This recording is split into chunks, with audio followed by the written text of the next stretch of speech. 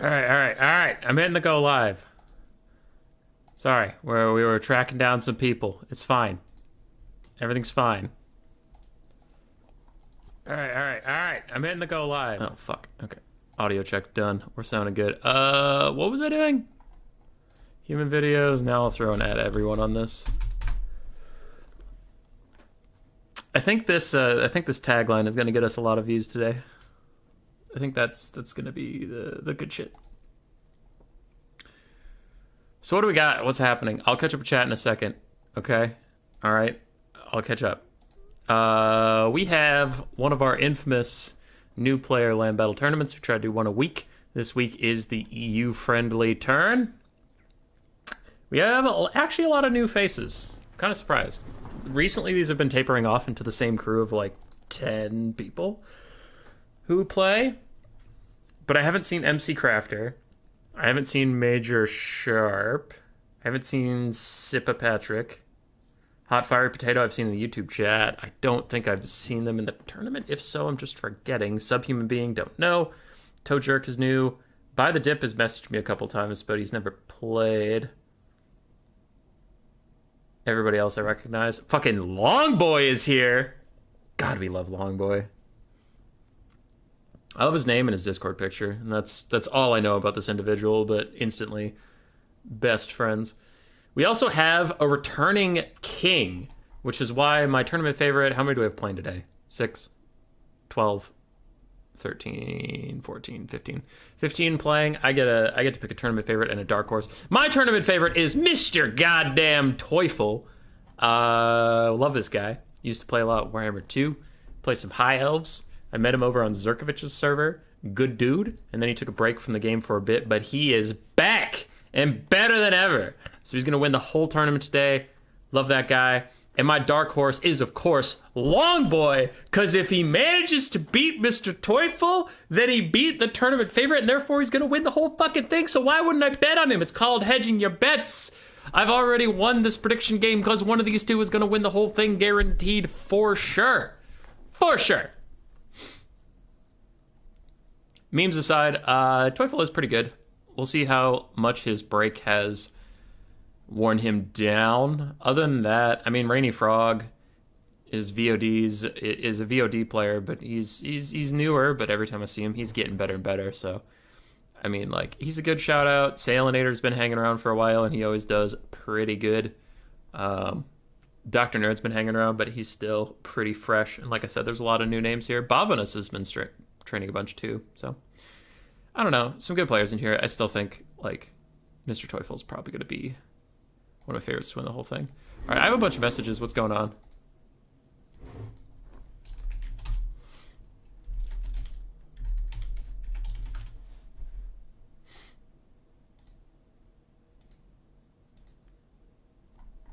All right, I'm just checking on my...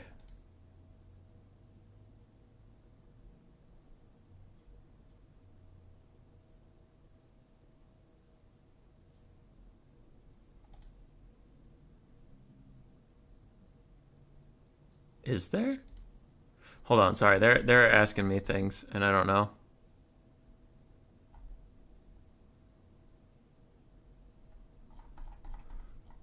Sorry. Questions are arising. What are people talking about?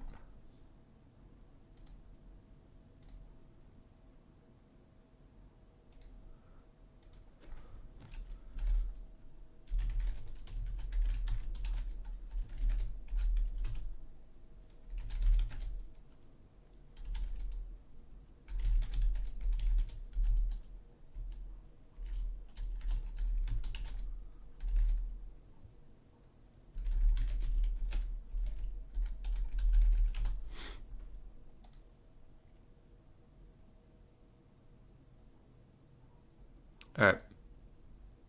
Should be using the total timer map mod? Nope. Don't need it. I have to do administrating thing. Ooh. We'll be watching Longboy versus Mr. Teufel first. if anybody cares. I already messaged those players.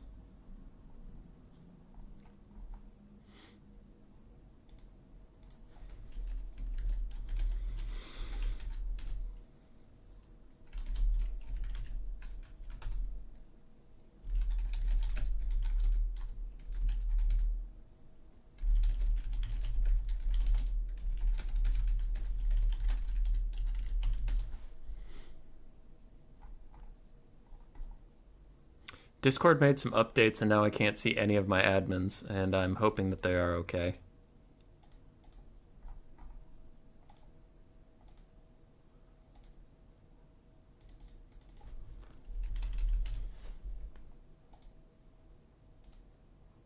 Okay. We might have a lobby to go to. Chat, I have not checked you in a long time. I know you're angry at me. I'm angry at me too. No one is more disappointed than I am in myself. But this is just a mess. This is just a mess!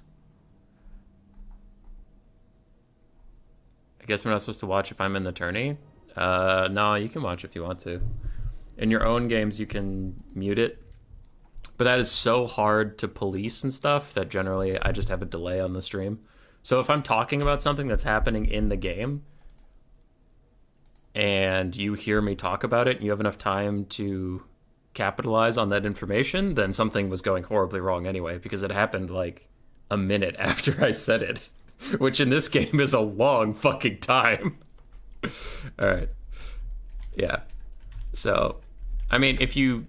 The correct thing to do is not to listen to the stream while you're playing, but I have taken measures to prevent that because it's impossible. Like, it is literally just impossible to police that. So, do what you feel.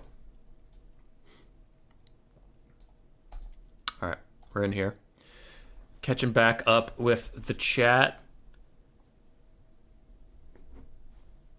What did they watch on TV before they invented glass? I don't know, man. Hey, little troll.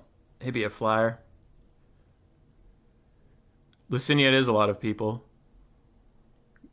Ghostbusters. I love that name. That's a good name. Fat kid at recess. Why aren't you in this tourney? I forget. Did you already Bone Ripper, or do you just not play in the new player tournaments? Major Sharp, bet I'm gonna lose. Hey, man. There's 15 players. You have a 1 in 15 shot of winning. My dark horse are the Forgotten and Rainy Frog. Anti-Kaiju. Fair. Anti-Kaiju, one of our previous tournament winners.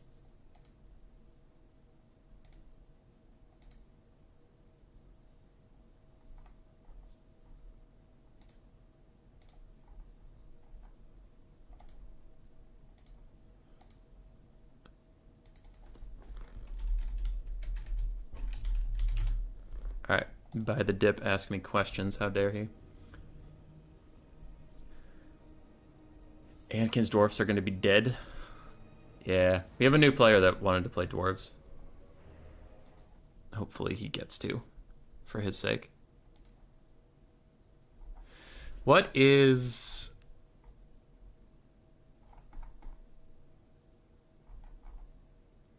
What is this?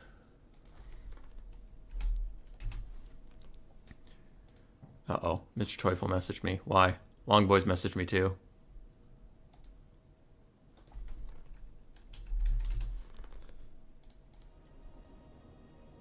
God damn it. Everybody's messaging me.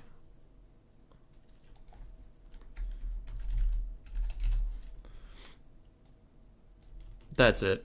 I'm rescinding my vote from Longboy and Mr. Teufel. They're both dead to me. Wait, did they put... No, they didn't. No! I mean, sorry. Longboy couldn't join Mr. Teufel's lobby, so we're trying Longboy's lobby. Yes! Oh, Longboy! I don't know whether it was intentional or not, but you kept the names in the same place. Normally the host is on top, but it looks like Longboy is on the bottom. Fuck yeah, don't have to move the names.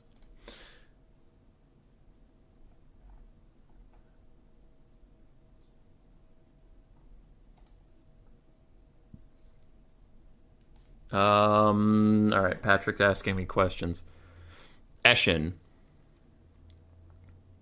Yes. Yes. Okay, his questions, yes.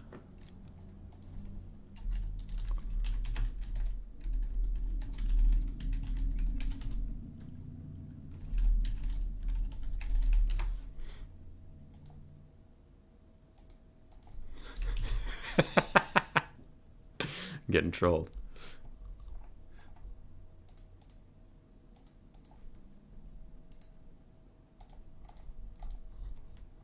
How's it going? Pretty good, Bird. Pretty good. As with a lot of the new player tournaments, we get, like I said, recently we haven't been getting that many new faces. It was like we got a batch of new players and they all kept playing the tournaments, which was sick. But then with this one, we got a batch of actually new players, and I'm being bombarded with questions. But we're good. I put out a call, and the Phoenix King showed up, so he should also be helping out while we're streaming. Because I'm just worried someone's going to ask me a question while I'm in the middle of a match, and I won't see it till it's over, and then it's like, that person waited 20 minutes for me to answer. Yes, you can take 2 white kings.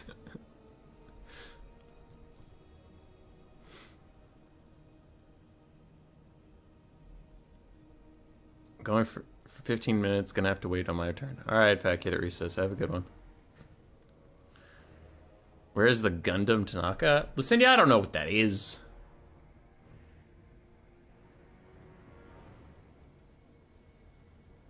I know his Discord picture's funny.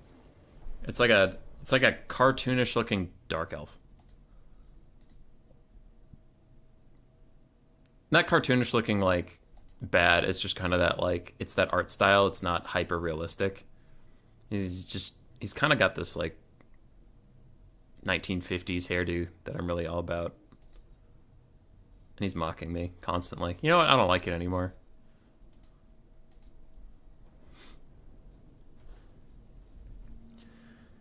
Okay, we're getting there. We're getting into the first game. Mr. Teufel has started constructing an empire build, so I have to assume that that was what was actually picked. We are using a different pick ban format than usual while they set up.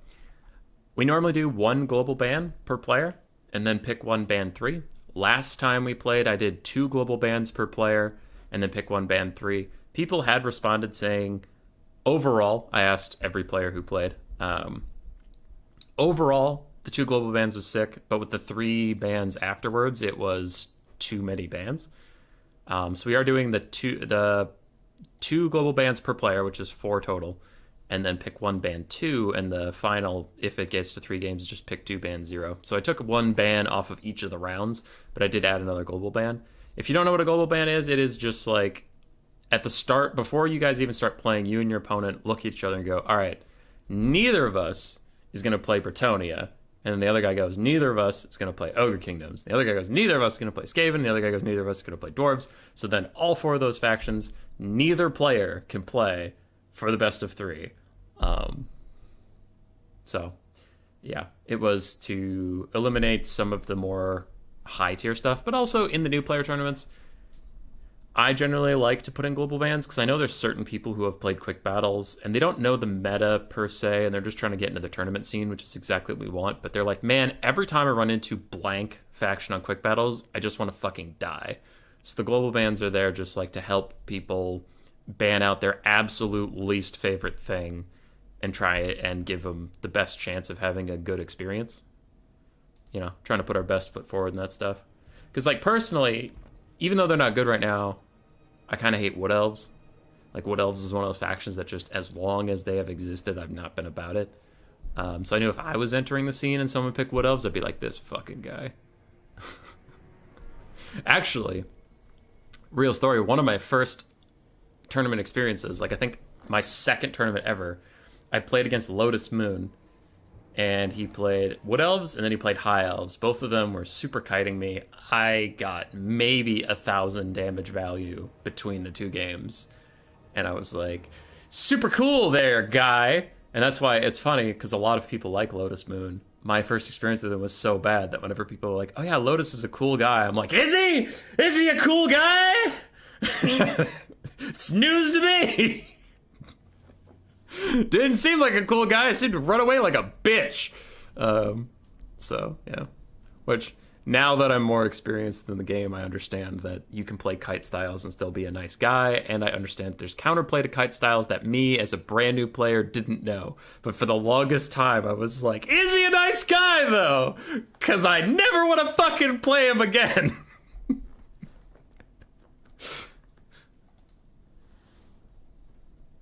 What up, Segos?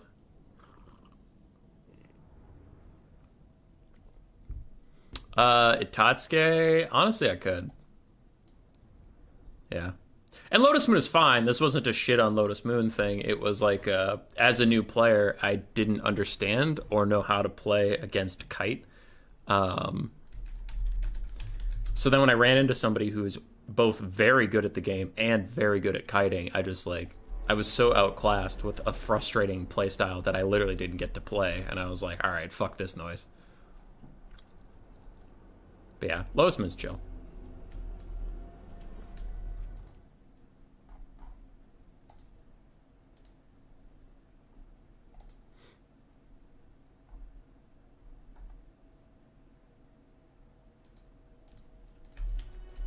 Game 1 is Skaven versus Empire.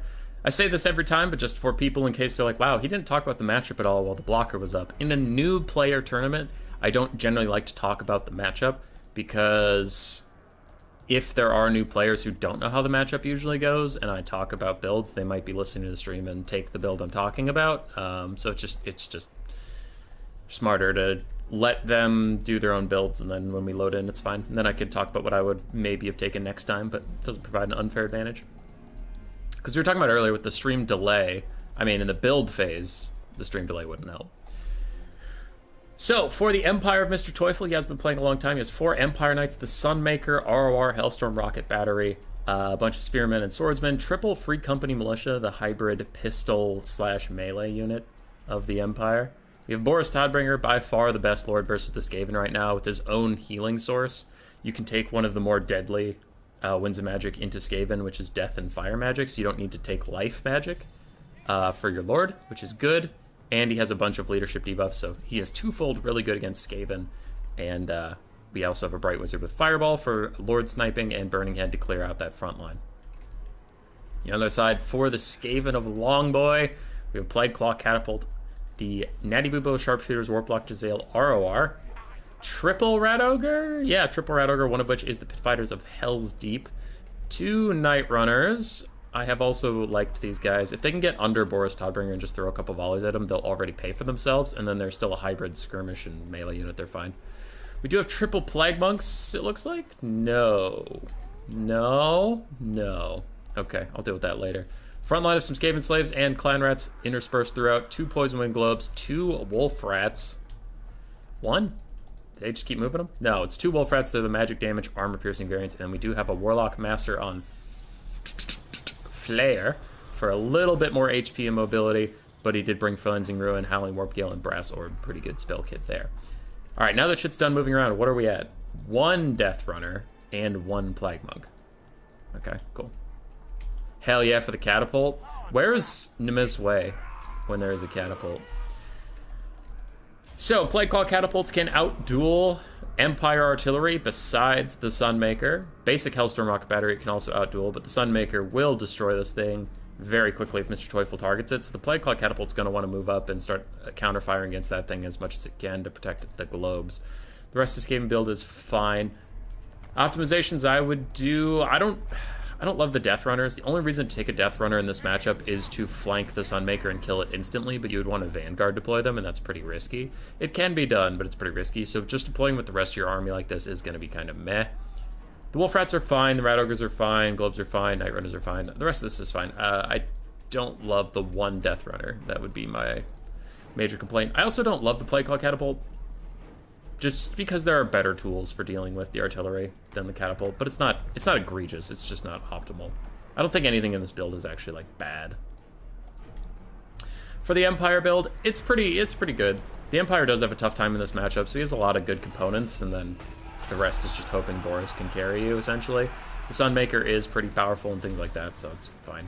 Warlock Master getting caught out by Boris a little bit. Boris is going to take a lot of damage, but we discussed his healing earlier. He is just fine. Now, thankfully, the Terror Out is actually going to save the Warlock Master, as it looks like his micro was dropped for a little bit, so he was left on his own devices.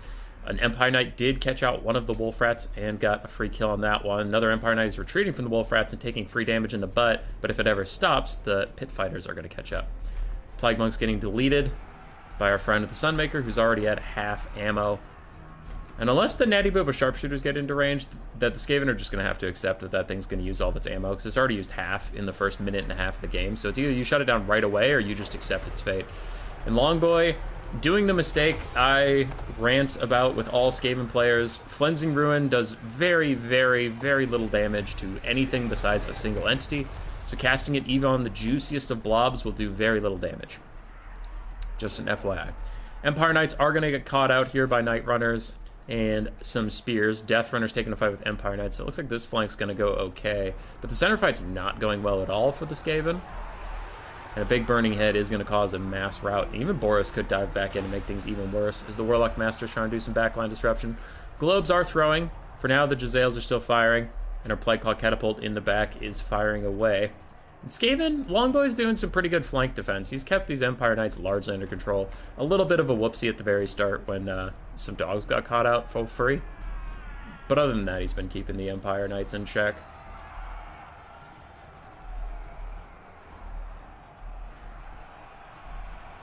Back in the game one, you tried to copy Xiphos. Yeah, it's hard, man. It's hard. I've tried stealing their builds, but I'm just not a good kite player at all, so then it's worthless. Sunmaker looks like it stopped firing for a bit as it tried to retarget on the Plagueclaw Catapult. Now it is shooting over there. The last of the healthy Empire Knights is charging in. Managed to shatter off some Skaven slaves. But with Rat Ogres and Globes nearby, it looks like those guys will also have their days limited. Meanwhile, the Warlock Master is trying to avoid Boris Todbringer, who's kind of T-posing over him ominously, but running into the Free Company Militia fire. It's not armor piercing, and he does have an impressive 100 armor plus the missile resist all lords have, but still, with Boris on his ass, he's probably going to rout here pretty soon. The Skaven have won the flank fights overall, and they are starting to close in on the sides now as Mr. Teufel chucks the last of his wounded Empire Knights into the ranged aspects of the Skaven army, taking care of them over there. I do think that the Empire is probably going to take this game just due to the really focused Lord sniping on the Warlock Master. It's going to take out Skaven's caster, but also their Lord. Boris protects him from the fireball. Didn't want him to take too much damage, so good on you, Boris. Good on you. Aside from that, the rest of the Skaven army, if you ignore that Boris exists, I'd say this is a pretty even game state. Maybe even Skaven favored, but the problem is once you lose your Lord, all of your leadership's going to tank so much, and then Boris is already leadership debuff abilities and stats and all those things. He's just going to roll around and cycle charge this whole Skaven army to death. Maybe the Pit Fighters can hold. Maybe. But that's assuming nothing besides Boris does anything to stop the Pit Fighters. So I think the Skaven will do really good against the rest of the Empire army, but eventually Boris and the Bright Wizard will carry them to victory. Because Pit Fighters are still pretty healthy. There's another healthy Rat Ogre. Jezzails and Globes are still online, though we do have some Empire Knights coming to change that situation for us. There's a couple little pink darts hit them in the face. It's not going to be enough. The Empire Knights will get a sick charge over there. Pit Fighters coming up on the rear, but I think it'll be too late for the Natty Boobo Sharpshooters. Their tiny health pool and abysmal melee stats will not keep them safe this time. Sunmaker only has 2 volleys left. Looks like Rat Ogres have dove onto it now, but you might as well just let it finish, because we're going to take a lot of fire here from these Free Company Militia, trying to stop something that's essentially out of ammo anyway. This matchup's not best for the Hot Wheels. It is really not. What up, Doomsage? Hi, Phoenix King. How's it going? How's adminning stuff? Do you still need my help?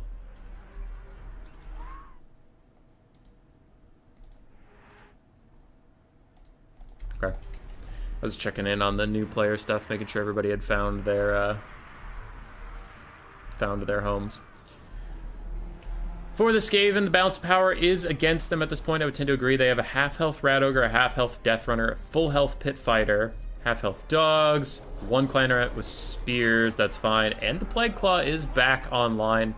Actually doing some good work in the late game. Everybody's so injured, it does have that contaminated discouraged by ability, so -10. So getting shot by it is a -20 leadership, which on wounded Empire troops can be pretty bad. But you can see this half-health Rat Ogre is just terror routing away from Boris. And that's kind of the state we're living in now. Dogs and the Pit Fighters do peel off the Empire Knights. The Empire army is quickly approaching... that Rat Ogre just hero modes back into the Sunmaker. Anyway, this Empire army is quickly approaching 1 full-health Spearman, and that's about it. But then you have Boris. So pretty good stuff from Longboy. Mr. Teufel's been around. He's watched the stream plenty. The short version I'll say about him is I don't love the Free Company militia, but your play was pretty fine. I didn't notice any real issues in the Empire play. Yeah. No real play notes. I would just say I don't really love Free Company militia in the build, but could be, you know, just different people. For Longboy, I talked about his build at the start. In the play, I mean, there was like the, oh wow, great analysis of don't let your dogs get caught at the start. There was that dog on the flank that just got charged and killed, but that was pretty obvious that he wasn't looking at it when it happened, so not very helpful analysis. Warlock Master was a little too aggressive, and that Flensing Ruin was not targeted on the single entity, it was targeted on a blob, which normally is a good idea, but not for that specific spell. So, a couple whoopsies on execution there, but overall, like, really, really good defense at the flanks. Defending your flanks as Skaven, especially in a mobile game, is pretty tough, but you manage to do it pairing up Death Runners with Spears so that, like, the Death Runners have that armor sundering. They take 50% of the armor off the Empire Knights, and then your Spears can actually get good work done. Pairing Dogs with Rat Ogres was pretty good, so, like, you defended your flanks really well. I think you're just a little too carefree with your Lord. A little bit. He was diving deep.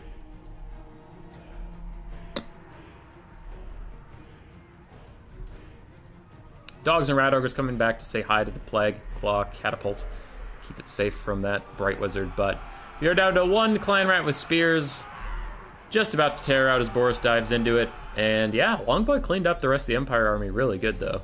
There's nothing left for the Empire outside of Boris. And the Bright Wizard. That'll be enough. Oh, Grievin. I must have missed that.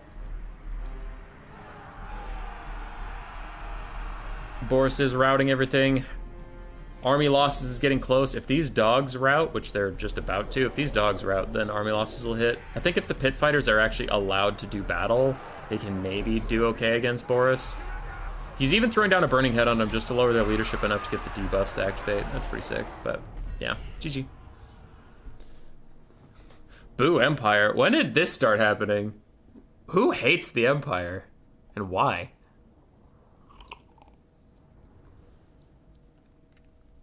I like how, look at the screen, look at this. Empire deployed less guys than the Skaven, lost more guys than the Skaven. Victory! Is it a victory, Boris? Is it? Did you really win? All right, Sunmaker did fine. Bright Wizard and Boris did fine. Empire Knights, mixed but overall pretty good. Free Company Militia struggled to get their value back, but they are a hybrid unit, so it's kind of tough. And Spearman and Swordsman got murdered. Why does everybody hate the Empire? Warlock Master, you saw that big Flensing Rune he got on that blob, and he still only got 220 value throughout the whole game. That's just, it's like, Flensing Ruin is such a weird spell for that, where it's like, it is insanely overpowered versus a single target, but versus anything with more than, like, maybe 4. Anything with over 4 models, it does, like, no damage to. Nanobubbles did fine. Plague Claw Catapult actually did pretty well. Death Runners did okay. Rat Ogres did okay. Globes did well. Dogs, I mean, this one got caught right away, but the one that didn't get caught right away did fine. Night Runners existed. I didn't really notice them on the battlefield, so. When I think Empire mains, I think Turin. So basically, terrible people. Got him. I mean, Helmut. Helmut's an Empire main. He's a good guy.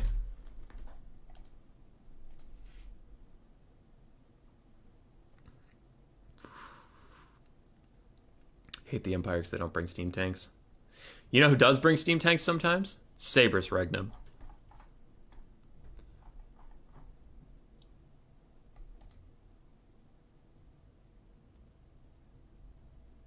Most factions are more interesting than them. Oh, yeah.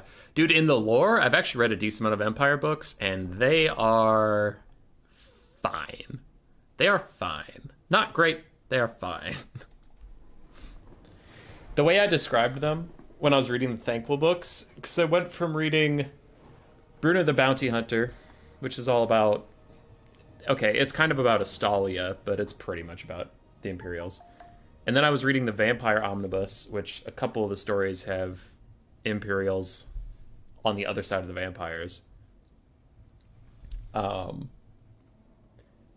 and then I went to reading Thanquol and Bone Ripper's omnibus, and it is so funny to make that transition because the Empire books can be summed up as like Hans and Franz are trying to bake bread in a cabin in the woods. They're finding it difficult. And then they see a single zombie. So they board up their entire house and they have a panicked meeting around a bonfire. And then they sit in their house for 5 days. And when they're on the brink of starvation, they think maybe we can go out and fight this zombie. And then they go out and fight that one zombie. Not a whole unit of zombies, just like one. And they go, wow, that was scary. And you're like, okay, cool. This is a very human-based, like, character study, horror drama, whatever. That's fine. And then you go to the Thanquol and Bone Ripper omnibuses, and Thanquol buys a different rat ogre every story.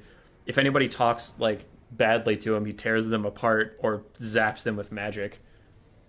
I don't know. He's assaulting, like, cities. He's trying to sink entire mountains, all this shit. And the stakes are so wildly different that you go, huh. Yeah, I don't really want to read about Hans and Franz and their stupid bread anymore.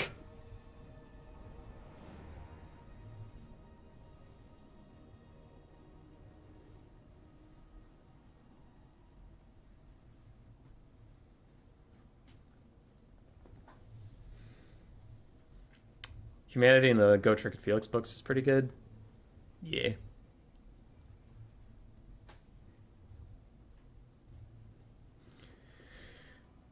Looks like we have Norska Nurgle.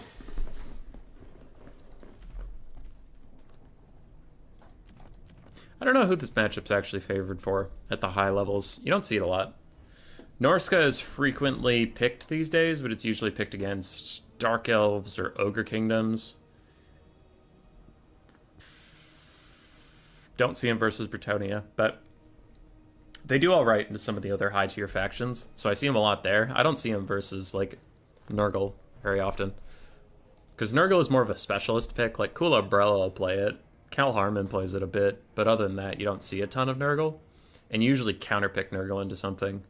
Which Norska is also a counterpick faction. You normally counterpick Norska into, like I said, those really strong factions like Ogres and Dark Elves. To try and take them down. So it's weird seeing two counterpick factions versus each other. I wonder who picked first. Hi, Fat Kid at Recess, and by the time you type again, bye, Fat Kid at Recess.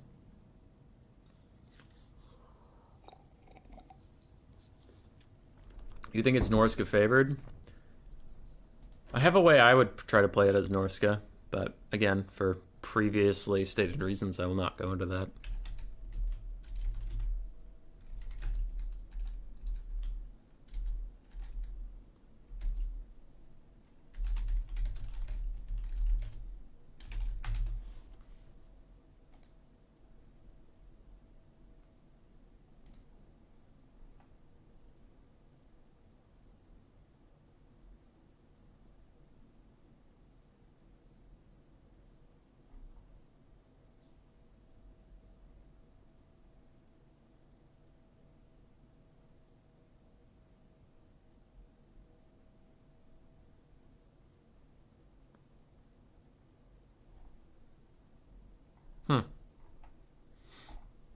Okay.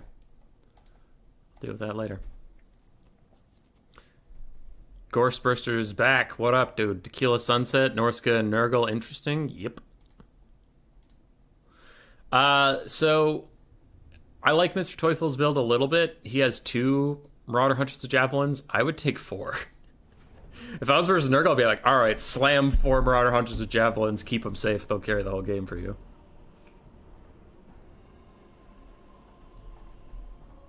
Kugeth Power Yoga Hour. That's just Cool Umbrella's lobby name. Flies? I mean, you could have a... Like, couldn't 2 Skinwolves peel your backline plenty for the flies? I don't know. I've been really underwhelmed with flies. I know some good Nurgle players are taking a lot more Rot Flies these days. I just don't see it. Like, when they take... When I've played Kislev into Nurgle, and then I played Skaven into Nurgle, and people took flies against me, I just kind of killed them. Like, I know it's not very... It's not a very informative answer, but that's really what it is. I was like, oh, that's there. Okay, archers turn and shoot at that, or in the Skaven case, I was like, rat ogres, go deal with it. And then by the time I looked, the rotflies were dead. And I was like, okay, cool. 4 javelins is sweaty meta nonsense. Bruh, if you've ever tried to out melee grind Nurgle, I think you would start grabbing javelins like there's no tomorrow. Nurgle players are calling flies good because they're snorting copium. That's really good, man. As a North American League of Legends fan, I know the sweet tang of copium. All right, players are building up armies. I'll wait to talk about them till they're more set up so they don't keep moving shit like that Death Runner fiasco last game.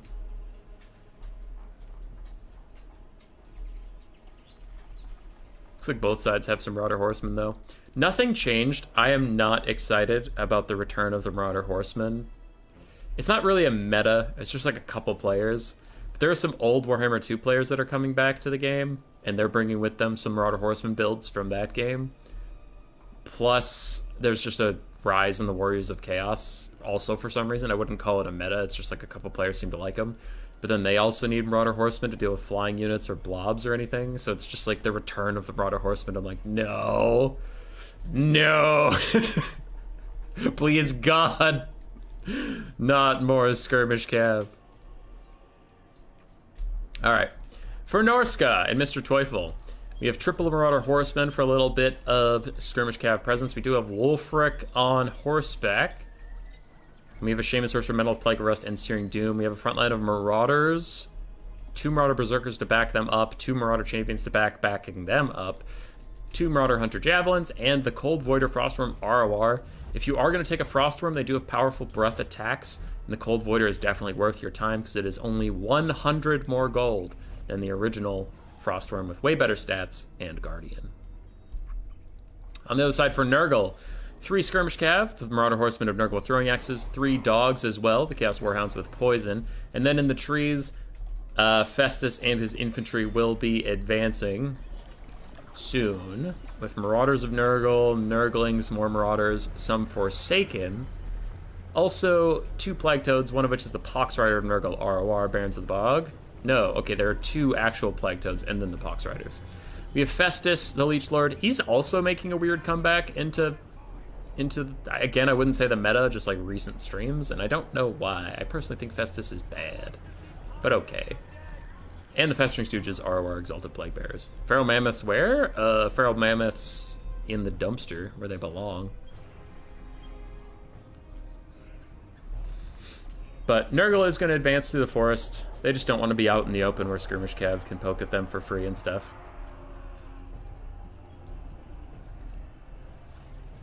Norska should be better off on the skirmish front. Throwing axes don't have... I think they have a worse range. Yeah, they have less range than their javelin counterparts, and the javelins have a better firing arc. Plus, the foot-based javelins will do a ton of damage to Longboys, guys. It's going to have to back them off. Yeah. You guys are going to want to get out of here. You don't want to fight these javelins like this. Not like this. For Norska, they'll probably just want to pull away from the forest and force the Nurgle infantry and stuff out of it.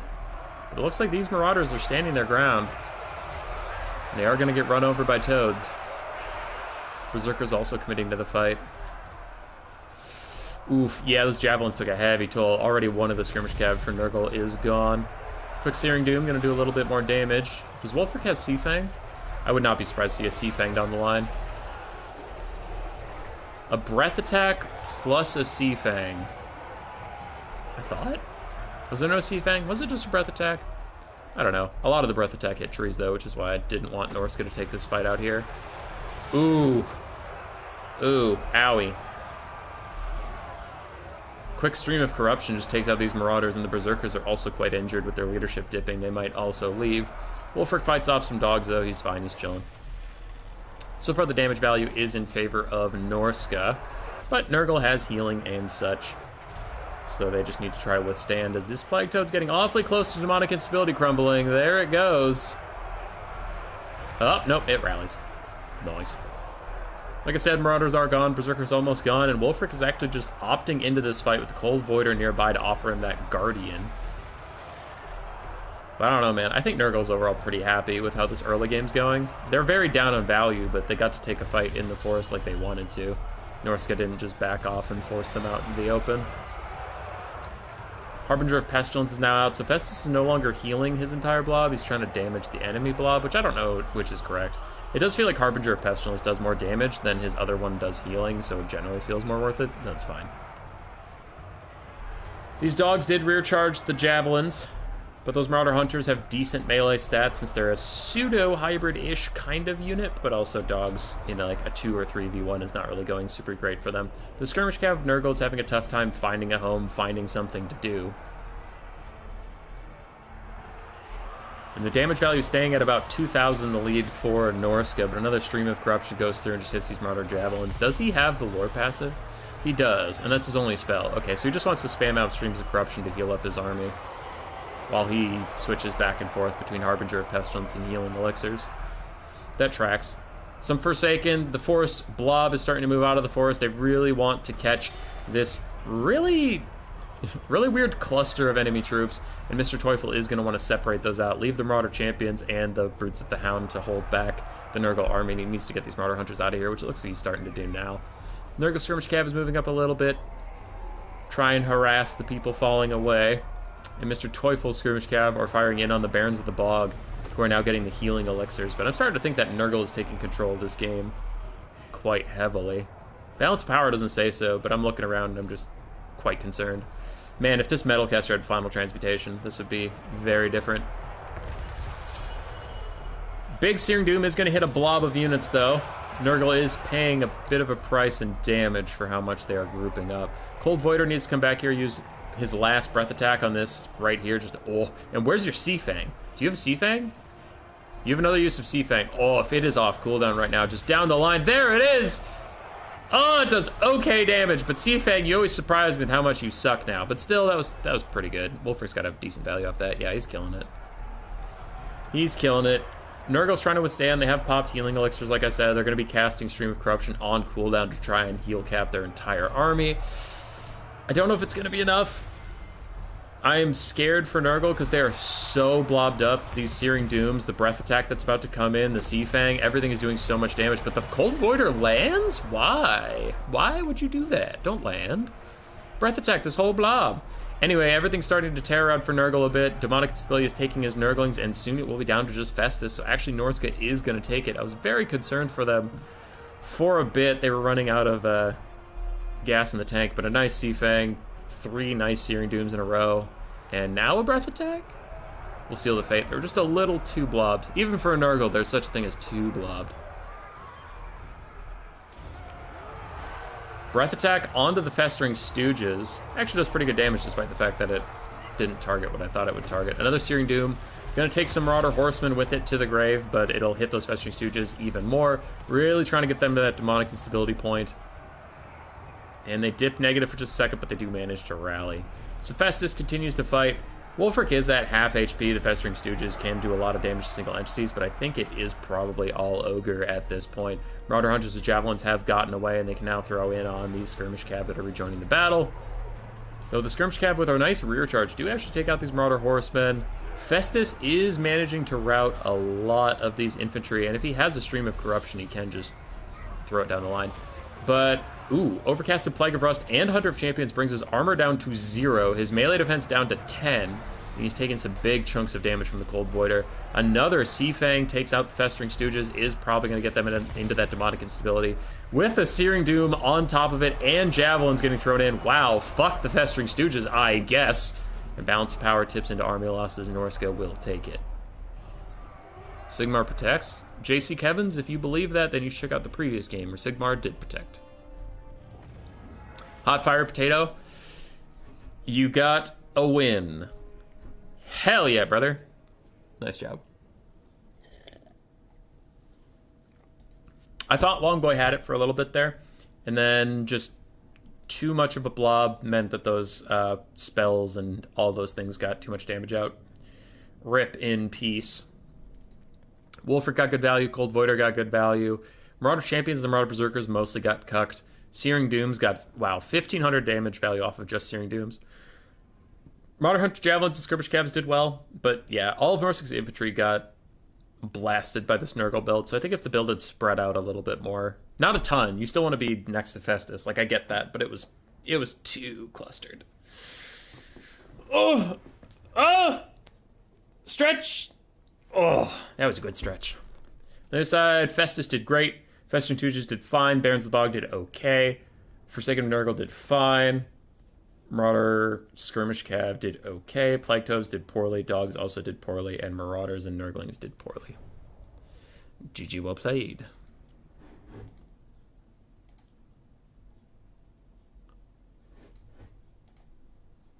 All right. What do we got? Hot Fiery Potato versus Subhuman Being.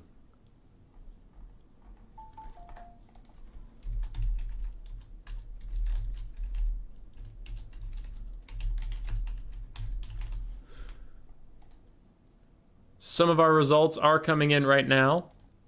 Mr. Teufel will fight Stead. Hot Fiery Potato has advanced. He is in the chat. Versus Subhuman Being, who had a bye round. Sip Patrick did advance. The others are still battling it out. I would like to catch this game if possible. I haven't seen either of these players, and with the new player tournaments, I generally try and find people I haven't seen before. Try. But Human Boy, you said you've seen Mr. Teufel before, and we've watched Long Boy before. You're dumb and wrong! No, I was just excited about Mr. Teufel coming back. I'm allowed to be excited. No, you're not. You're stupid, Human Boy. Okay, that's fine. I'm sorry.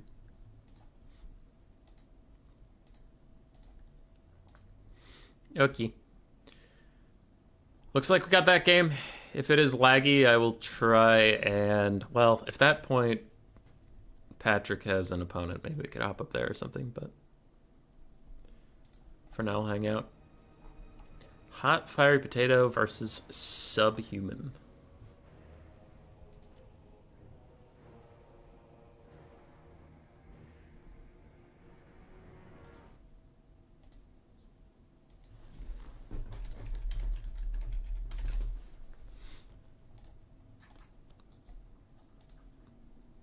Spirit of the Gorg with the €5. Thanks for great streams. Use this meager offering to buy yourself some delicious Chilean cheese. Yes, best streamer boy. I am 5th best streamer on a good day, but I appreciate it. 1st best streamer, PewDiePie. 2nd best streamer, PewDiePie again. 3rd best streamer, PewDiePie 4th time. 4th best streamer, PewDiePie a 3rd time. 5th best streamer, Turin. What are we talking about? Also, I literally have never watched a PewDiePie stream. I just know he's been in the news because he had a child.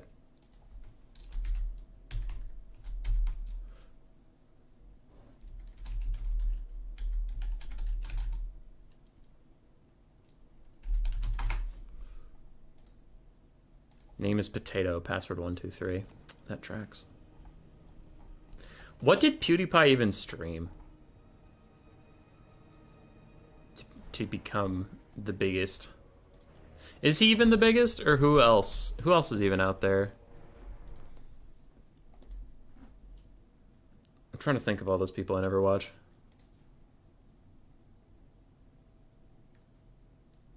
So Frostworm doesn't suck all of a sudden? Correct. It's actually pretty good.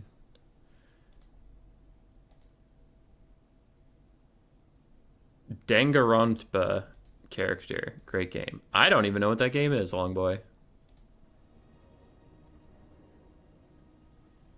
Wait, Axe Marauder Horsemen have shields? Do they? What? That can't be! Hold on. I need to investigate this. Are you fucking with me?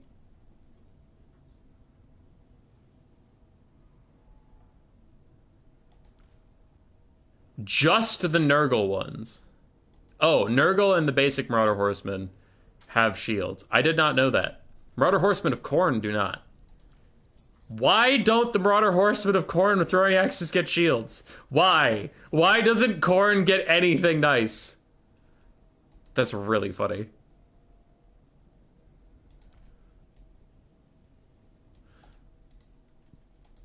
That's actually super funny to me.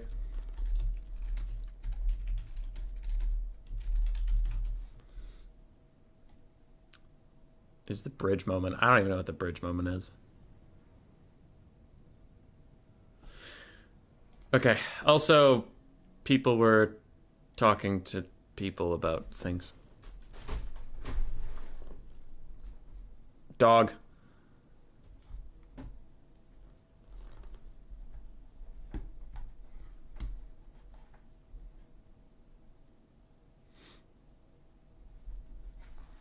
There's my dog. She's not very bright. She's not particularly intelligent.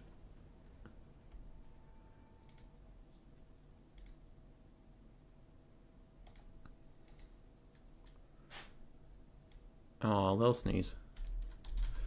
Okay, so who do we have? Hot Fiery Potato, though his name on Steam is something else.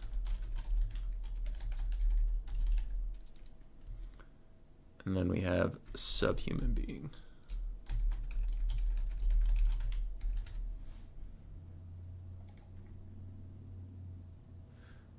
Hazel. Hazel, what are you doing?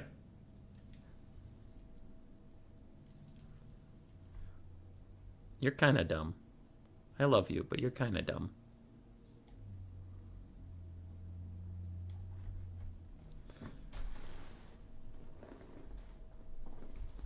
There was your daily dose of dog.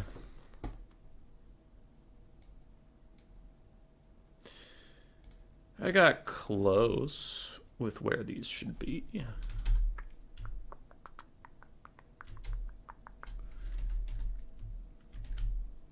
Oh, my friends and I watched John Wick 4 last night. That was everything I hoped it would be. It was maybe the worst John Wick movie as far as plot goes, but it was also very, very funny.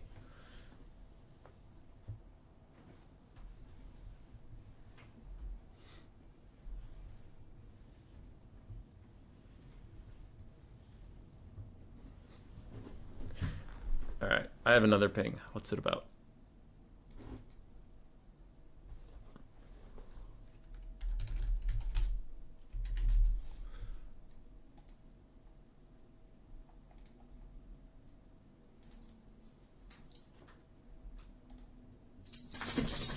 Toe Jerk versus Buy the Dip.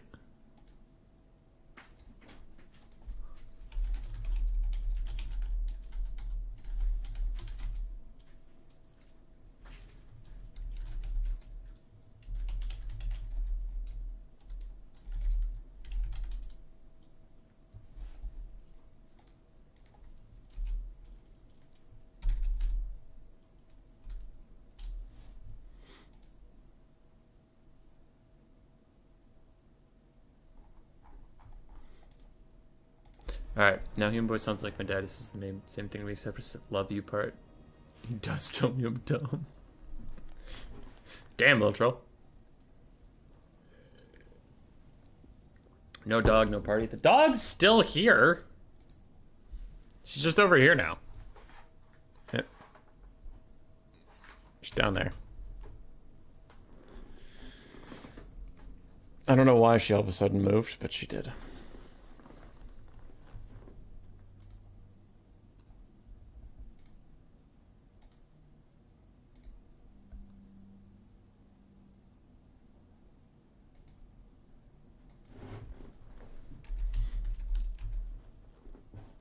I also don't know what's up with the Paul brothers, Logan Paul and Jake Paul.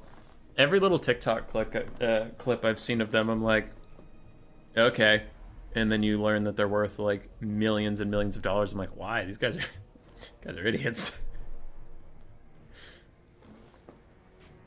I recently listened to a documentary on Jackass.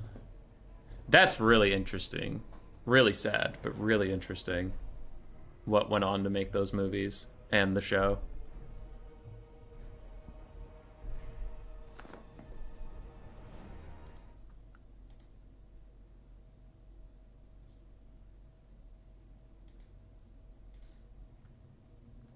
Do we actually have Empire Corn or what's going on here? Hot Fire Potato in the chat does confirm it is Empire versus Corn. This is not the worst matchup for Corn. They can do some stuff, but I still think it's like slightly Empire favored. I don't know. I've played it with Blood Penguin a few times because he likes both these factions, and I play a little bit of Corn and a good amount of Empire. I think I've usually played this as Empire, though. Given how much idiocy pays on YouTube, I'm surprised you're not worth $100 million by now. Tell us when you're ready. Hey, Hot Fire Potato, I'm always ready. You don't need to wait for me.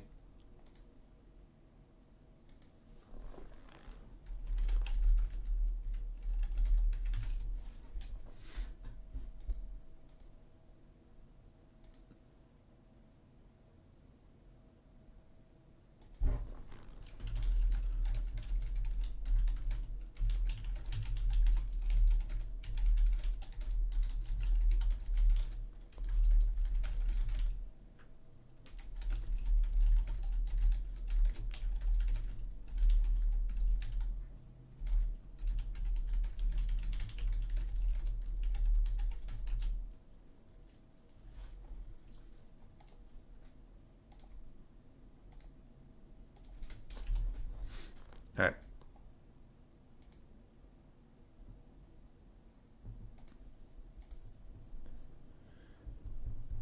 Three Wagon plus Sunmaker is basically an auto win.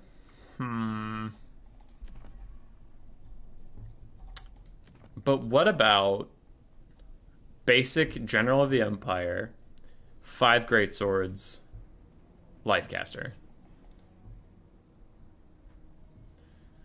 CJ, you think I can win a new player tournament? Bold. Bold! Alright, we're into our game. Loading up. Lucinia was mostly right. 2 War Wagons and the Sunmaker, plus Boris Todbringer, a Firecaster, some pew-pews, and a front line.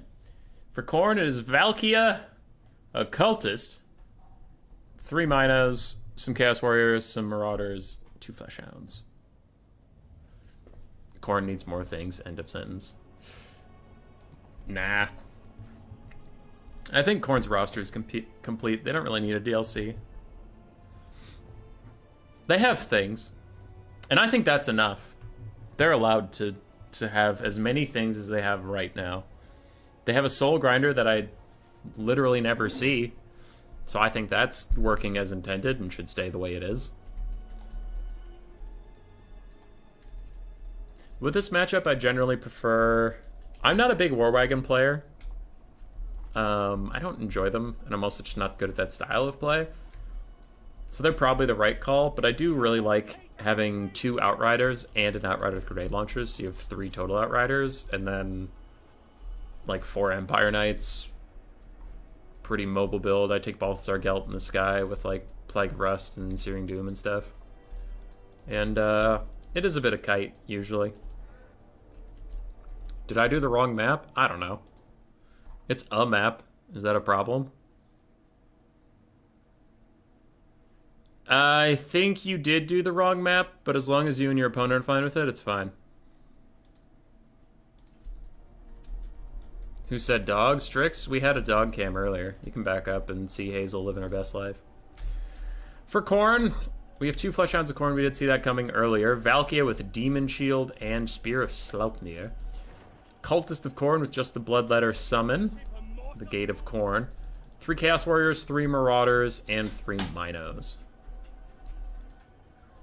They didn't ban Empire. Why is everybody hating on Empire all of a sudden? Is Empire like super strong and I didn't know about it?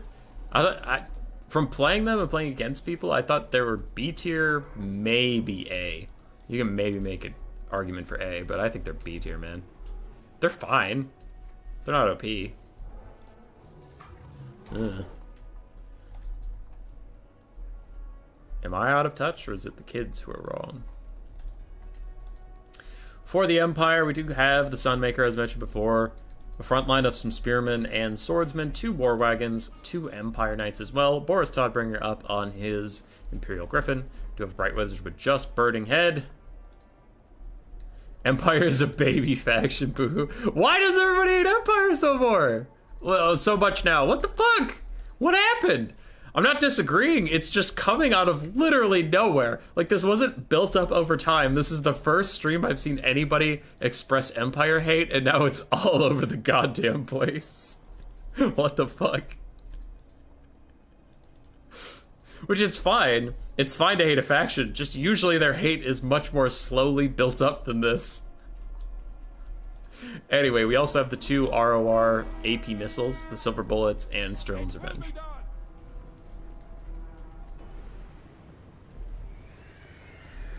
Alright. Empire fires the first salvo with the Chaos Warriors of Khorne. These Minotaurs from Subhuman Being are up in the trees, which will keep them safe, but it also keep them very far away from the action where they might need to be. Valkia's thinking about trying her odds against Boris, though she does have the Demon Shield. She might need it to withstand some volleys from the Silver Bullets and Sterling's Revenge. I think she's trying to line up for a spear?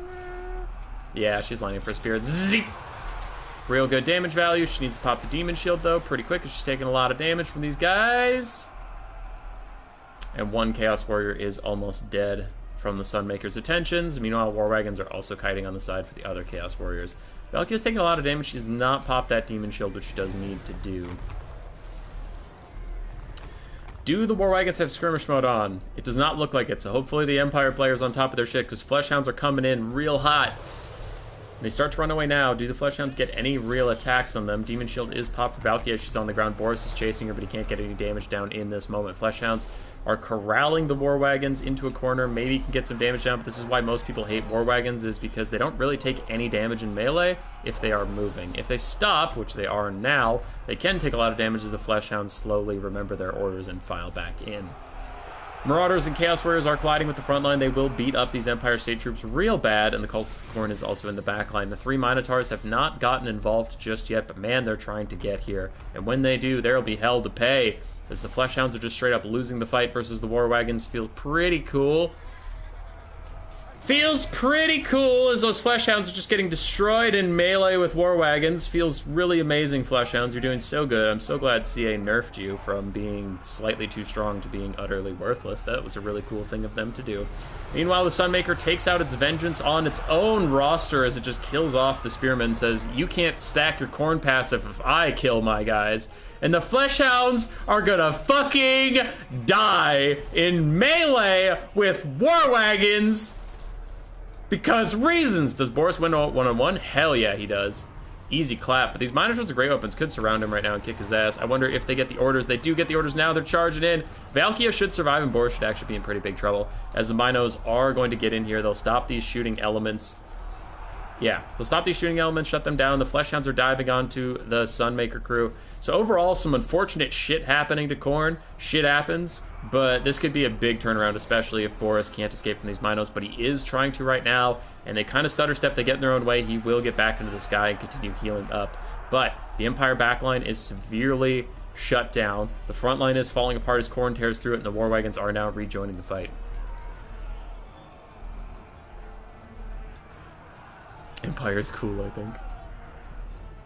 Jacob's not gonna let you guys get away with this slander. Oh fuck, Boris is diving straight into Minos, who have the Horn of Khorne pop. Do any turn and fight him? I don't know. Meanwhile, a big burning head is gonna hit the summoned Bloodletters and these Chaos Warriors of Khorne. Does very little damage to them though. They will be fine. They will continue battling on as the Chaos, the Minotaurs are back. Charging into Boris once more, trying to get a little bit of damage onto him, but they kind of fuck up the charge. They might have actually just been charging the Spearmen. I don't know, but now they are cleaving him in twain, and Khorne is coming back, baby. They're up on the damage value. War Wagons are sitting over here shooting at Minos in the distance.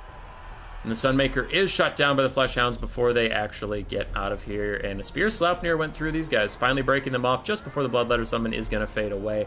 So good job, Cultist. You did it. Valkia needs to run. Valkia needs to run. Valkia, run! Valkia, no! Valkia, why? Okay, Demon Shields pop. She'll be fine. She can land in some Minotaurs later, but the ground game has gone to Khorne. Khorne has eaten up these Empire State troops. I like how Flesh Hounds charge War Wagons, Flesh Hounds lose. Yeah, that was partially Flesh Hounds just being jank as hell. They did not pile on to the models as they should have. They kind of stood in a line. Galactiker, I haven't seen you in a while. How are you doing, my friend? As Minotaurs try and peel for Valkia, try to push Boris off. Can Boris kill everybody like we saw in the Skaven game? Well, the difference between Skaven and Khorne is Khorne doesn't need their lord. It's nice to have, but you don't need your lord.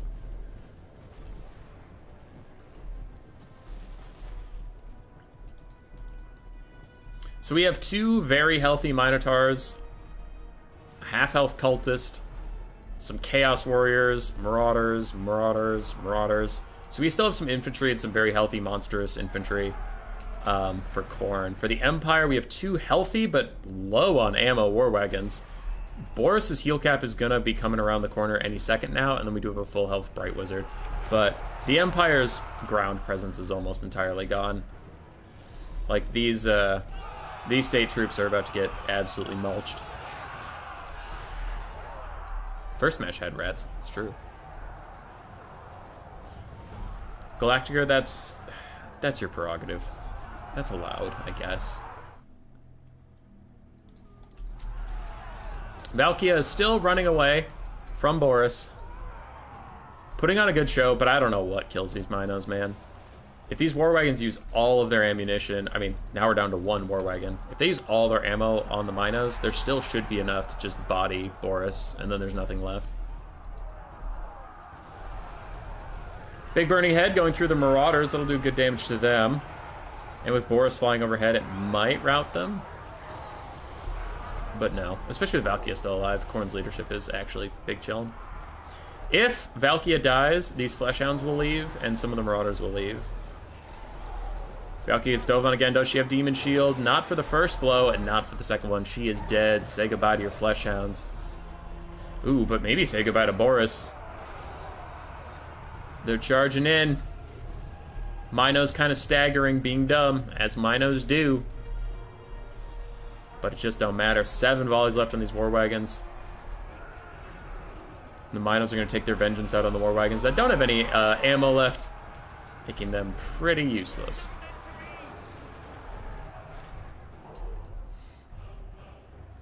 There's his heal cap. I told you it was right around the corner. War wagon's dead.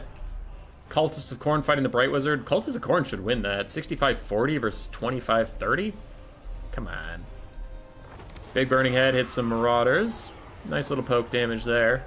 Might get them to rout.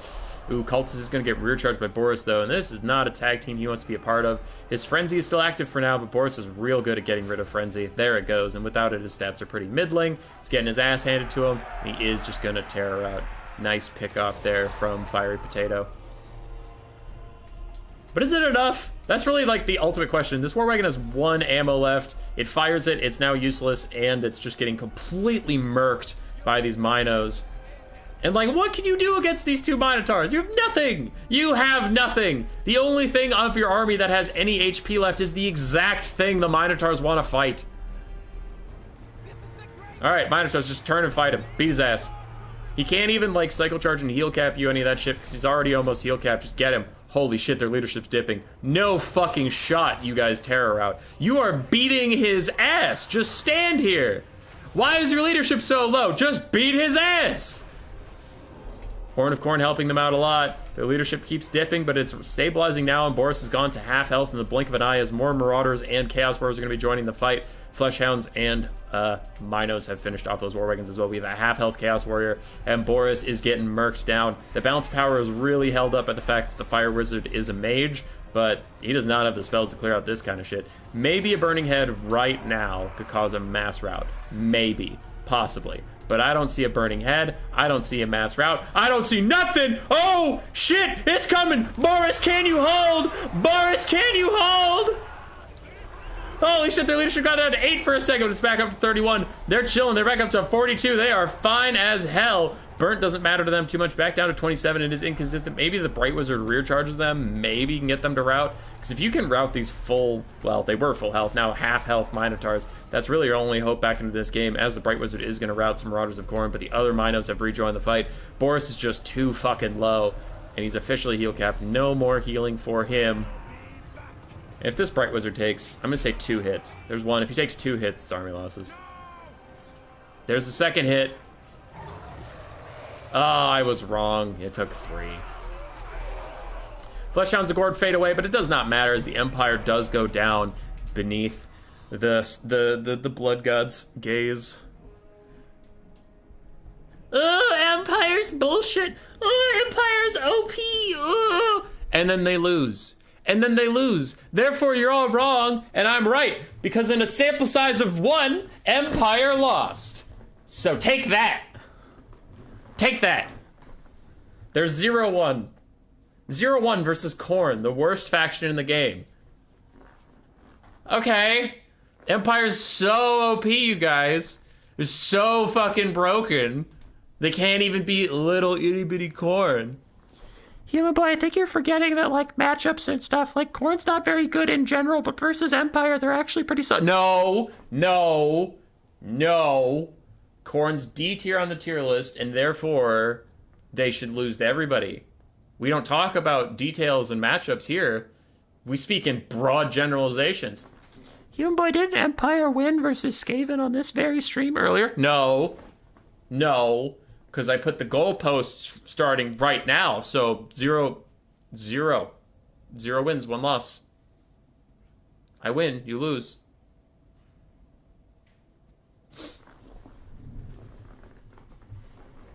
All right, jokes aside, Boris Tidebringer actually did very, very well, got a ton of value, which he usually doesn't. He's usually like a really good lord, but you don't see his value because it's largely in routing stuff off, and you don't get like gold value for routing things. But he actually did a lot of damage here, so Boris did great. Hellstorm Rocket Battery killed a lot of stuff, it just didn't get a ton of value. War Wagons did fantastically, even though they shouldn't have. Empire Knights got largely cucked. Free Company Militia and the Handgunners were shut down very effectively by a Spear Sleipnir at the start and then a Mino charge later. And state troops got killed, so. Valkia, she did okay. She had troubles getting away from Boris and stuff, but like her spears were fine and she distracted him for a long time. Cultists did okay. 3,800 damage value on the Minotaurs of Khorne that were chased around Boris. 2,100 on another, 300 on the last. Chaos Warriors of Khorne, meh value. Fleshhounds, this one, okay, that's inflated because this one killed the Sunmaker crew. But yes, they did fine. And then Marauders of Khorne did fine. GG. Hey, Umbrella, how you doing? We had some Nurgle earlier today. Longboy was playing it. And he messaged me. He said, I need to stop playing Nurgle. So you might want to have a DM conversation with Longboy and show him how it's done.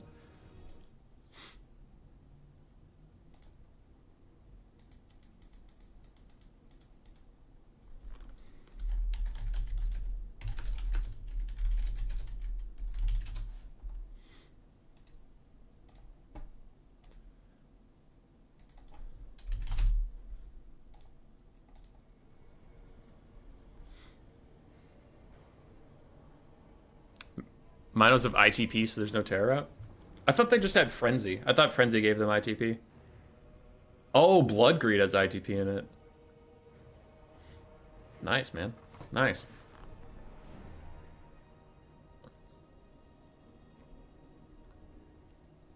Cows don't believe in magic.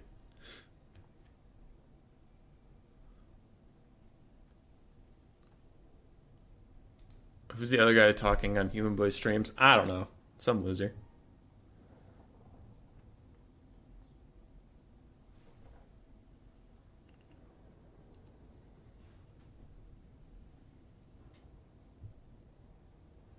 Patrick Booter, you have an opponent? Who are you in the thing? Oh, you're Sippa Patrick. What up, dude?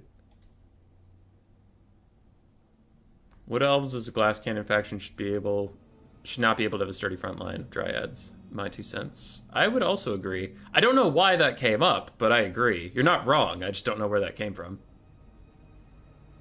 Who is Longboy? He was on the stream earlier, but it's Longboy. I missed when Human Boy streamed. Me too, dude. Me too.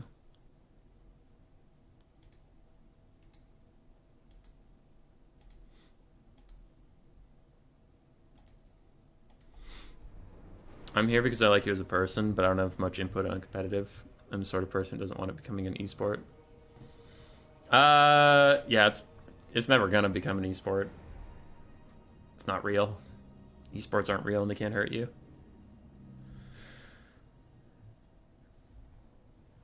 It's a nasty core build. Yeah, it's pretty good. Hey, Joe Turk. How you doing? Jacob. I haven't noticed my mod ship. You haven't abused your mod ship. That's true. All right, Tomb Kings versus Norska. This is a wild. This is a wild build. All right, we're looking at some spice. We're looking at some sauce here. Every time was on it, they died.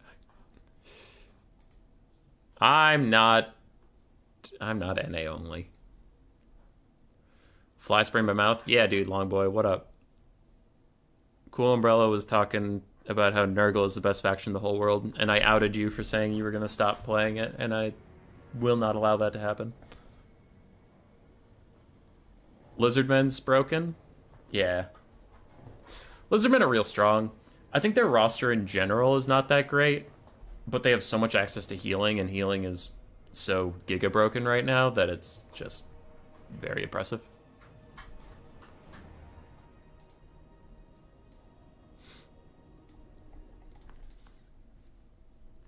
But if you see Lizardmen play without...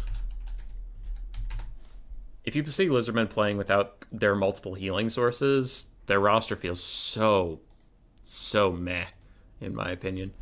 Like, okay, Skinks can't get anything done. My cavalry just dies instantly. Nothing matters. Croxagores die pretty quickly. This sucks. Ripterdactyls are super squishy. So they rely super heavily on like Life Salons or Mazda with Apotheosis or Rev Crystals and shit like that.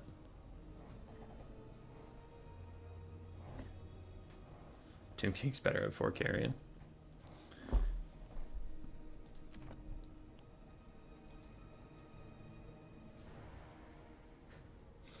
Why do I never see Carrion? Actually, Carrion are pretty solid.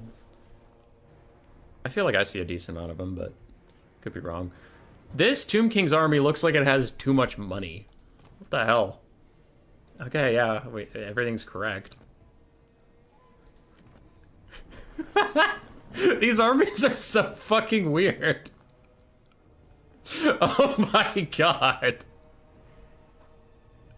I don't know how this is gonna go. I don't know how this is gonna go. Because I can't talk about it. All right, let's go, let's go. It is a metric shitload of skeletons versus highly elite triple gold chevron Marauder champions, which on the one side, they have Kotep to just spam out healing for all these skeletons, so I don't know how Norska could chew through that much just raw HP. But then on the other hand, I don't know what's gonna kill the fucking Marauder champs.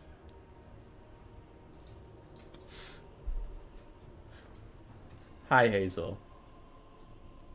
Did I say a curse word and that upset you? Are you upset at the curse words? Oh, I still have T left, hell yeah. What's the weird part? The Marauder champions max chevrons? Yeah, and then the other side is just how many skeletons can I fit on a roster? With DJ Kotep not on his DJ booth. He's on a horse.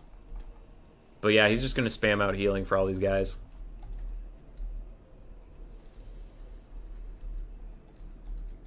Is there Burning Head? Because that would ruin their life. Also, no. I don't know why there isn't a Burning Head. We have a Metal caster with just Searing Doom.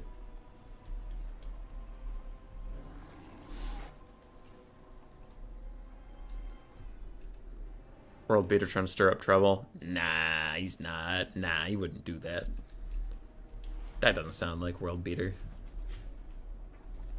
Oh wait, it sounds exactly like him. Use the exact same build against you. I don't know, man. I don't believe in it, Mr. Nerd.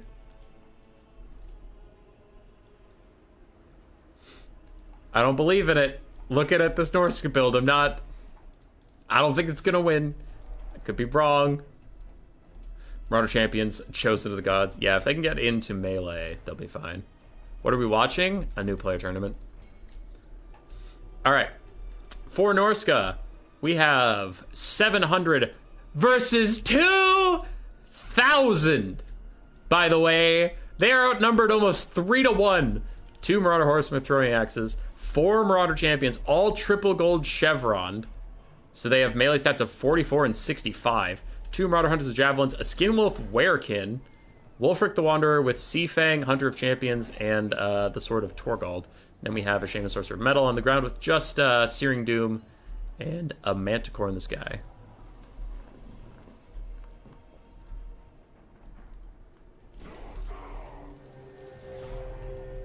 $67 viewers on a new player tournament. Yeah, Lasenia. Yeah. It's okay. It's okay. I know we're shitty. We're a shitty small YouTube channel. I've accepted it. On the other side, we have 2 Screaming Skull Catapults, 2 Ushabti Great Bows, one of which is the Chosen of the Gods ROR, that if they get a shot off one of these Marauder Horsemen throwing axes, they're going to do a lot of damage. Then we have some Tomb Guard. Looks like 2 regular Tomb Guard, 1 Tomb Guard with halberds, a bunch of Nekar warriors, looks like 3 of them, and then 8 skeleton warriors / spearmen mixed throughout. We do have a Necrotect with 1 restore, so you can heal the Ushabti, and we have Katep with Sandstorm, 2 cheap spells, and the passive, so everything he casts heals his whole army. Also, the Ushabti Great Bows, I did say if they get a volley off of those Marauder Horsemen, it's going to be a bad time for the Marauder Horsemen. Pew, pew, pew, pew, pew, pew! Alright, that was roughly half their HP-ish. Here comes the next volley. Say goodbye to your throwing axe, Cav. Manticore is useless. Ushabti Great Bow is gonna snipe. Yeah, I don't know what the Manticore is really gonna attempt to do. We've already lost one of the Marauder Champions, and it's not even to the Chosen of the Gods. They're almost dead already. Wulfric's trying to get in there, do something. And the Manticore is getting shot by the Ushabti Great Bows right now, as the first of the Tomb King's healing spells is out. Manticore's got to dive onto something, and Wulfric's probably just got to YOLO after Katep or something, because he's got to shut down this healing. Ooh, or a juicy Seafang could hit 2.5 units here, because this Skeleton Warrior's kind of wrapped around that thing. But, yeah, he's got to go for the Lord Snipe. He's got to stop Katep from freely healing up everything, because also Katep's Katep, so whenever he casts something... Oh, he didn't take that ability. Okay. He usually has that thing where whenever he casts stuff, it stops you from doing anything, but he didn't bring that. Skullstorm is out. RNGesus, take the wheel. RNGesus, you have betrayed me yet again. RNGesus, you're an asshole. As it goes into some of his own guys before disappearing. Very cool Skullstorm, very good. Norska is pushing up. Another Searing Doom is going to take care of more Skeleton Warriors and Tomb Guard. And Wulfric is just committing to the fight. I think he used a Seafang over here that I didn't see. No, he still has 2 uses of it. He hasn't used the Seafang. He's going to have to do that very soon. The Manticore is rallying in the distance, so he is back. But we're going to have to see Wulfric be more aggressive with his abilities. And there needs to be some kind of Lord Snipe, because Katep can't just be allowed to heal up his whole army like this.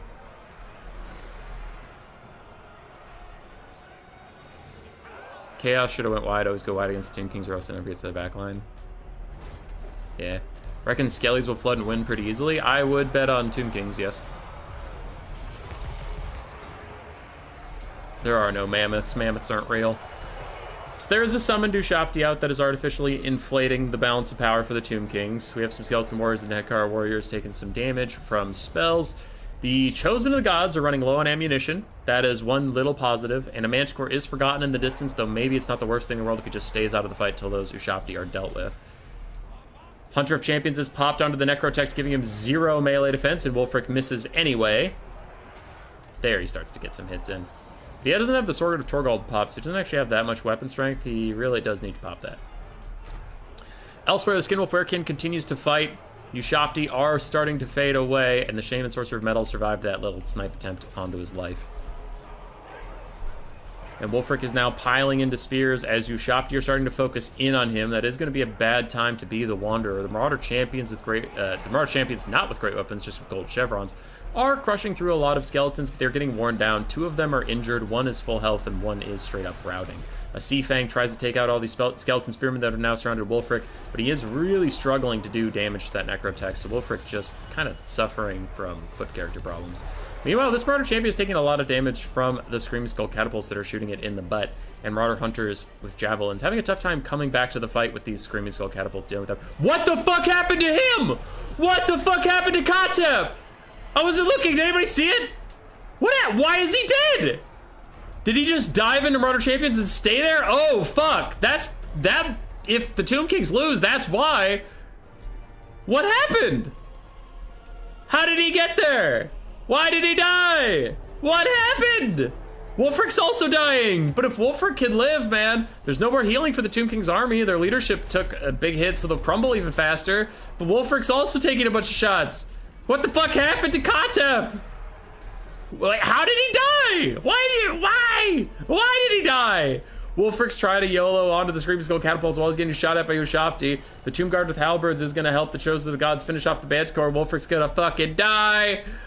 Wulfric's gonna fucking die as the lag starts hitting. Someone might drop. This is a bad time for the drop. All right, looks like our connection is rallying a little bit. Wulfric is moving forward yet again. He's onto the Screaming Skull catapults, but the Ushabti are continuing to shoot him. All of the Marauders have taken significant damage. Now the Skin Wolf Werekin is just fine. He's chilling, but God.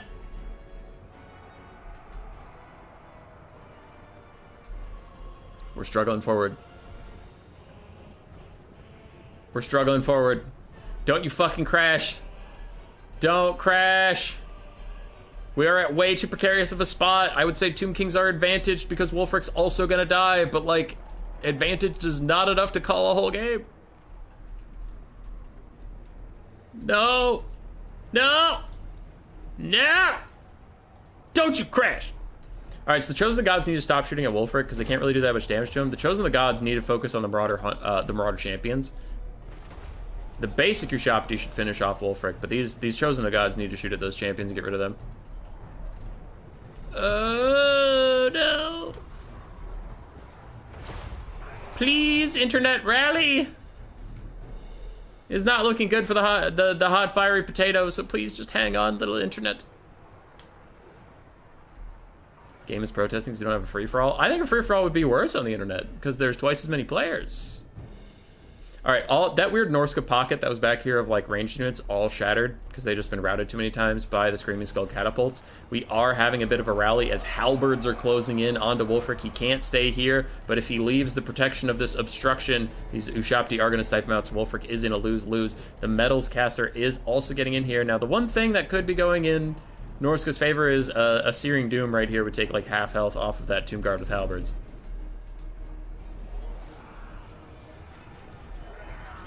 What up, Golden Floof? How you doing, man? Quick little Searing Doom. The Tomb Guard managed to saturate into the area enough they really don't take too much damage from it. The Manticore is going to shatter if it routes one more time.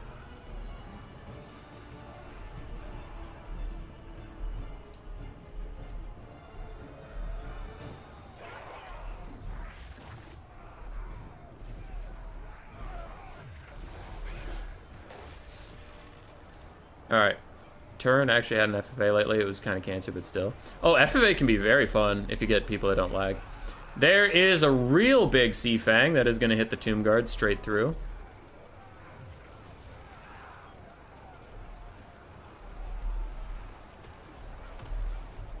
And yeah, it's getting scary. The Skin Wolf Werekin has found himself onto the Ushabti. As I said, the Manticore did shatter or die. I think that's its corpse. Nope, it shattered. It's fine. So he's running away, no more of that. Scream Skull Catapult is still firing onto the Marauder champions. So out of our 4 Marauder champions, 3 are still on the battlefield. All of them are looking much worse for wear, as the Chosen of the Gods continue to try and fire at Wulfric, which is definitely not the right target. Any Tomb Kings mains here? Coops used to be around, but I don't know if he's still here. What's with all the Turin hate? There's Turin hate?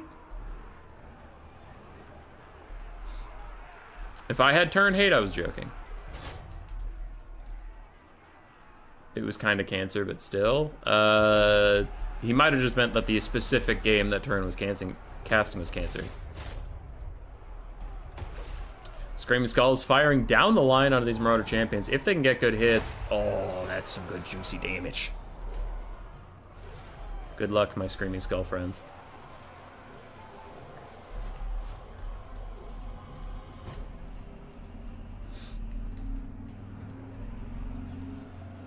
Alright, Wulfric on to the next Screaming Skull catapult, is trying to shut them down as a big Searing Doom from Norska is going to take out the Tomb Guard with halberds.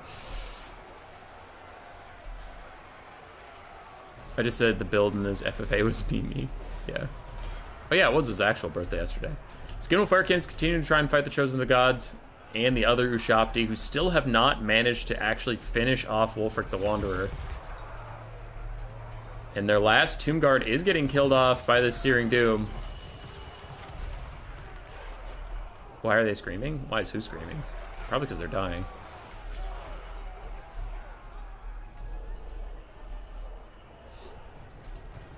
Alright, Wulfric again dipping on leadership. Don't know where these Ushabti are shooting, but they should definitely be shooting at Wulfric, except for you. Chosen God should be shooting at anything else.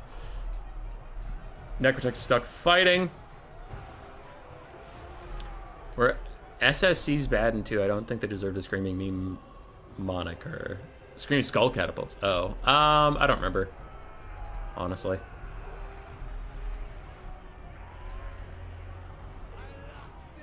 Oh, yeah, Totsky. Yeah. Alright. Anyway. The lag persists for now, but we are slowly grinding forward as Nekar Warriors continue to try and hold against the Marauder champions. Skinwolf Werekin's getting low-ish. And a restore is popped onto the Ushabti Great Bows by our Necrotect friend. But I want the single shot Ushabti need to either back out of the fight with the Skinwolf Werekin and shoot at him, or shoot at Wulfric, or shoot at something. But they don't want to be in melee. The Chosen of the Gods can be in melee, or they can shoot at Marauder champions, but yeah. They have different targets. Screaming Skull Catapult trying to get back online.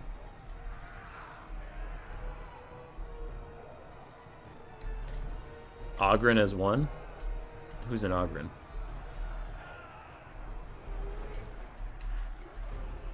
I mean, I know it's a Warhammer 40k ogre, but still. Wulfric down to 3 leadership all of a sudden. For no reason. This is one of the reasons I stopped taking Wulfric, is I feel like his leadership just dips for absolutely no reason. He's gonna break while attacking a Screaming Skull Catapult's crew. That'd be very funny to me.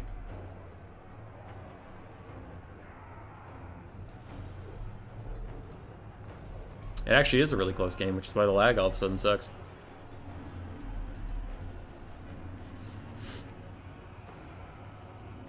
What will kill the Werekin once the halberds are gone? Yeah, I could still see the Tomb Kings maybe winning it, but it definitely has switched to being Norska favored. But, like, if the basic Ushabti Great Bow can get out of this fight with the Skinwolf Werekin, get over here and start shooting at Wulfric again, hit him with, like, even 2 arrows, that'll be enough to rout him and maybe kill him. And then Norska's leadership dips just enough that this Marauder would break, maybe the Skinwolf Werekin would break.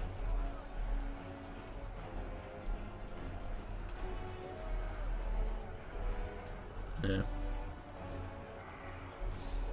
But Wulfric has to actually get killed.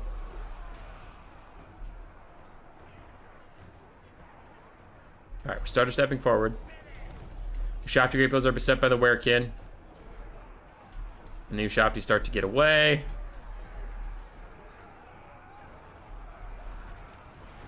Necrotect is trying to fight.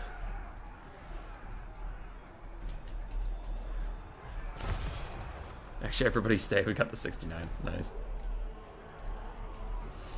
Ushabti are lining up to finally kill off Wulfric. It's a nice Searing Doom dodge from the skeletons, though I imagine with this much lag, it is not that hard to get them. And now the Ushabti Great Bows are saying he's obstructed. I doubt he really is, so I think some of them will be firing here in a second.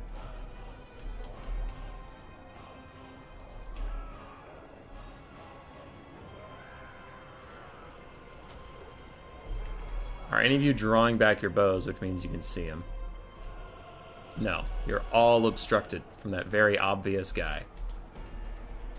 Line of sight is dumb. Oh, they're starting to draw arrows. They can see.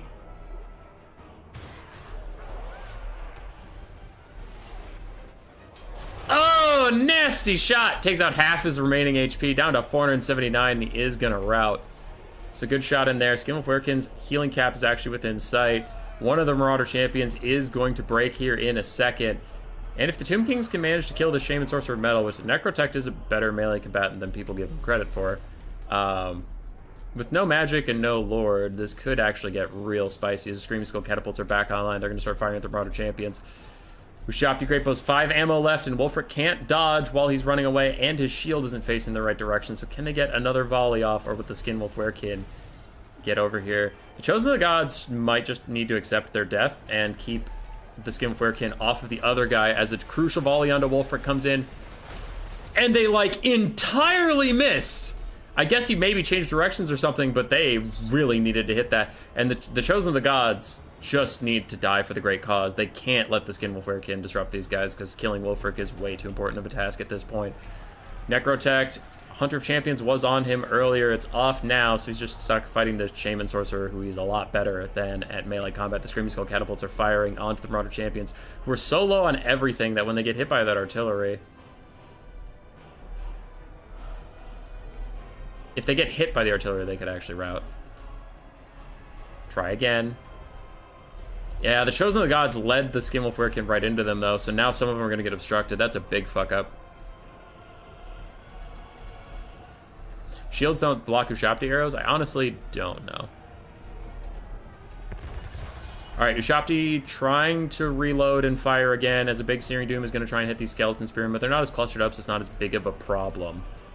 The Necrotect is opting out of the fight with the Shaman Sorcerer. Don't know why. You should really try to finish off that caster, because the Searing Dooms are just really fucking with you. Ushapti's failed to kill Wulfric, and he is going to run all the way off the map. Now, thankfully for the Tomb Kings, there still is a leadership debuff if he goes all the way off the map, just not as big of one as if he dies. But that leadership debuff will still be pretty huge.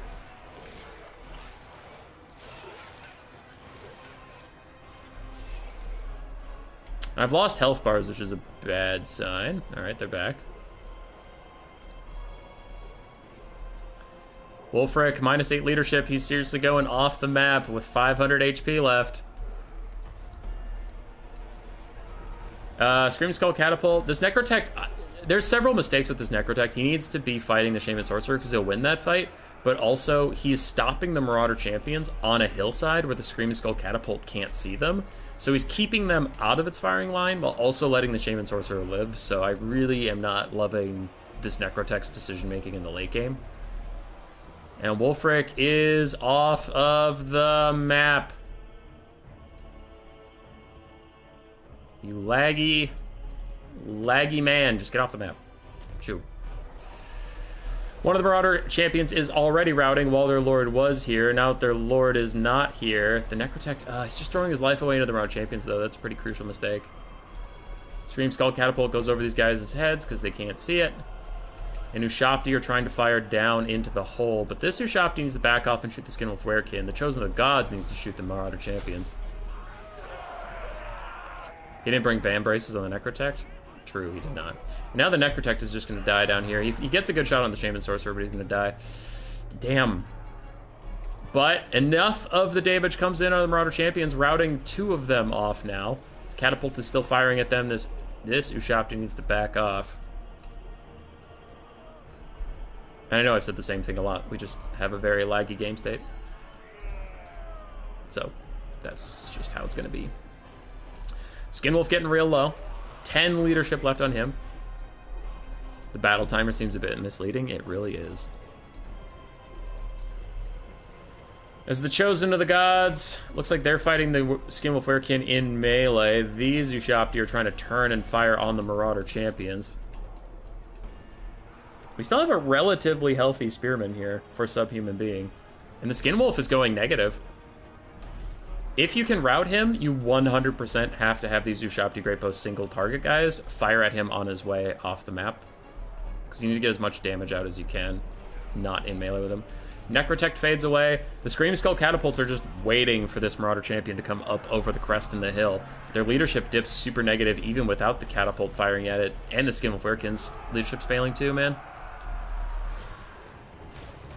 Here comes the artillery fire, and it direct hits the Marauder champion. No shot. They stay in the fight after that one. They are going to rout. Skeleton Spearmen take a nasty Searing Doom, though. That's why we really wanted to see that Shaman killed earlier.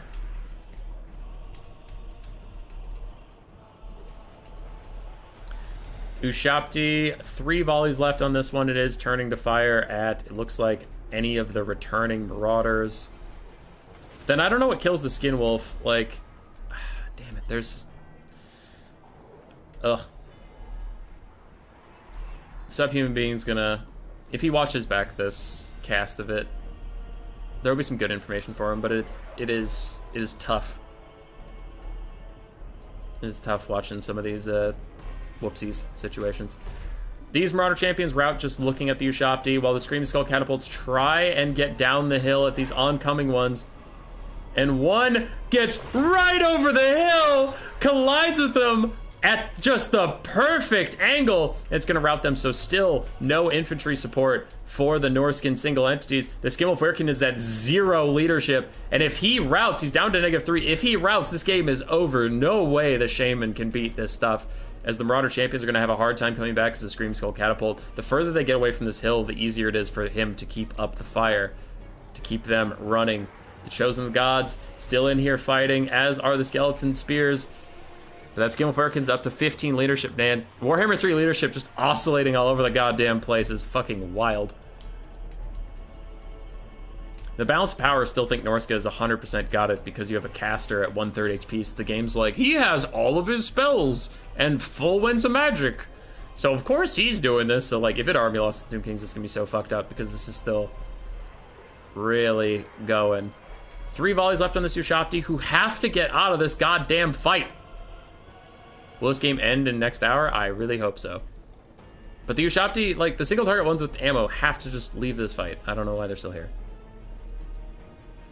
How's balance power 80% for Norska? Because it treats mages like they have full winds of magic and all their spells off cooldown. It doesn't factor in how much winds of magic you actually have. Catapults continue to rain fire on the Marauder champions that are attempting to rally. 2 of them aren't even close to rallying. One's about to hit. There comes a big Searing Doom from this caster.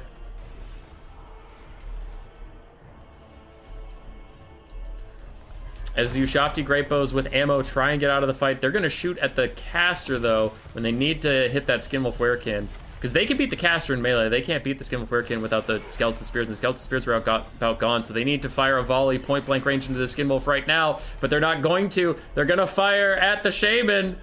Oh, that could be a crucial mistake, as the Chosen of the Gods are also dead. The Skeletons are also dead. That leaves the Skinwolf Werekin free and clear. The Ushabti now get orders onto him. They're drawing their bows. Can they get any shots off as he's lumbering towards them? Some point-blank shots take about 200 HP off of him. It's not going to be enough as he is here. Marauder champions in the distance are rallying, but the Screaming Skull catapult should take them out. But ooh, this is going to be spicy. The Screaming Skull catapult is locking onto the single entities with its damaged by artillery. Let me say it. God damn it. Damaged by artillery and its -10 thing for its just being a Screaming Skull, the Discouraged. Or take cover. Yeah, that one. If he hits that Skinwolf, he might rout it. What a game. It was a great game. I don't know why it's going at a slideshow's pace, but yeah, because we didn't have any lag game 1. And then game 2 started out good. And then like mid-game we just hit a giant lag spike and now it's not relenting. Scream Skull Catapult is going to continue firing at the Marauder champions. That Skinwolf Werekin down to -3 again. Man, his leadership is all over the fucking place. It's hard to tell how long he's been negative because my internal timing is off with the lag. But if he fucking routs. Catapults fire. He routs! He routs! Holy shit! The Tomb Kings did it! They fucking won! They fucking won! No shot! They fucking won! It's over! It's 100% over! The Skinwolf Hurricane routed! The Marauder Champions are gone! The balance of power is going back to the middle! This Shaman Sorcerer can't do shit! This Shaman Sorcerer can't beat all these Ushabti! No way! No way, no how! He's fucked! He's fucked! He's dead!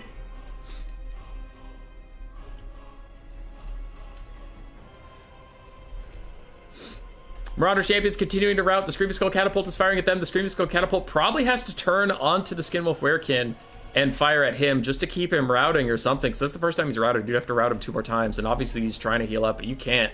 He cannot come back. If he comes back, the Norsco probably just win. As Ushabti Great Balls are stuck fighting the Shaman Sorcerer Battle, that Screaming Skull Catapult is firing at a now shattered Marauder Champion. These other 2 Marauder Champions are nowhere near coming back leadership-wise, and they're so far away from the battle that just you have to fire at the Skinwolf. As the Ushabtis are now stuck fighting the Shaman Sorcerer, but the Skinwolf's getting further away. Can they take a moment to just shoot at him? Can this take a moment to shoot at him? Can anybody shoot at him? This isn't fun to watch? Well, I'm sorry, Wesley Bravo. It's a thing that happened. What up, Mela?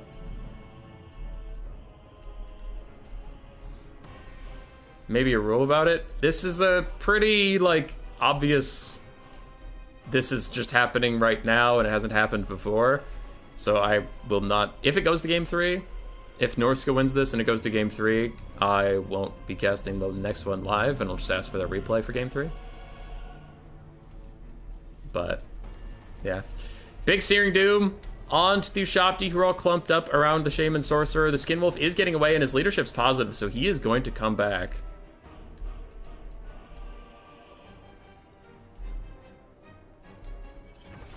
And both Marauder Champions rally at the same time? That's really random.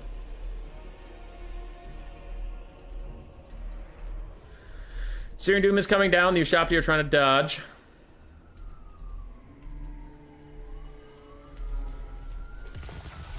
Does a little bit of poke damage. Nice damage, nice damage onto the Ushabti. Skinwolf Werekin does rally. Oh no. Oh no, that might be it. That might be it.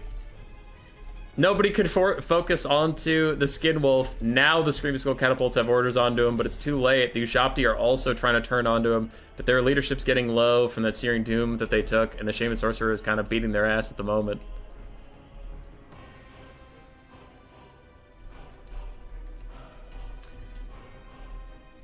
Only if ever there's a player that consistently lags, yeah. Human makes a laggy game good. I am trying my best. As Ushabti smoke him on his way up. They have guard mode on. They're firing. He's down to 1 leadership. He takes so much damage in that volley. God damn. And he's going to rout yet again. He is gone. Goodbye, Skinwolf. Fuck you. And the Scream Skull Catapult can continue to poke him. Because he's positive again. Okay, yeah. If the Scream Skull Catapult hits him or something, he won't rally. Or if he does rally, he'll rout again and shatter, which is huge.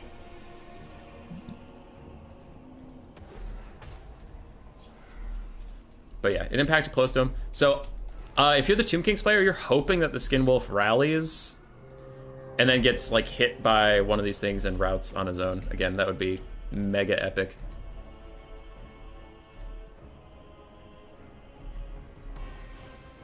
As these Marauder Champions try and regroup. Skinwolf Werekin at 1 leadership. If you are Tomb Kings, this is the time where you're like, I guess rally at this point while you're nice and low on leadership and I can finish you off with the Scream Skull Catapult. Meanwhile, the Ushabti continue to gang beat on this poor Shaman Sorcerer.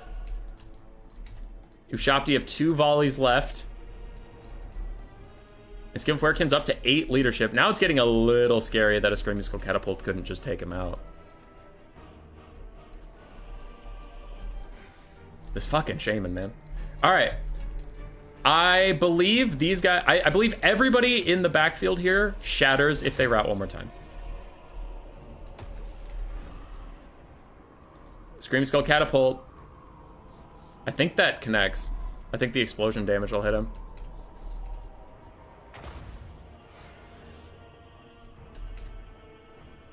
I really think that that was gonna hit. Damaged by artillery. So does he take the take cover thing? Yeah, his leadership's dipping. I think he did take it. Hold on. Sorry, the numbers haven't updated, but on my screen I see that thing moving around. Nope, he's fine, he's fine.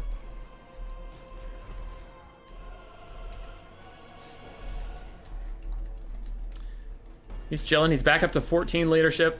Marauder Champ's still rallying in the backfield. And the Ushabti, are they walking past the Sorcerer to just deal with this themselves? No, they might be.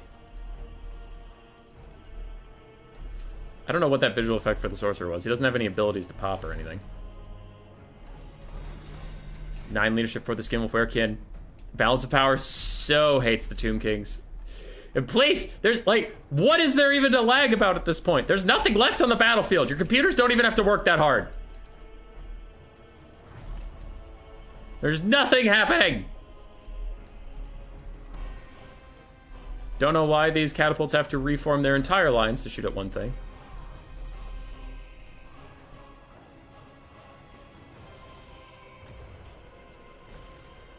Ushabti's still trying to hit this little Shaman Sorcerer.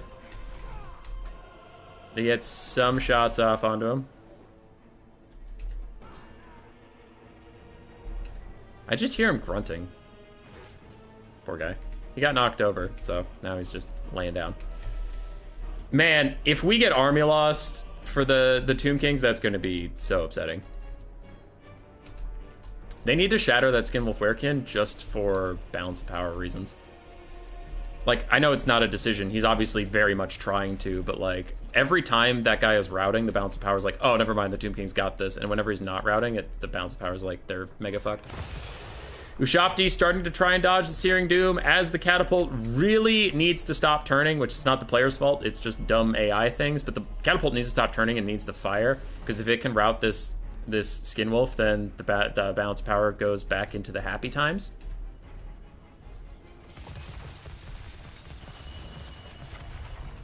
Really nice dodge from the Ushabti to take very little damage, and now they're going to turn and fire onto the Skinwolf. They are tired of his shit, as are we all. They're starting to line up. They're starting to take aim as these skeleton catapults just fucking figure it out and fire.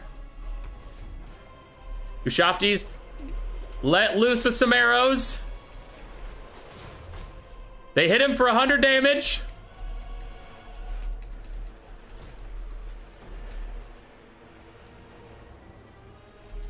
And then he dodges the rest. He's down to 7 leadership.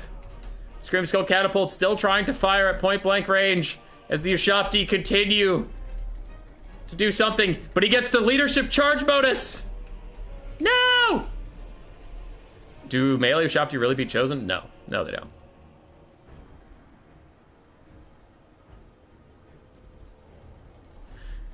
All right, Skinwolf Werekin has gotten onto the Screaming Skull Catapults, and I think that is going to be army losses. There it is. Army losses all of a sudden. Oof. And some key Tomb King's mistakes in the late game really hurt them.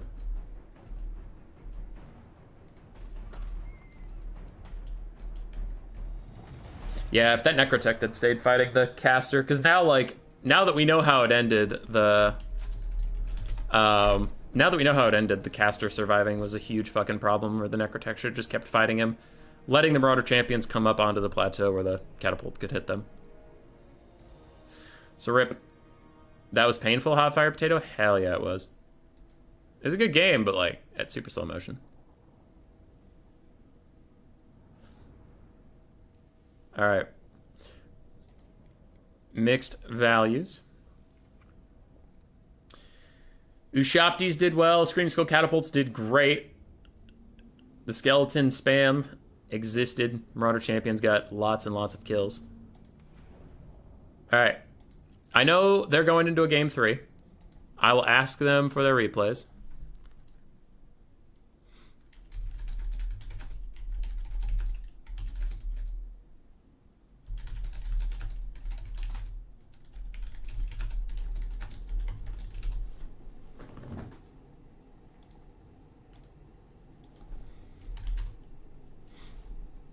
All right, hang on. I'm just messaging the players.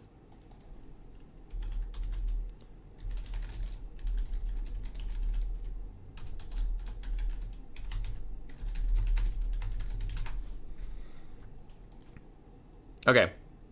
The players are going to try to figure out their lag stuff without us. We will come back to this. We will catch the game 3, but we will not catch it live. We'll be doing the replay.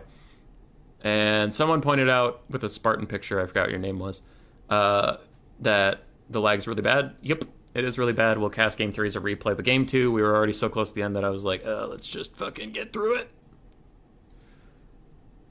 Let's just get through it.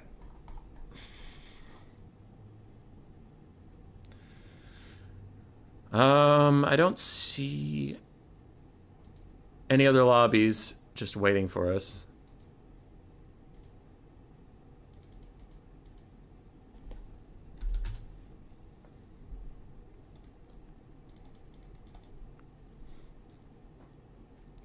Ba-ba-ba-ba-bum.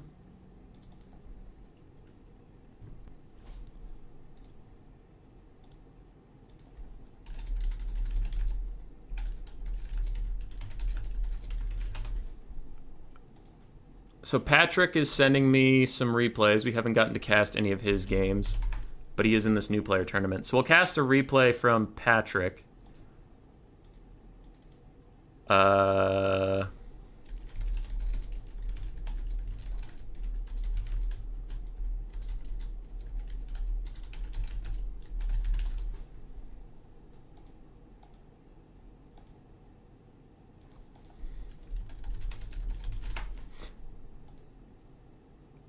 And then Teufel sent me a replay. So we are getting some more replays from this tournament, so at least they're related, but we will just cast those for fun while we await the actual Game 3 replay from that one. More Empire versus Dragon Ogres, or we have Bretonnia versus Dark Elves. All right, let's go. Let's do it.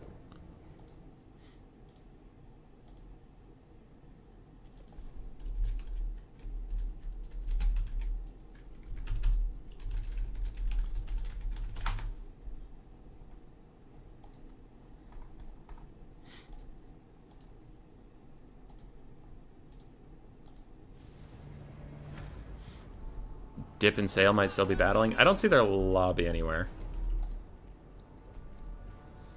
Also, I didn't want to join a live best of 3 in case like the other best of 3 finishes while that one finishes, and then we just have an awkward thing.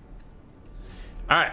Bretonnia versus Dark Elves. For Bretonnia, we have the Auror Questing Knight, the Auror Knights of the Realm, and a single Grail Knight. And then an infantry box with a shitload of pole arms and spearmen at arms.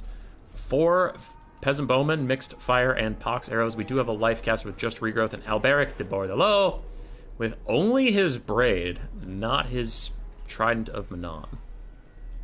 Interesting. Cool. On the other side, for the Dark Elves, we have the Crows of Cain. Sorry, there's a lot of messages in my Discord right now, and I gotta figure out what that's about. Alright, we're good, we're good. Crows of Cain. Crone Hellebron up on her magical chariot. Good God. Then we have some Sisters of Slaughter, Witch Elves, Black Ark Corsairs, a Sorceress of Death, a Master, 2 Cold One Knights, and some Blackguard of Nagaron. This is a very take one of everything and see what happens build. Hellebron's in. She has popped her AoE Gaze of Cain thing. It gives her own units rampage, but also a bunch of melee stats. And she's already rampaging. But the Sisters of Slaughter alongside her are also doing great work. They have Terror Routed off the Spearmen at Arms, and Alberic is in. He's fighting Crone Hellebron. Is that actually going to go that well for him? I don't know. It does not look like it is, as this Master needs to come over here and help out. A Fate of Buna onto what? The Knights of the Lionhearted take a Fate of Buna. That's a pretty good target. And Alberic is getting his ass kicked by the Bastard Hellebron. Let's go. Witch Elves are in. They're trying to get a Rampage onto Alberic, but it does not work, and they take a side charge from the Grail Knights, who do a lot of damage to them. But a counter charge from the Cold One Knights here could do a lot of damage, and then if you get them to Rampage, they are stuck in melee, which they don't want to be at all. The Damsel of Life getting bullied around too, but Hellebron's already down to like 1/4 HP, but she does snipe out the Damsel of Life, and Hellebron's doing a lot of damage as the Blackguard of Nagaron are also in here. Crows of Cain have already shattered. The bounce power is about even, as the Dark Elves have taken a lot of damage on their advance, but they have also dealt a lot of damage in return. The Damsel of Life still getting chased off. Alberic did get one regrowth. That might be the only regrowth he's going to get as Grail Knights and him go up to say hello to those Cold One Knights. I really hope the Dark Elves have something to chase off that Damsel of Life, because if she gets away, it looks like the Master is after her. I was going to say, because if she gets away, then that was a huge waste of time. She's just going to regrowth herself and be fine. Hellebron's back into the fight, trying to help her Witch Elves go through just infinite amounts of peasants, who are now some of them rampaging.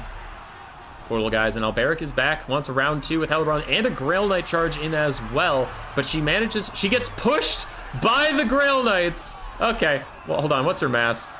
Her mass is only 1,700. Her mass is only 1,700. Alberic's is 2,300. On this giant war shrine, 1,700. Grail Knights have a mass of 1,560. I think per model, maybe. Jesus Christ. Okay, that's the stupidest thing I've ever seen, but sure. Hellebron's back in it. She's doing some decent damage paired up with these Blackheart Corsairs, though. She's not going out without a fight, but she is probably going out down to 1,600 HP.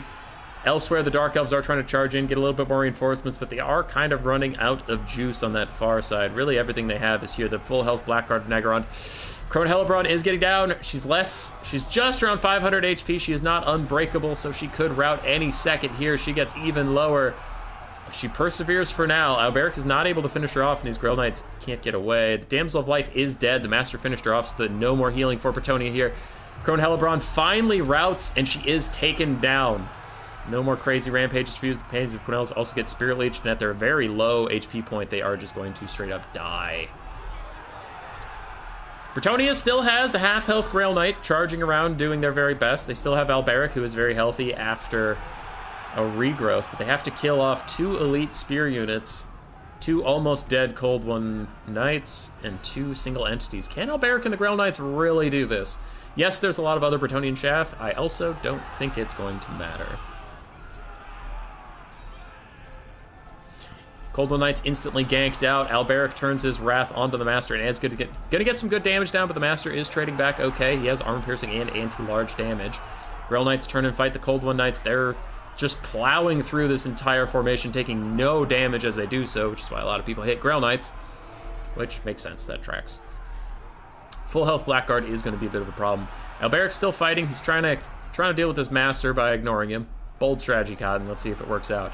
Bounce power is back to even as the Dark Elves are suffering a mass rout. A lot of their infantry is leaving. Even the Hellebroni are thinking about getting out of here, but a quick Spirit Leech is going to sap Alberic's already very limited HP. And the Dark Elves are losing momentum. The Dark Elves are losing momentum.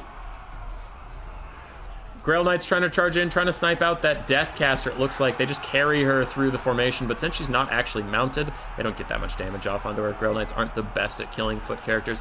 And now the Master has overextended. He's going to fight Alberic, but he gets rear charged by Grail Knights. And see, look how much more damage they do to him as opposed to a footcaster. Alberic is up in the sky. I wonder if he just lands, gets a rear attack onto this Master, and helps them gank him out. No, that doesn't even need to, as the Grail Knights are just beating his ass into the dirt. Alberic's going to dive onto the Deathcaster instead, knock her back into his own forces, though that is still within the Black Guard of Naggaron. He does need to get back in the sky, and the Master's charging in for a rear attack onto poor Alberic, who is trying to path away. He's trying to get out of here, but this very, very angry noble is after his ass, and a Spirit Leech keeps him honest, keeps him fearful.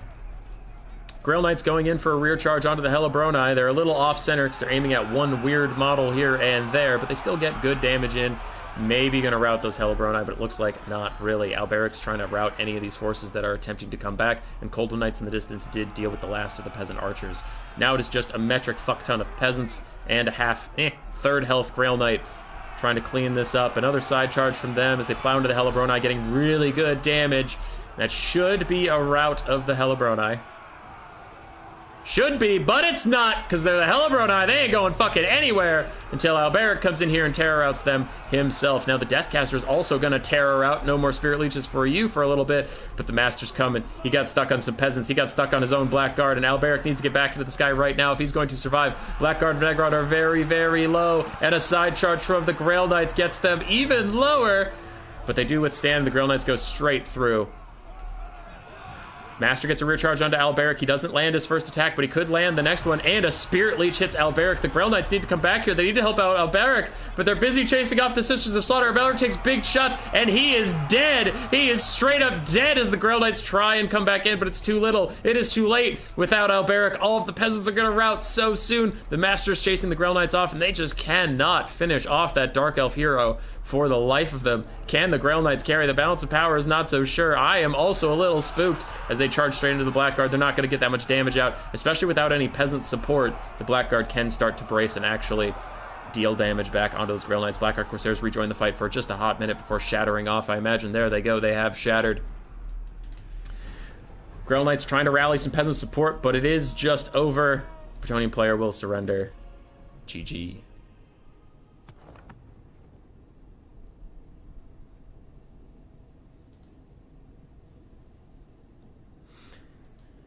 That was spooky. Alberic, a little overcommitted at the end there, and Grail Knights didn't support him. But the other two knights both got mega ganked. So did the healer. Hellebron, with her massive rampaging charge, was pretty spooky, to say the least. Peasant archers, mixed value, but overall fine. Not great, but fine. Peasants, mixed value, overall not great. For Sippa / Patrick, we do have 2,200 on Crone Hellebron. Never see her, and I never see her pay for himself, and there you got both in one go. Cold Knights did fine. The Master did well. Sisters of Slaughter did okay. Deathcaster did well. And then Black Corsairs and all these other things did fine.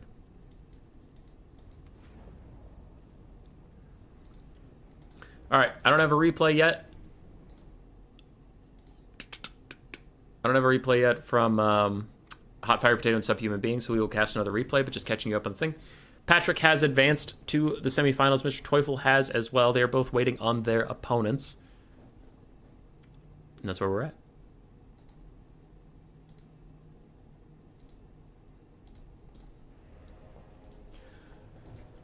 Mr. Teufel versus Stead. I believe this was their final game in their series. Empire, everybody's favorite faction in chat today for some reason. For some reason, you all just love the Empire.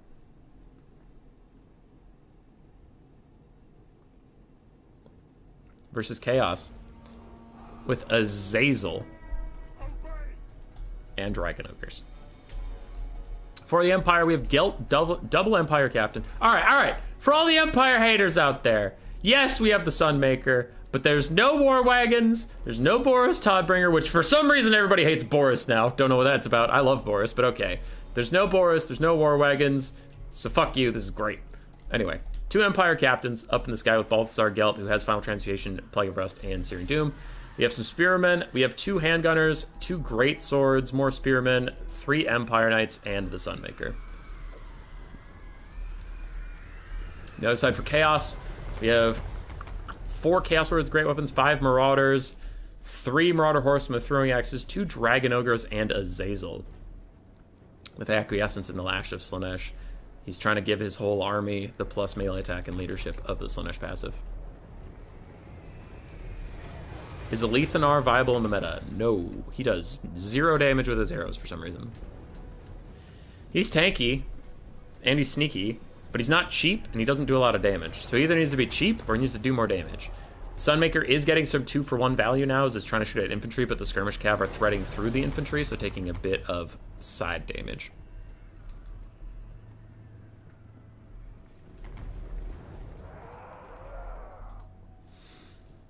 Alright. Marauders continuing to advance for now. Dragon Ogres haven't taken as much damage. The Chaos should win the front line with all their Chaos Warriors, and Marauders are just better than State Troops. Though these Great Swords will be a bit of a problem. After their buffs, they'll be strong.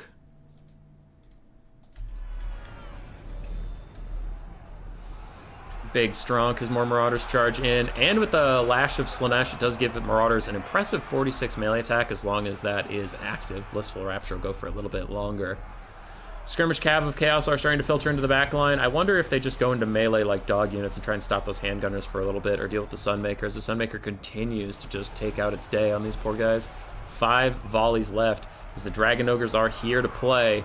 Chaos Swords, Great Weapons, plus Dragon Ogres, and already the Great Swords are thinking about maybe leaving as the Handgunners try and get off one volley, but the Dragon Ogres aren't Dragon Ogres aren't going to have it. They are here. They are ready to slap you, and Empire Knights are going to try and stop them, which is a win-win for the Dragon Ogres because they either get to attack Handgunners or they get to attack Empire Knights, which are their most hated foe. Azazel is trying to run away from the double Empire Captain. He was actually going to catch Balthazar Gelt, but that didn't end up working out for him. A quick Lash of Slaanesh disrupts the formation of the Handgunners so they can't shoot at the Dragon Ogres while giving the whole Chaos Army some melee attack, which is good.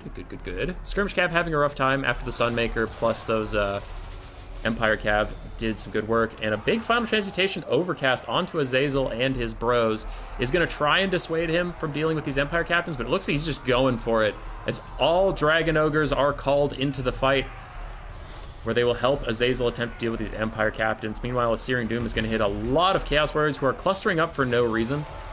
Don't know why their AI model decided to do that when they're clearly fighting greatswords. Most of them are just standing around here with their dicks in their hands, so that's kind of cool and interesting. They took a really big Searing Doom for it. Empire Captains are completely surrounded in Chaos Forces, yet for some reason they are taking -5 damage. Don't know why they're not taking any damage, but they are not, which is cool. That is very cool. Hailstorm Rocket Battery still trying to fire into the blobs. It looks like these Marauders are chasing the Handgunners rather than dealing with the Sunmaker, and then these Chaos Warriors Great Weapons are fighting Spearmen instead of dealing with Sunmaker. Somebody stop the Sunmaker, please, God! All right, Azazel finally shows up and really deals with this Empire Captain because apparently his Dragon Ogres couldn't do it without him. They do get rid of one Empire Captain. More Marauders moving in. The Sunmaker is still allowed to fire. It deleted an entire Chaos Warrior unit with its last couple volleys. Somebody please stop it. Stop it! You're right there! Are the Spearmen worth it? Are the Spearmen more worth it than the goddamn Sunmaker?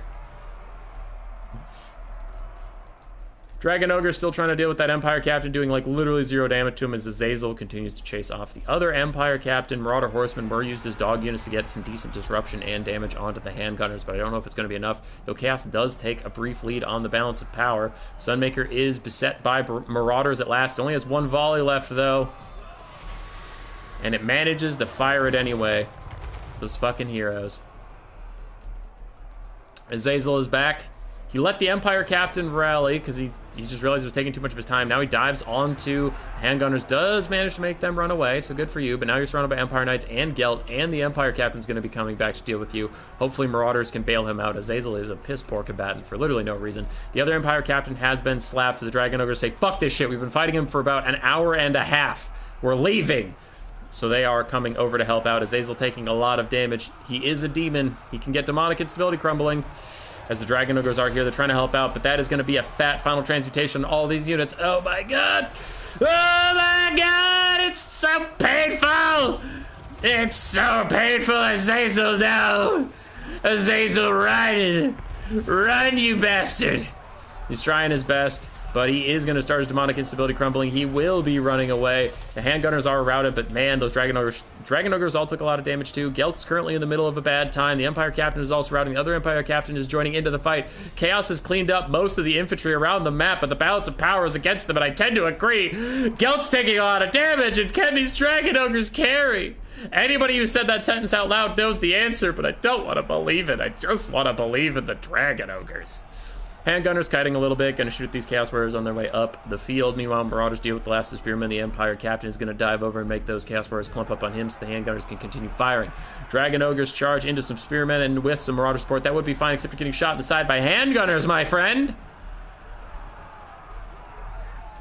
That is probably going to be the end of Chaos here as these Dragon Ogres are charging straight into their deaths. A staunch line of Great Swords decide to do one last glorious charge before they rout, but the Handgunners are still firing away, just cutting into these Dragon Ogres, doing pretty good damage overall. Not crazy burst damage, but over time they're getting it done.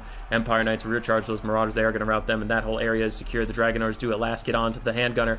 Killing this Handgunner will give you a lot of balance power back, but I don't know if it's going to be enough as Gelt's coming over, and Gelt, funny story, he probably has an undercast Final Transmutation left that he could throw into these Dragon Ogres and just kill them both off, but one of them routs for literally no reason, so fuck you, I guess. That's also fine as handgunners tee off onto them. These other handgunners are firing in melee. They don't give up. They don't quit for nothing. And these handgunners are actually maybe just going to beat the Dragon Ogres with no help from nobody. Gelt just watches them do it instead of offering any aid, you fuck. You just left those handgunners and they dealt with it themselves.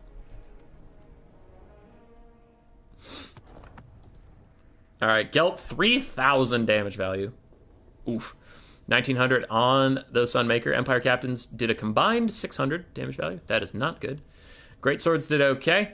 Handgunners did fine. Empire Knights struggled a bit, but they're kind of crucial. And then the front line of spears got murdered. For Stead, Azazel disappointed me in every way possible. Dragon Ogres did okay, but I felt like they should have done great, and instead they did okay. Like, Stead put them in every winning situation, and the Dragon Ogres were like, do we have to, Dad? I don't want to kill anybody today. Marauders did well. So, GG.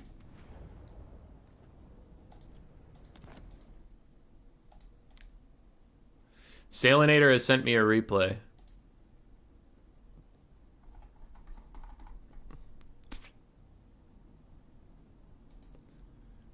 Alright. Teufel, you in game.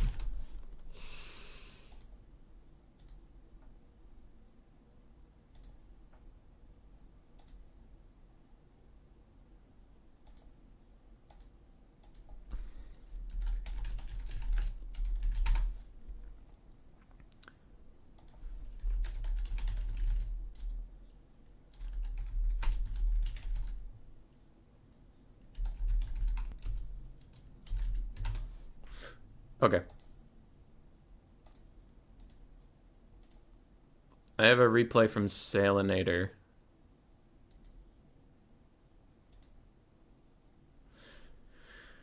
But we also have a live game we should be casting. Greenskins versus Empire. Oh god, it's War Wagons of Boris. Alright. We're gonna pass.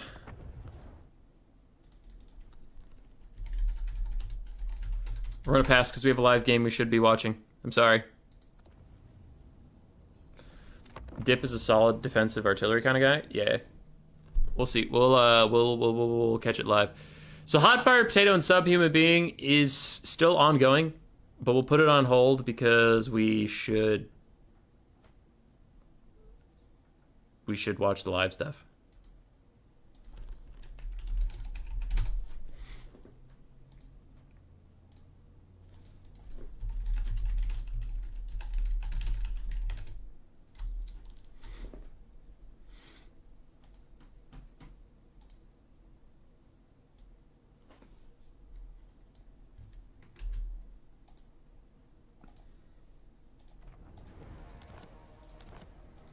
BTD. Oh, by the dip.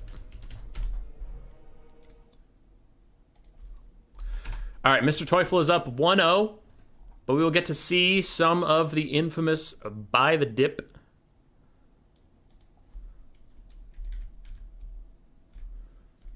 All right, here's what we're going to do.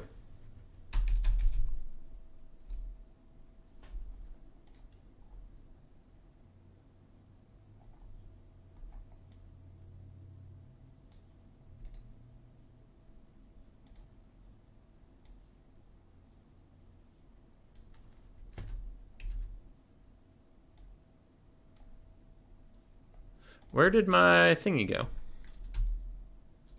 Why did they disappear forever? Because this is at the top of my priority. So where did it go? Okay, it can only go down that far. That's fucked.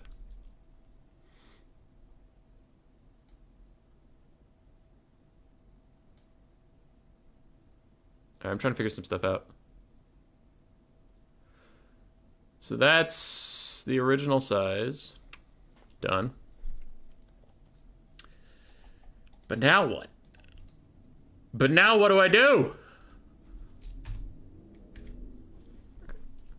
0. Buy the dip.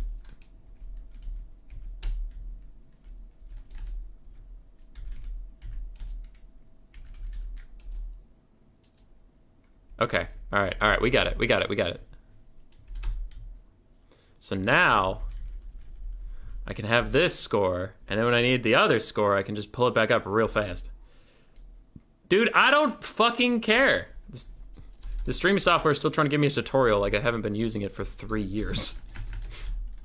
Did you know that if you click here, we can help you bold text? And if you click over here, you can increase the text size. I know that! I've been using this program for 3 years. Are we getting a live game? Hell yeah.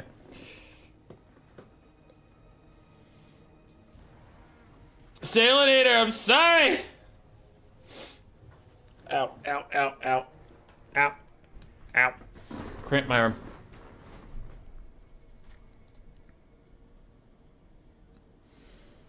We will get Subhuman versus Potatoes Game 3. I vow it, as Sigmar's there. And if they don't send me the Game 3, we'll make them play it again. Okay. Game 2 is looking like Tomb Kings versus Dark Elves. Buy the Dip's gonna have to pull off a sick-ass comeback. But for now, I'm going to... This program hasn't been out for 3 years. Yes, it has! Doom Sage. XSplit gaming software? Yeah.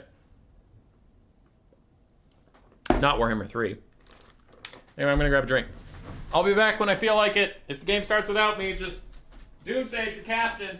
Doom Sage! Better figure it out, bud.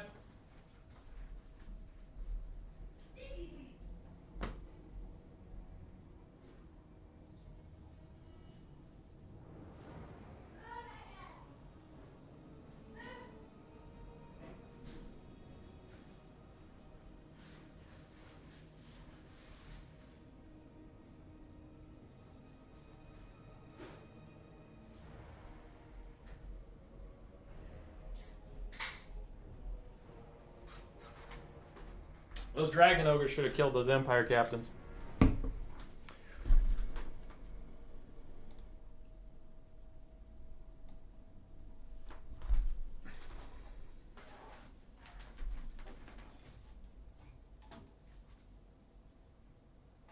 Yep.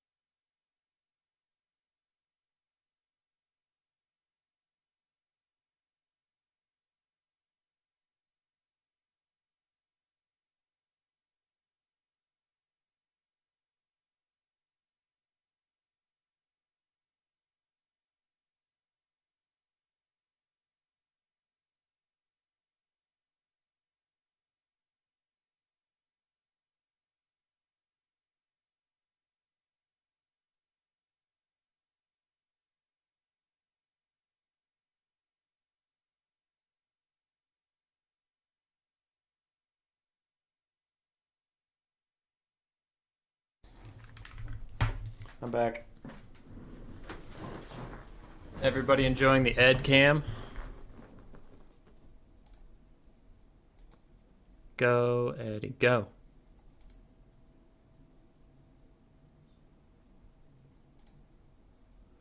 Go, Eddie, go.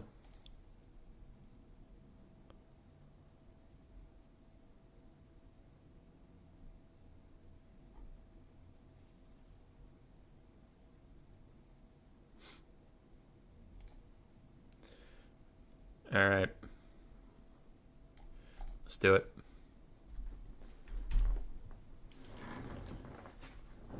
Let's do it. As long as there is a cat, we will have the cat cam.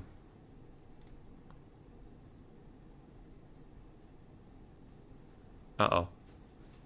Hazel's coming back to the room. If she hits that light post that I put it on.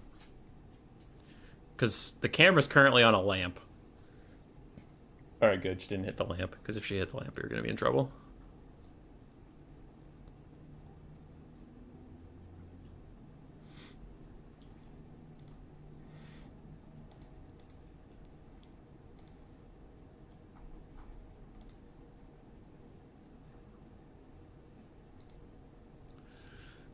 I love lamp.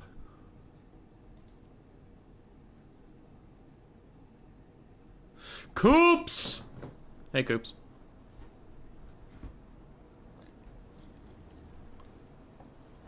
Coop, someone was asking about Tomb King's main earlier, and I said, you're a good Tomb King's main. But I don't know. I didn't know if you were around then. So, if that person is still in the chat, Coops is here. Mr. Teufel took a Charybdis. Okay, we're going to game 3. That's fine. Okay, he took Foot Karth. We're going to game 3. Alright, Teufel doesn't want to win, and that's fine. I guess I didn't want to cast this game either. If he's not gonna fucking try, I'm not gonna cast, so... I'll be up here in my tower, looking out on the sunrise. Hey, Meow Meow, I just read a comment of yours on a video. Like, literally right now, I saw I had a notification from YouTube, so I read it. What are those kids doing on my high elf lawn again? Samantha! Samantha, call Calidor! Samantha, tell Calidor that the Dark Elves and some undead are here. Samantha? Samantha, why do we have a door leading... Oh, fuck. Why do we have a door leading nowhere? Where was I? There I was. Why is there a door here? It's not connected to the ground, Samantha. There's just a hole. There's just a very dangerous looking hole. Call the builder. What do you mean the builder was a dwarf? This tower wasn't finished because of the War of the Beard. The dwarves were like halfway through building it, and then we did a bunch of bad stuff to them, and then they said, you know what, fuck you, build your own tower. And we said, we don't know how. Samantha! That seems unlikely. Why doesn't this door connect to the ground, Samantha? Don't go to your room. Fuck you, Samantha. I'll fix it myself. All right, I have a little hammer. Shit! Oh, God! Okay. Alright, what are we doing? Armies are mostly set up now, so I can actually talk about them. The Dark Elves have a Harpy in the vanguard, just one. And then in the trees, they have a Charybdis, an anti-large, armor-piercing duelist that also has the -8 leadership aura that is not resisted by the undead, so they will crumble a little bit faster. We have Rakarth on foot with some of his anti-large buffs and his creature buffs. That's kind of spooky. We have 2 Cold One Knights, a front line of Bleak Swords, 2 Dark Shards, 2 Dread Spears, a 3rd Cold One Knight that I missed, and a 3rd Dark Shard that I missed, and we have a Firecaster with Burning Head for all those troublesome little skeletons.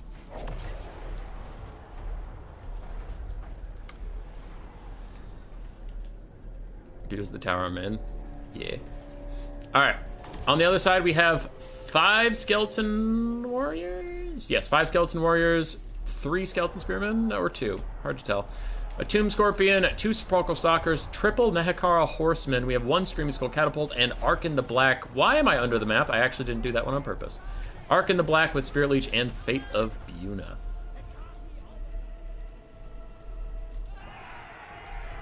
Cool, cool, cool. Because you wanted a unique aesthetic. Alright. The front lines have collided as I got caught up with chat. Now, Bleak Swords should beat the piss out of the Skeleton Warriors, especially if there is Burning Head support, but the Tomb Kings don't really rely on their Skeleton Warriors to win, they just rely on them to hold for a little bit. Scream Skull Catapult is going to rout off one of the Dark Shards. The other 2 Dark Shards are dangerously close together. If these Ushabti Great Bows start firing at them, those cluster missiles that they fire are going to do a lot of damage to both units. Oh, it's coming. Dark Shards move up a little bit, which saves them some of the damage. Now they're walking into melee. That's going to be a bit of a whoopsie. So Dark Elves having some micro mistakes. Meanwhile, in the backfield, Nehekara Horsemen are going to take a fight with Cold One Knights. And even though it looks like they got the naked charge on Cold One Knights, the Cold One Knights are such a better cav unit that if they just stay and fight, they would win. But it looks like he doesn't want to do that with Sepulchral Stalkers nearby. Plus, Ark in the Black throwing down a Fate of Buna on another Cold One Knight is going to be brutal for him. Charybdis is busy fighting as a Burning Head is going to try and clear out 2 units of skeletons at once, doing really good damage with the Charybdis' -8 leadership aura too. This guy's almost disintegrating already, which means he'll go away very soon, and Rakarth is in deep. But the backline fight for the Dark Elves is not going well, as Nehekara Horsemen are getting a lot of damage on these Cold Knights who just keep trying to run away because Sepulchral Stalkers are chasing them. The frontline fight also isn't going that well, and Mr. Teufel has forgotten a couple of his units here. It looks like they killed something, and now we're just waiting for new orders, because when the undead fade away, it's not like they rout or anything, so you can just get caught looking like a fool with your pants on the ground. One of those Skeleton Spearmen did die. Meanwhile, the Tomb Scorpion has lost its terror and fear and 24 melee defense, but not like that matters too much. Cold One Knights and these Dread Spears are trying to side charge down some Skeleton Warriors and Tomb Guard. Oh, Tomb Guard. Okay, that's spooky. Dark Shards are wandering into melee again. A couple key mistakes coming in from the Dark Elves on that front. Those Dark Shards have really just walked into too much trouble. Big old blob is forming up, and the Ushabti Great Bows are doing their best to punish it. Tomb Scorpion is almost dead, but man, we have lost a lot of Cold One Knights who have gotten nothing done, unfortunately. Dark Shards trying to peel off these Tomb Guard from the other Dark Shards, and then they get refocused onto the Sporkle Stalkers.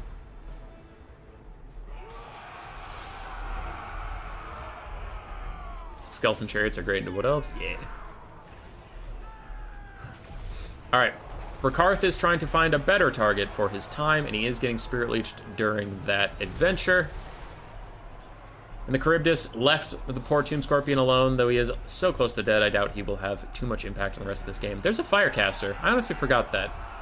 She needs to do more stuff. Tomb Guard still catching the Dark Shards as the Cold One Knights and Bleak Swords try and peel for them. More Dark Shards trying to find a home, while Rakarth and his Charybdis friend just go absolutely nuts on some Sporkle Stalkers in the backfield.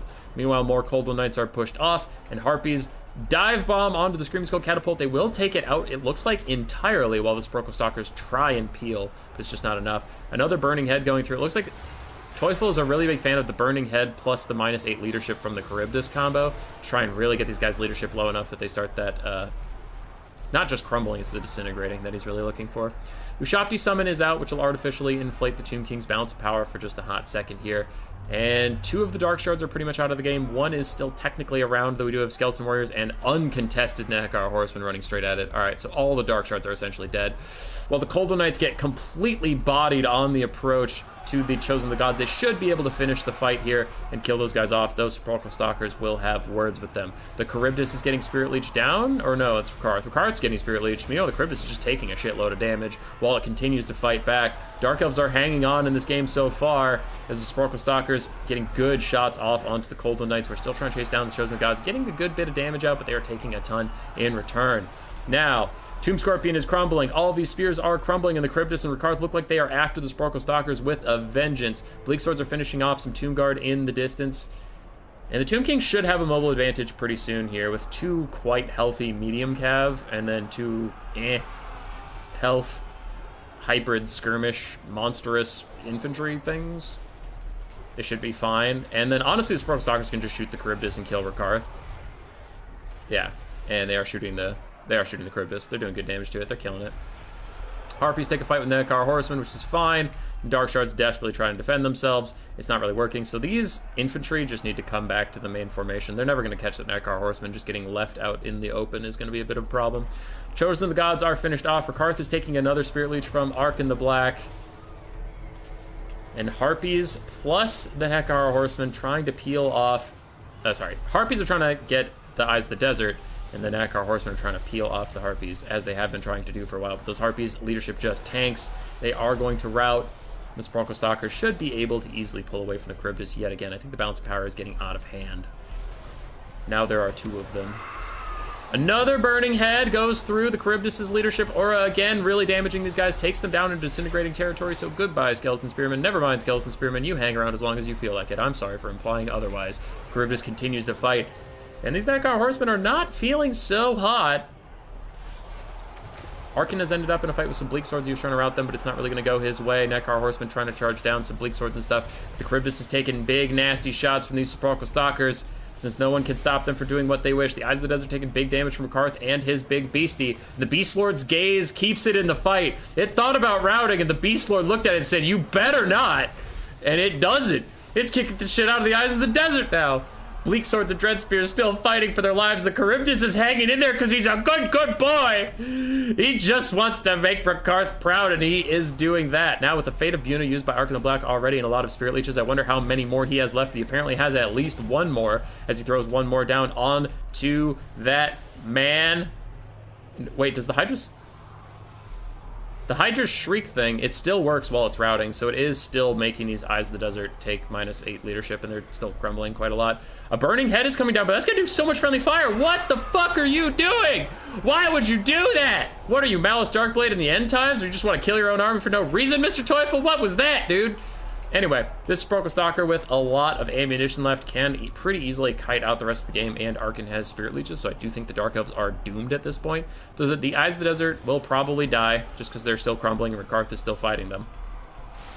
Maybe even these Nekar Horsemen will die if the Dark Elves can hold long enough to continue fighting them, but there's just nothing to stop these Sepulchral Stalkers from infinitely kiting. Quick little fireball onto them. Does a bit of damage. The more Dark Elves are routing in the distance, the Nekar Horsemen are going to easily follow them, clean them up. What up, Mr. Casual?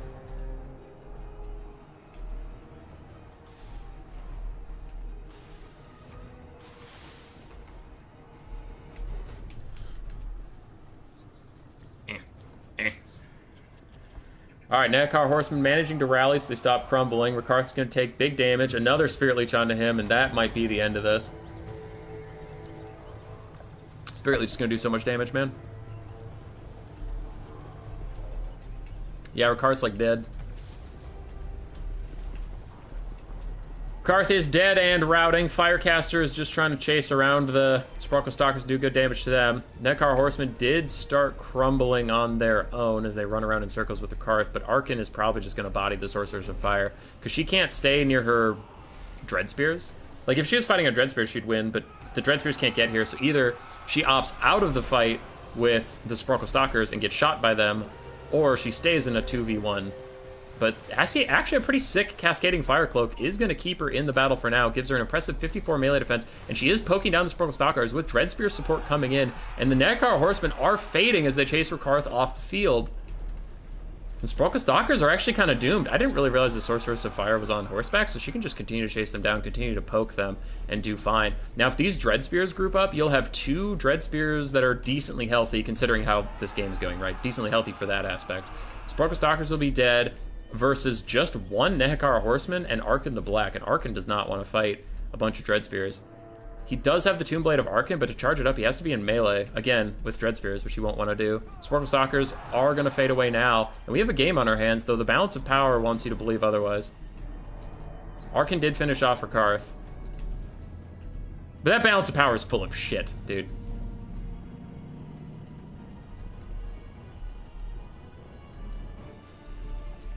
That balance power is the most full of shit thing I've ever seen. Sorceress of Fire is trying to stay away from Arkan so he can't Spirit Leech her. Because he is not trying to cast it just yet, he's just moving to a fixed point. She can cast fireballs from a distance. Oh, but he has a Skeleton Warrior summon. I'm really worried the balance power is just going to tip into army losses, which would be some bullshit. Unless he has a Spirit Leech. If he has a Spirit Leech, then army losses is appropriate. And he does. Okay, Dark Elves are fucked. Yeah, that's GG.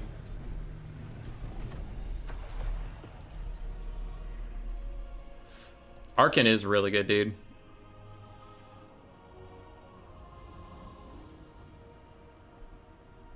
Yeah, if he has a Skelly summon, and I didn't know where his Winds of Magic were at, but that balanced power bar was like, no shot, dude.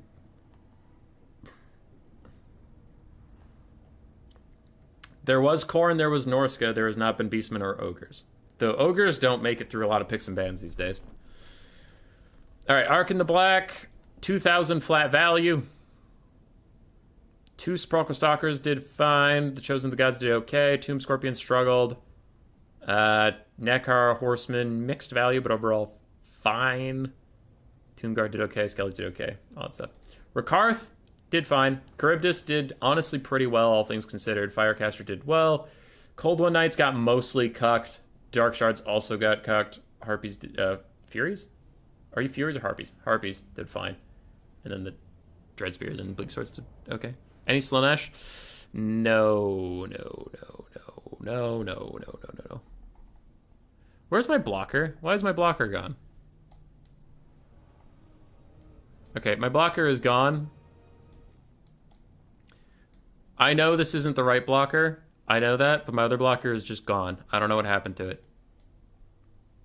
So, this is tomorrow's stream's blocker, but it's what we got, so I'm super sorry about that.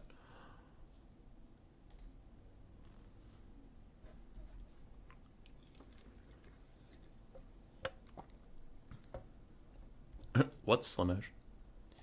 Dude, Hot Fire Potato and Subhuman Being are still going, by the way.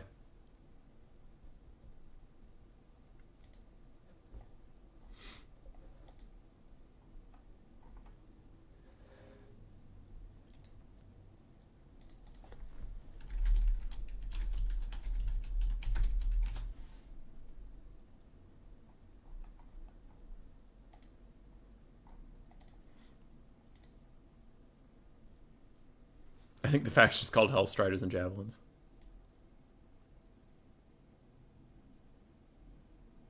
More lag, probably? Probably.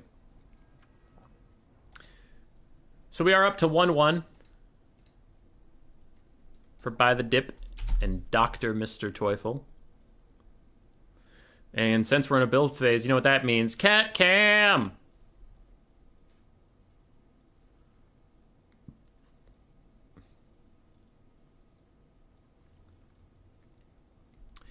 Hazel is also sleeping. They're both sleeping, but Hazel is to the bottom right of the camera, and if I get the camera to see her, it won't be able to see the cat.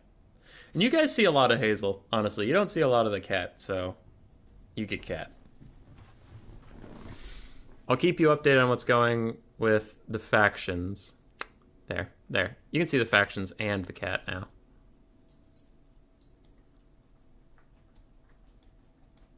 There we go. Now you can see the score. If anybody's joining, they can see the score and the cat and the factions. So we're all good.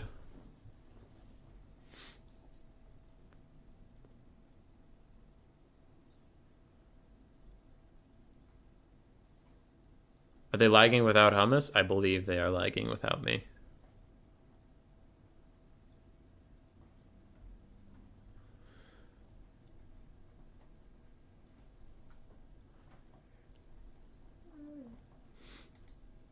The winner of this does go to finals. Hot Fire Potato and Subhuman Being are still battling it out to see who will face Patrick in the other semifinal.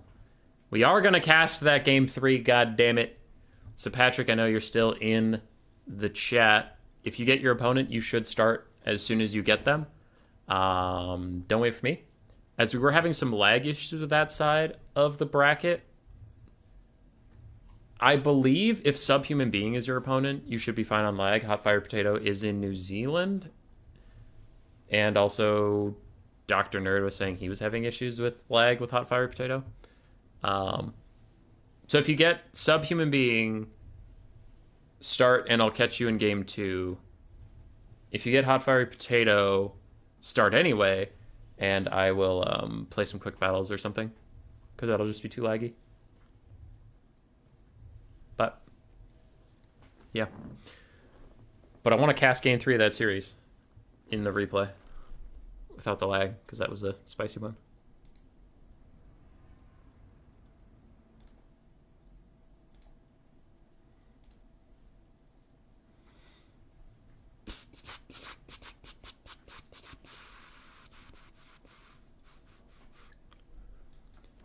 All right, both players are building builds, so we actually have Bretonnia versus Empire on a small map. That's interesting. Pillar of Bone is one of the smallest competitive maps we have. I don't know how the Empire is going to deal with Bretonnia in such a small area. Because, like, one of the ways I like to fight Bretonnia is just mass ranged and spread them out. You get run up by Chaos Dwarfs with 4 of the melee trains. Idle Q, if you ever wonder... If you ever wonder why we have tournament rules that are separate, it's because CA is really fucking bad at making unit caps. So the tournament rule set just fixes unit caps to be like, all right, this is what it should be, and we're super sorry CA is bad at this. So yeah, tournaments limit those Chaos Dwarf Chariots to 1 because they should be.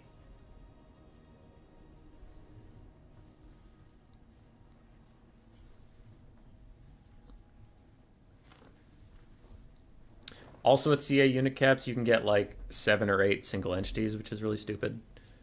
Because I know they have like a limit on single entities, but there's a lot of stuff that is a single entity that they don't count as one, so you can just get like 7. I think, because aren't the war compasses If they aren't now, they were at one point, but the war compasses didn't count as a single entity. So even with CA's unit caps, you could have Miao Ying, 2 heroes, 2 war compasses, and 2 terracotta sentinels. And you could have just 7 single entities in a blob and keep healing them up and casting a bunch of free spells from the war compasses. And CA was like, unit caps are working as intended. Those fucking idiots, man. Okay, I shouldn't say idiots, because they made a very complicated game that I couldn't possibly make in my wildest dreams. But they make some... They have a habit of tripping at the finish line, where it's like, yes, Total War Warhammer 3 is a bigger and more complicated game than I could ever make. But also, can't you just flip a switch and make this one thing easier? And they're like, nah, can't possibly. Like the healing changes. We've been asking them for maybe 4 patches to nerf healing, and they said, got it. And they nerfed Vampire Count's healing. And now Vampire Count's healing is in a pretty okay spot, honestly. Like, yeah, it's still a lot of healing, but it's their faction's whole thing. At least it's not redonkulous anymore. But anyway, they fixed one faction, and we're like, great, can you do all the others? They said, nah, we can't, possibly. We can't nerf any other healing besides the undead. It's not how we do things. Lizardmen, chillin'. Dark Elves, fine. Bretonnia, good. Ogres, good. It's all good. It's all fine. Vampires were the only problem that ever existed. Dev seems to get caught in the trees of the forest. Yeah. Empire's ready. I see this build, and I have thoughts. I'll die this cliff. Cathay should be a bunch of clay soldiers because they don't have enough people to hold the wall, make them unique. Games Workshop. That'd be kind of interesting. And then they could have, like, not morale. You know, they'd be unbreakable, but then, like, I don't know. High armor, low HP? Something like that. Bretonnia's build is rounding out.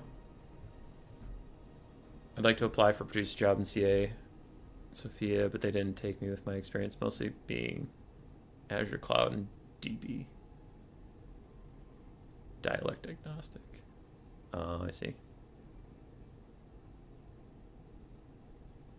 I'm sorry, 8th.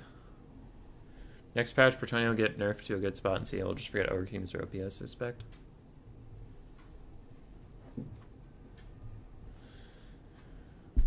Where are the damn giant lizards fighting giant rats? I imagine lizardmen have been banned a bunch. I'm surprised Bretonnia keeps getting through. With 4 global bans, you'd think Bretonnia and ogres would be permanently off the table.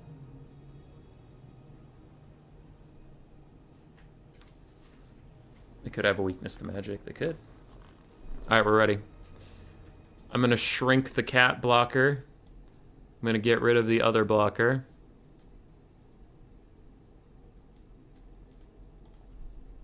And I'm not going to delete it this time. The Empire build is weird. Okay, he actually made it less weird than the last time I looked at it. He used to have 2 Outriders instead of War Wagons, and I was like, on this small of a map, where are your Outriders going to be?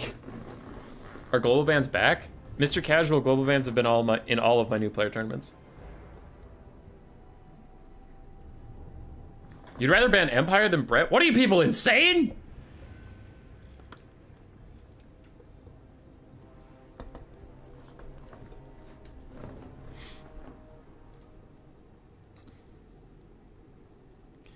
The whole problem with global bans is they don't use the OP factions.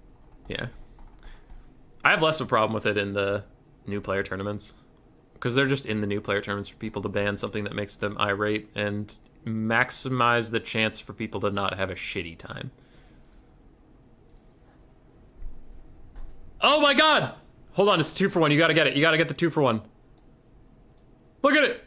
Look at it! Look at him! Look at him over there. She's looking out the window while their brother's sleeping. Aww. They're so cute. They're so cute. Look at how cute they are. Oh my goodness. I love those two.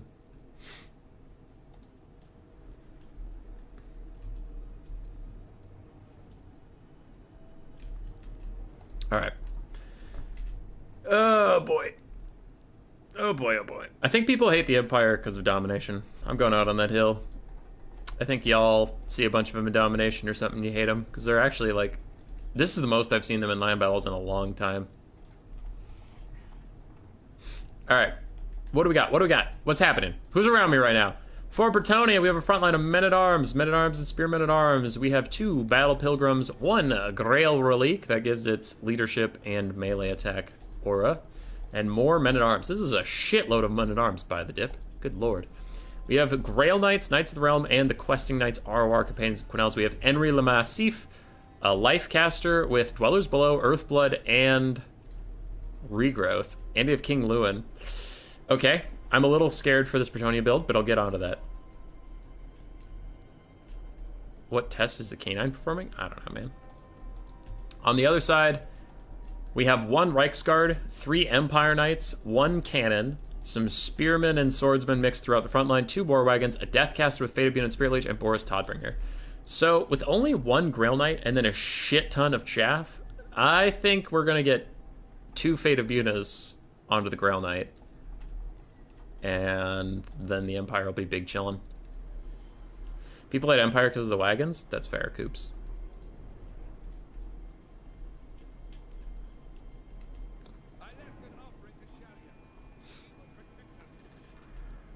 Like the little hill that these cannons are on. That's kind of fun. Alright, what are they shooting at? Honestly, the cannons should either shoot at Cav or they could shoot at the Grail Relique. That could be a good target. Get some good poke onto it. It is a nice support piece. And then if you force your opponent to use healing on a Grail Relique, then you've already won. But it looks like they will be shooting at the Companions of Quenelles. I want to see this first one go right down the line, because that lance formation makes you much more vulnerable to cannon fire. Ouch.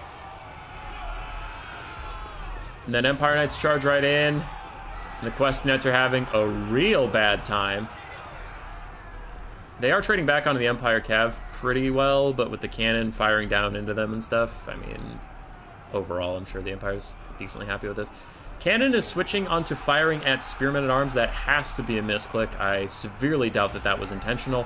And the War Wagons are now shooting at the Grail Relique as Lewin attempts to chase Boris Todbringer, but it's not really going anywhere. Where's the other War Wagon? Other War Wagon is just shooting at Knights of the Realm. Cannon is now firing onto Grail Knights, as I think that was the intended target. And Boris plus his Reiksguard and the War Wagons are all trying to snipe out Lewin a little bit, offer some space, while the Lifecaster is juking away from War Wagon shots. Empire Knights following the Companions of Quenelles, who are receiving a regrowth right now, just trying to push them away a little bit. War Wagons tee off onto Lewin and things are going okay. For the Empire, the front line is holding for now. It is bad versus bad, though I suppose Battle Pilgrims actually aren't that bad. And the first Fate of Bune is coming for those Grail Knights. And we know there's not a regrowth available to counteract it right away. There will be one eventually, but still. That's a good Fate of Bune use. With their lower model count than other Cav pieces and their 15% damage resist from the Blessing of the Lady, though, they are taking less damage than I would have imagined, but they're such a potent unit that you just kind of have to do what you have to do.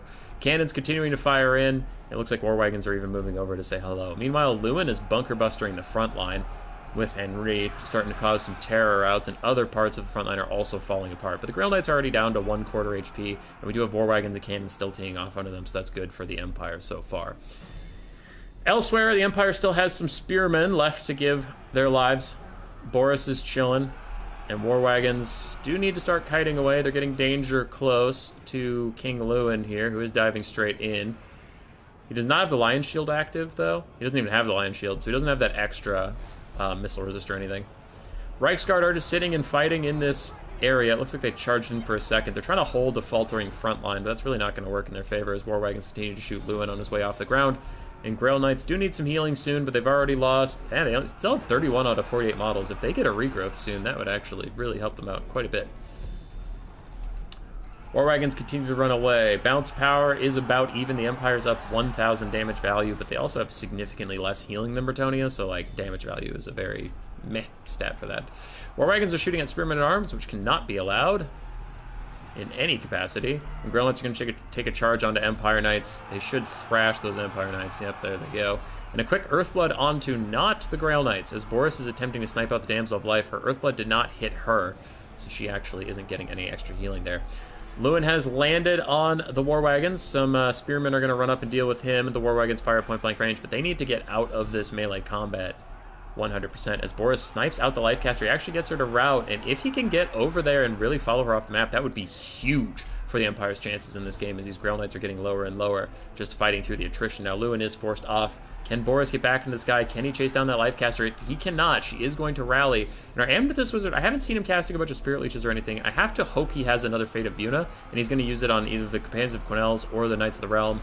Maybe... Okay, he is just throwing a Spirit Leech for now into the Damsel of Life, who did throw another Earthblood to save herself, but she is not healing up the Grail Knights while this is going on. So overall, that's feeling pretty good for the Empire. Cannon is back online. It's firing at Lewin. Cannons are not that good at hitting small flying single entities like this. It should instead... There we go. It should focus on Companions of Quenelles and other cavalry. Cannons actually still do okay into cavalry. Amethyst Wizard is going to dive onto the Damsel of Life, try and hit her. Looks like he missed a couple in a row, and oh fuck, oh shit, the Companions of Quenelles are coming for him. He needs to get back up to the sky. He is scurrying away as a cannon covers his retreat, and he will get back up in the sky. He will be just fine. Meanwhile, Grail Knights are in the distance. Still have 19 models. They have a ton of healing they can get if the Damsel ever gets an opportunity to do so. As Grail Knights and a nasty shot from the cannon take a lot of damage out of the Companions of Quenelles. They're taking a beating in this moment, but Henri Le Massif is coming over. He wants to say hello, and say hello he shall. As War Wagons try and finish off the Companions, the cannon is trying to shoot at the Grail Knights just now, and Boris Todbringer routs and kills the Damsel, so there is no more healing for Bretonnia. I mean, Lewin has his own, but like no extra healing. As the cannons haven't fired in like 65 years, they are just chilling instead of doing anything helpful. Alright, cannons, fuck you. I think the biggest problem with artillery in Warhammer 3 isn't that it doesn't deal enough damage, it's that it takes forever to shoot. War Wagons trying to get rid of the Companions of Quenelles, but Henri Le Massif plus a charge from the Grail Knights gets them down to half HP. Still have 4 out of 4 models. These other War Wagons are cutting away from Lewin, and Boris even lands on him, but Boris might actually be more needed in the back here as his cannons and his other War Wagon are getting trashed on while he's busy chasing Lewin in a circle. That could come back to haunt him quite badly. Now, I don't know what this Amethyst Wizard is sitting at for Winds of Magic, but he should probably... I guess he is going to snipe Lewin, but Lewin's like the only character left with healing, so I don't know why we have such an obsession about him. We might want to kill everybody else first, deal with Lewin later. We did lose an entire War Wagon unit to this Grail Knight charge and Henri earlier. We also lost the Great Cannon. That's brutal for the Empire and a good way for Bretonnia to get back into this game. Now it is a dog pile. As the Empire Knights are retreating, Toddy is fighting now Battle Pilgrims and Henri and Lewin. He's going to need to back off. That looks like actually Henri is the one backing off. Knights of the Realm charging into the War Wagons, taking the last of that fire. And the Grail Knights finish off the cannons. It looks like most of those cannons are dead. There's 2 models left, but still. Boris really needed to come back here. His fucking around with Lewin is a huge mistake, and Mr. Teufel's going to regret it, because he lost so much in the backline to get a little bit more damage onto Lewin, who's just going to heal it anyway, so what's the point? These War Wagons have rallied. They still have 12 ammunition left if they can be saved, but Boris needs to just, like, peel. He needs to peel for these guys. He should have peeled for the cannons, but it's too late now. Grail Knights rout. They'll be back. They'll be fine. Companions of Quenelles at 120 HP left, as Spearmen, looks like, poke them here and there. And the Knights of the Realm are routed. So nice job, Boris, there. Hey, Sipe, how you doing?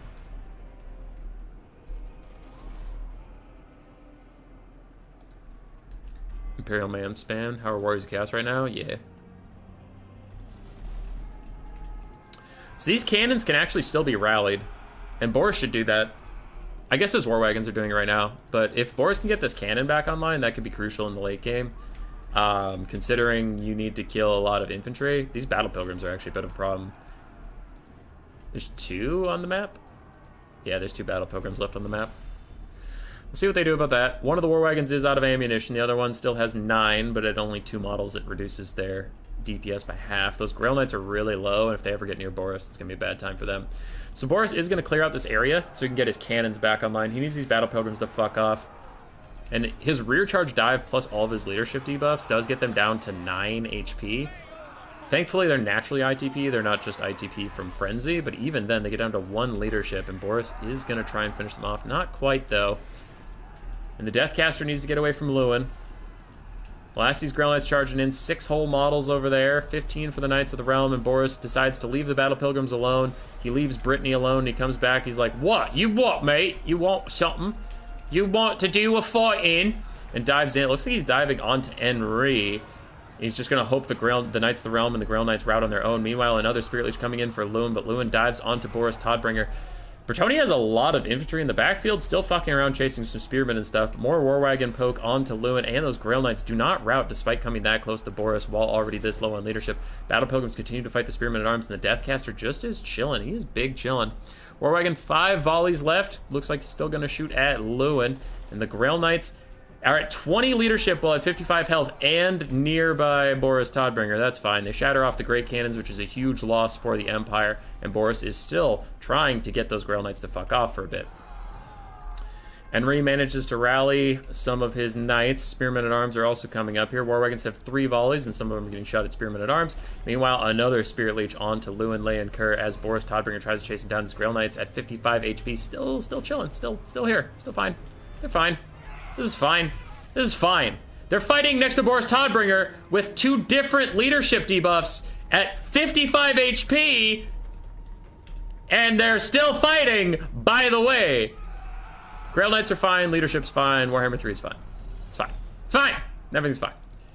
Deathcaster's still around. I've only seen 1 Fate of Bune out of him and some Spirit Leeches, so hopefully for the Empire's sake, they still have some stuff left. Also, Grail Knights are fine, by the way!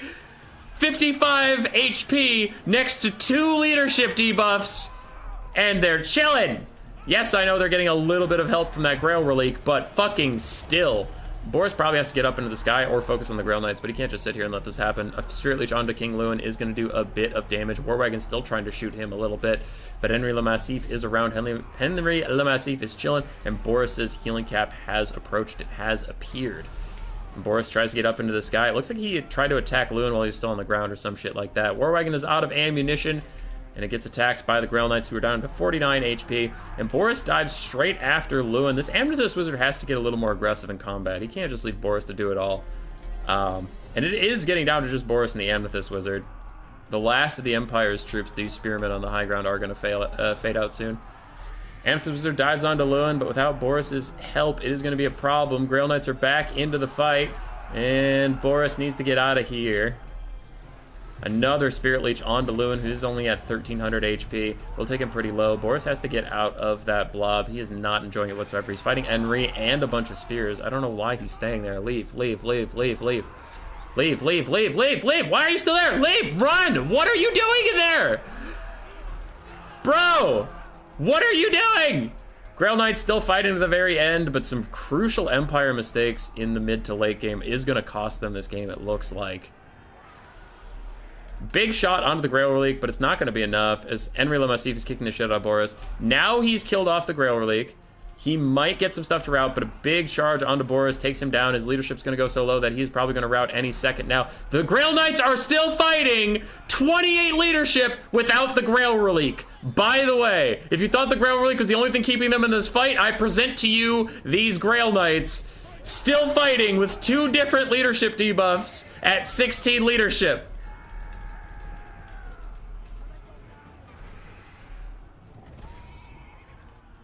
Yeah, that was...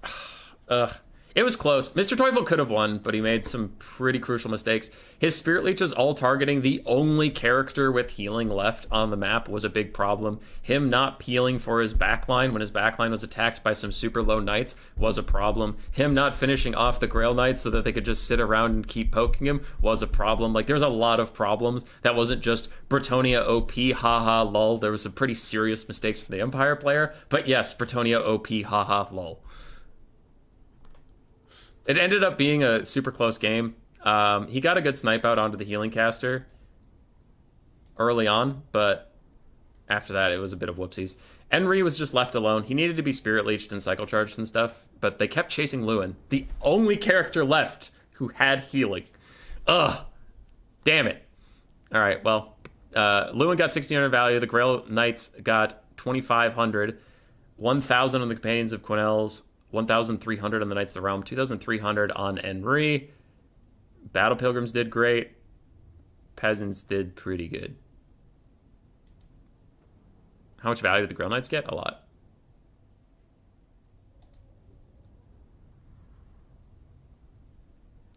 Hot Fire Potato, you're finally done. Hell yeah, dude. Boris Todbringer, 2,200 value. Reichsguard did not get their value back. Empire Knights did okay. Ancestors are 2,300 value. War Wagon, 1,700 and 2,000. So very good for them. Cannon also did quite nicely at 1,000, then the Empire State Troops did okay.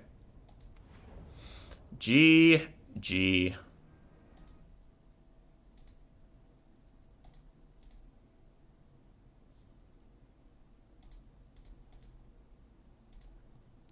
All right, we'll see Buy the Dip in finals. GG, well played indeed, Mr. Teufel. GG, well played indeed.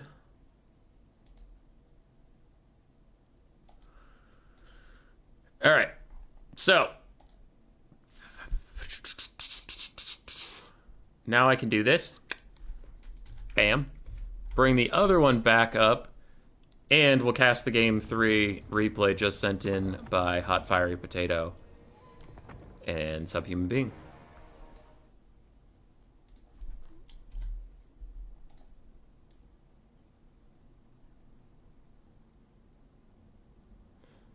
I hate when this thing tries to, like, auto-correct because it knows better than I do where it should be. I know where it should be. Fuck you.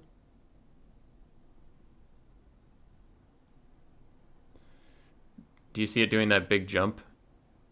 That jump? That big jump instead of the little ones? Like, you see how I move it around a little bit and then it does the big jump? There we go. All right, so this is the Game 3 from Hot Fiery Potato and Subhuman Being. 1 second. Pause. And I will message... Hey. Do picks and bans for Game 1. Then we will be there soon. And then... do picks and bans for Game 1. We will be there soon. So wait for us.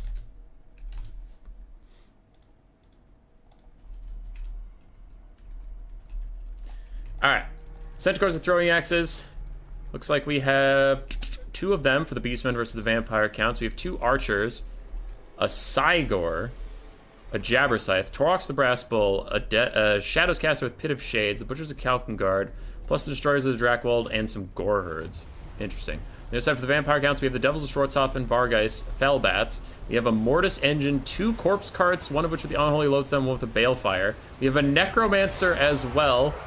We have a White King with Scabscraith, Vlad von Karstein, a bunch of zombies, and a whole lot of Graveguard. What the fuck? This is a wild build from Hot Fiery Potato. Last time I played Looney, died to a wind blow. I thought I could kill him and tear out the rest. Yeah, that makes sense, Teufel. Yeah, I don't know if you were listening during the game or if you watch it back later, but I had some thoughts. All right, a big wind to death down the line, hits all these Gore Herds, gets them almost to rout. Meanwhile, the Devils of Schwarzhofen just land on the Cygor like a fucking badass. They're going to deal with him while the Butchers of Kalkengard dive in. The Jabberscythe is back here. It's already... Wow, it's messed up some Graveguard. I think those were hit by a Pit of Shades, but still, damn. It has messed up those Graveguard. There's not a lot of Crypt Horrors here. There's not a lot of things that threaten single entities, honestly. So I wonder what's going to stop Torox and the Jabberscythe from just doing whatever they want. Mortis Engine's smooth drifting around, trying to hit all these Gore Herds and stuff. And the Devils of Schwarzhofen are tearing up this Cygor. Rest in peace, little Cygor. Rest in peace. Jabberscythe plus the Bray Shaman of Shadows trying to do some good damage back here, and good damage they are doing. And the Jabberscythe is draining right now all these guys.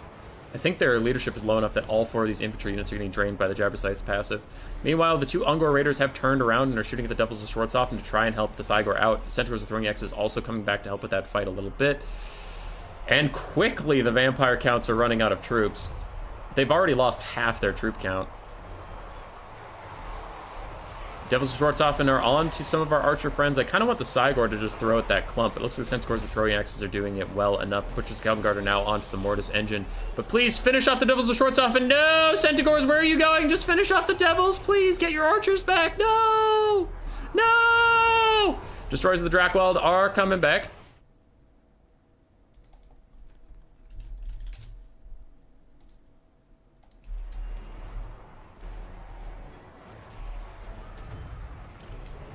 Okay. Sorry, I had a quick little message there. Brave Shaman of Shadows is in a little too deep. He's going to rout soon, which is actually a good thing. It'll just get him out of this fight, because it looks like his employer forgot about him briefly. The Devils of Schwarzhofen are now getting attacked by Torox the Brass Bull. And the Cygor continues to do battle. Balance power is about even, though I think if we can get these archers back online, that would be huge. Devils of Schwarzhofen are just about dead as more throwing axes deal with them. And our beloved caster has returned, so that I think there are more Pit of Shades in our future. That is his only spell. So he might cast one right here, and then that's going to be it for the game, because he doesn't... Everything else is single target, so he doesn't have anything to Pit of Shades. Devils are dead. Mortis Engine's chilling. Balance power is in the favor of the vampire counts, though I am extremely suspect of that, as this corpse cart with Balefires is getting sniped out. Currently, everything's crumbling a little bit, which is fine. And Torox and the Cygor have secured the backfield.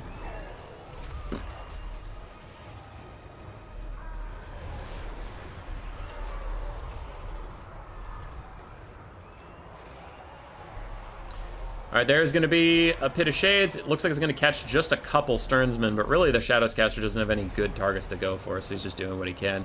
These throwing axes need to be careful not to get Mortis Engined, so as long as they're fighting just the Corpse Cart, it's fine, but if they start taking that Mortis Engine damage, they do need to back off, because they have tons of throwing axes left they could use. Archers are returning, that's going to be a gigantic problem for our friends, the Vampire Counts. Aaron, earlier on your channel, your stream referred to your channel as small, but wanted you to know that your content is excellent. Keep hustling. Thanks, man. I am doing my best. We are covering a niche game that had a pretty bad launch, and we're already a small channel, so like people that get recommended this game at all get recommended Turin and stuff. But we're trying, man. We're slowly growing, slowly doing our best, trying to keep things interesting. The Eccentricos with throwing axes are in melee with the Mortis Engine. They are getting some good shots onto it, but they're also taking free damage, so they do need to back off as the Butcher's Guard and the Jabberscythe try and deal with that. The Brave Shaman is back once more. This Corpse Cart with Unholy Lodestones, heal caps within sight. The Sternsmen are the only infantry left. That is a zombie summon, and that is a basic zombie that actually is real. Archers are here. They can fire at our Corpse Carty friends. Looks like the Necromancer has died, but the White King and Vlad are very much real. Mortis Engine takes a huge burst from these throwing axes, and the zombie summon is about to get Pit of Shades.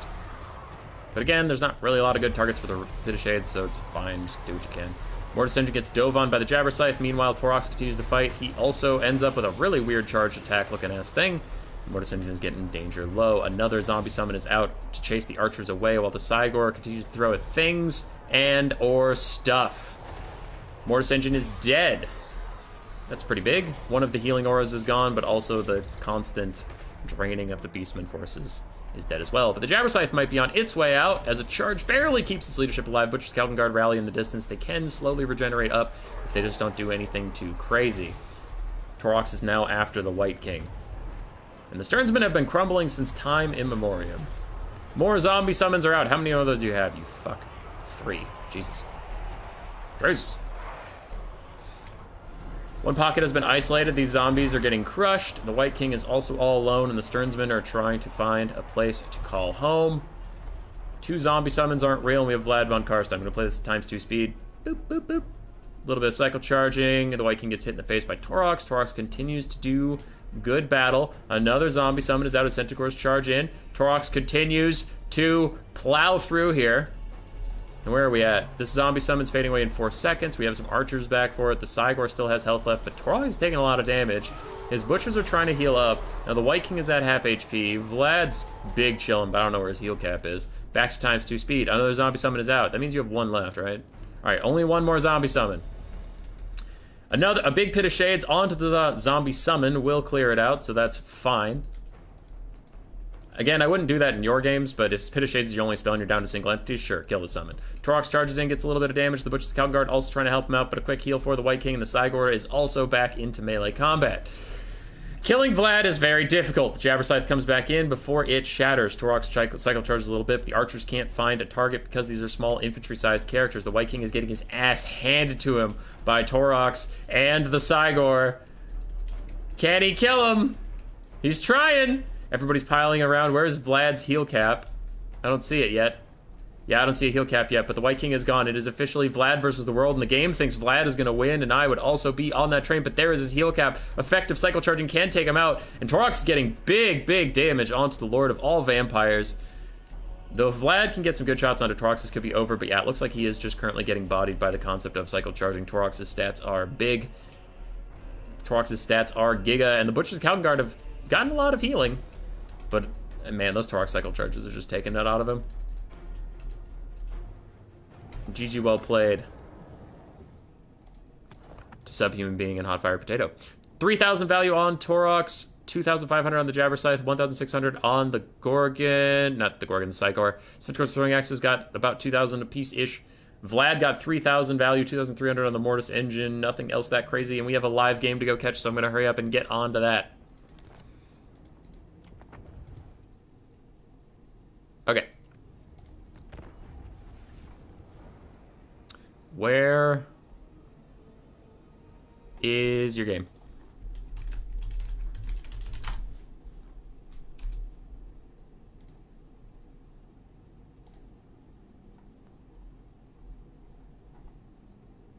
Hummus. Got it.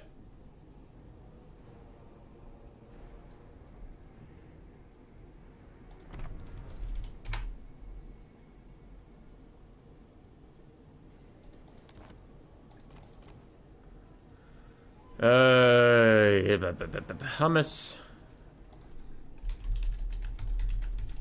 Okay, so there's two best of threes left. We have our semifinal, which is this, and then our final versus whoever wins this and buy the dip. The dip that you can purchase.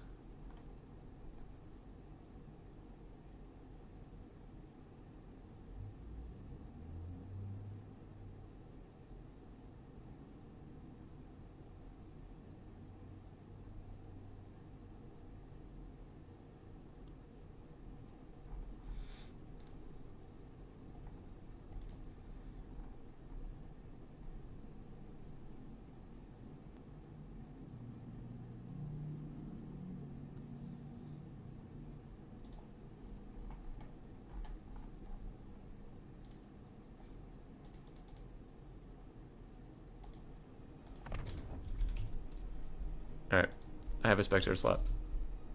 Let's do this.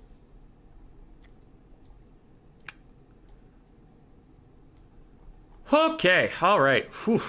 Subhuman Being is in the same spot. I will get Sippa up here. Sippa. Patrick.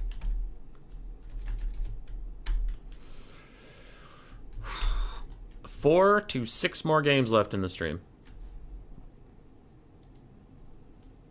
Hold on. Okay. I don't know what the dog is. We still have the cat cam.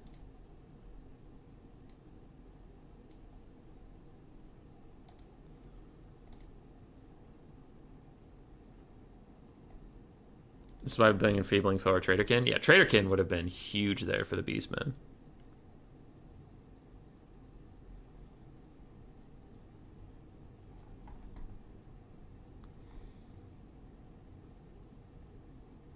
You got hope, hubby. Man, I'm trying. The biggest thing we've been trying to get going is I've been trying to get a CA stream going where we host what's it, the empty cam? It's not empty, there's a kitty. What? Empty cam, my ass, there's a kitty.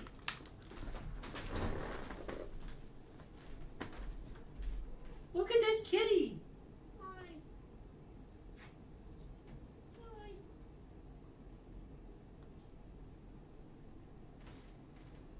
Empty cam, fuck you.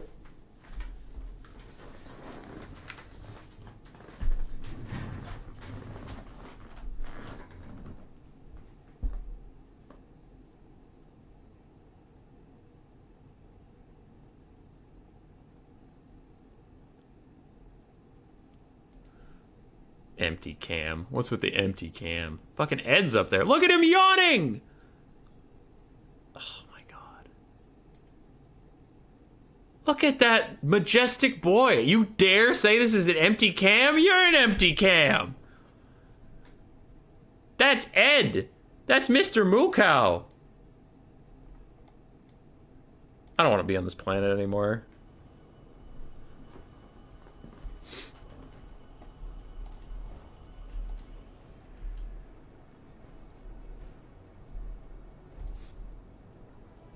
Okay. You know what? Let's put up a poll. Start a poll.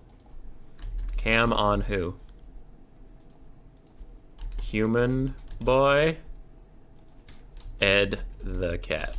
All right, we'll let democracy decide who the camera focuses on.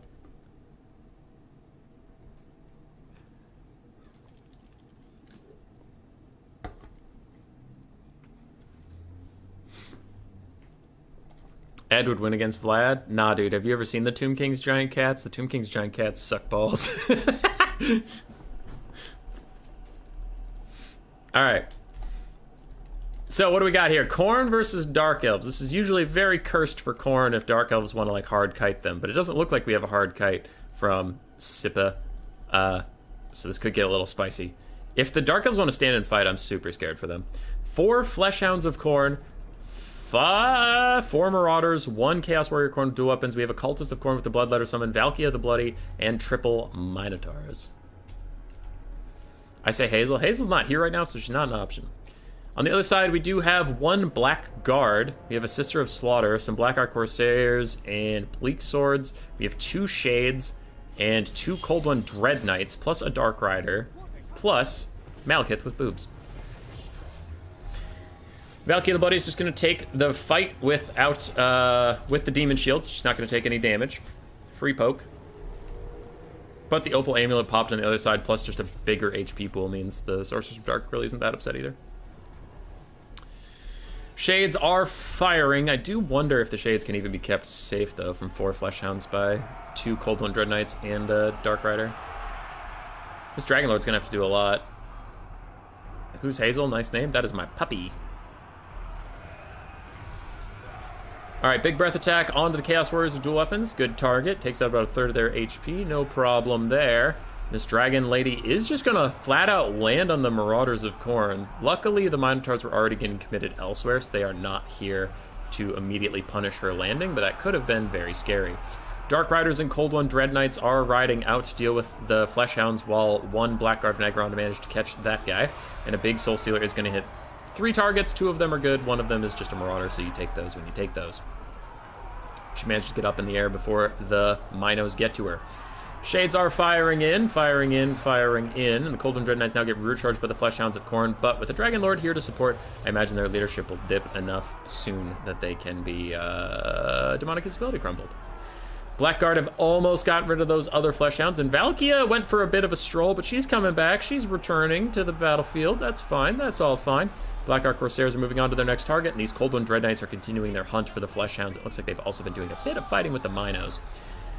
So we have 1 Fleshhound fading in the distance, another Fleshhound awfully close, another Fleshhound awfully close, and 1 healthy Fleshhound. But that's just the Fleshhounds. For the Minotaurs, all 3 are generally chilling, and the infantry of Khorne is doing fine. Not great, but fine. Another Fleshhound fades away, and Valkia is returning to the fight. She is on the ground, so she's just walking around at like half of her movement speed, which is kind of fucked up. And the Cultist of Khorne is at half HP, though he is leading the Minotaurs into either the Shades or the Dark Elf Caster. Oh, and the Dark Elf Caster could be in such huge trouble if both of these Minotaurs get attack orders onto her at the same time. They would just close in. But actually, these ones are fighting Cold One Dread Knights, and with her support, they're getting a lot of chunk damage down. She doesn't need the Soul Stealer for healing, but I wonder if she wants to chuck down a Soul Stealer and hit both Minotaurs at once. It's a tough call, because Soul Stealer doesn't do that much damage. It just does... It does like a shitload of healing, but it still does some damage, man. Dark Elves looking good. Minotaurs of Khorne over here fighting the Sisters of Slaughter, which are poisoning them down, making them less effective versus these Cold One Dread Knights. And their murderous prowess is popped, giving them 51-45 for melee stats. One of the Minotaurs is flat out gone, and the balance of power shifts away from Khorne, and I have to agree. And a big, gigantic breath attack is going to finish off those Chaos Warriors of Khorne pretty much outright. Bleak Swords in the distance getting killed. And where are those Blackguard? There they are. They're still healthy. They're still fine. Valkyria should Naruto run when she's on the ground, change my mind. That's true. That was a pretty good spear slap near, though, taking the Blackguard down to half HP. Now I just don't know, though. I don't know what's going to carry. You have 2 Cold Dread Knights left. One is quite injured. The other is very, very healthy. You have a whole Dragon Lord to kill. And you're pretty much down to a half-health Minotaur and Valkyria to do all that. That's just not going to happen. I think Khorne's fucked. You don't think Minos are good against Dark Elves? I could see arguments for that. I think this matchup in general is very, very cursed for Khorne. I just don't know what you could do.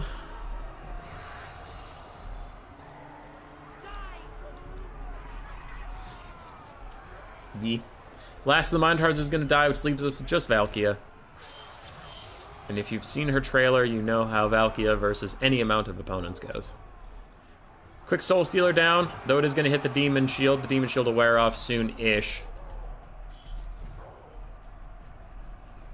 Balance Power is so weird today. Balance of Power hasn't army lost Khorne yet because it thinks that one Valkyria can fight all of this.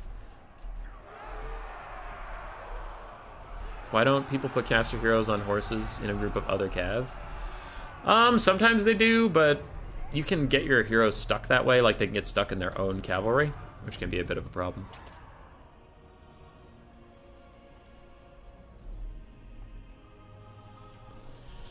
Also, you usually need your cav to be disrupting the backline or psychocharging the backline. You don't want your caster with them, because you don't want your caster in the enemy area. So it's tricky. If you have a cav just sitting in your backline, then they're not doing anything.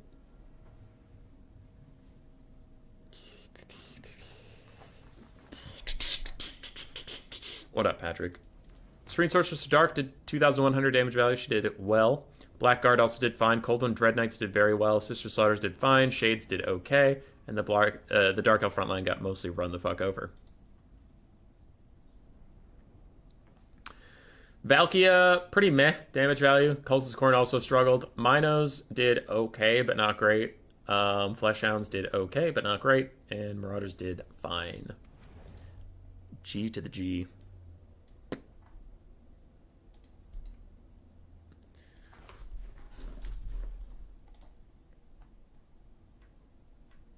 Oh.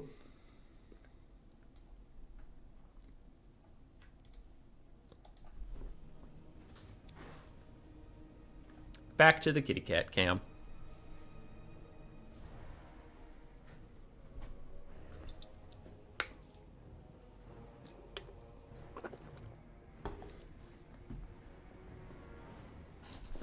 Who dares message me?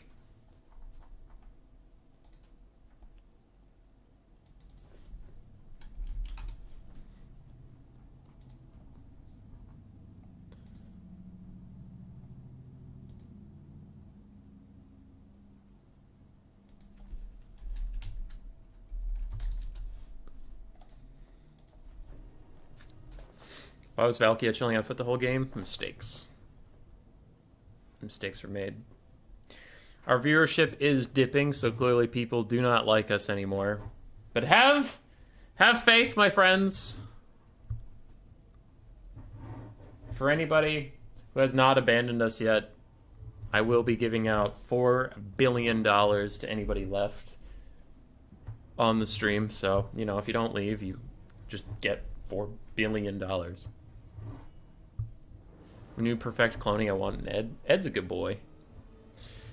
Sippe is just trying to trigger me, and I am triggered.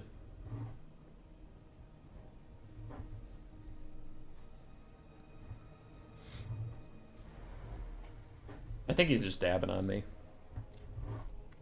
I think I'm just getting pwned. Meow meow.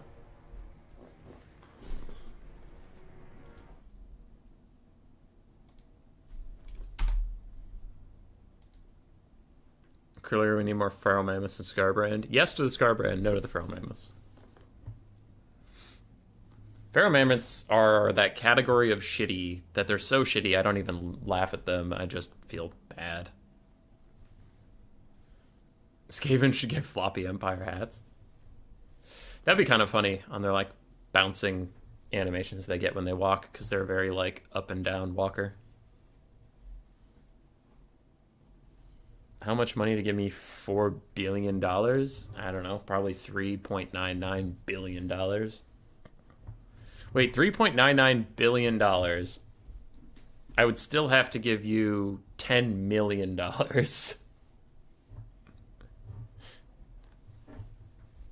Net. Greasus is shitty? Yes, he is. Yes, he is.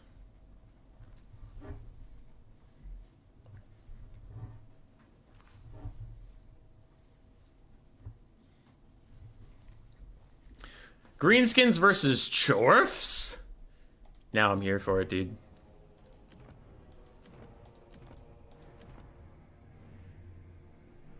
That's a nice profit margin. That is a good profit margin. I don't know where you find $3.99 billion, but man, if you scrape it together, I'm in trouble. All right. I've actually been playing some Chaos Dwarves recently. I think they're fun. I don't think they're particularly great, but I have a couple combinations I really like. It's so hard not to talk about this faction before the game, though.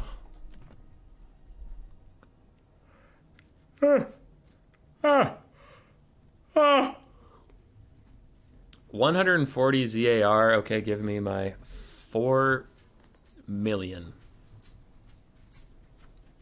All right. All right, Mr. Casual.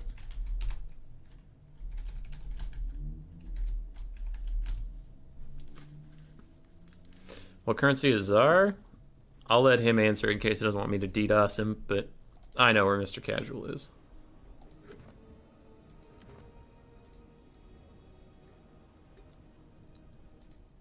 I know where he exists. Oh! Hazel, I'm yawning. Fix it. She did not fix it.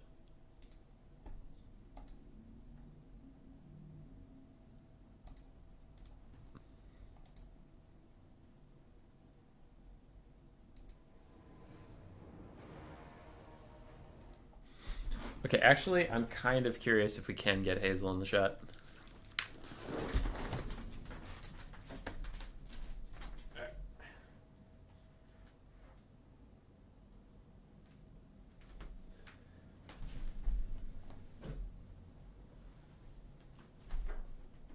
Hazel, come here. Oh, okay. You just want love. That's also fine. Hello. Hello, little puppy. Hi, little pup.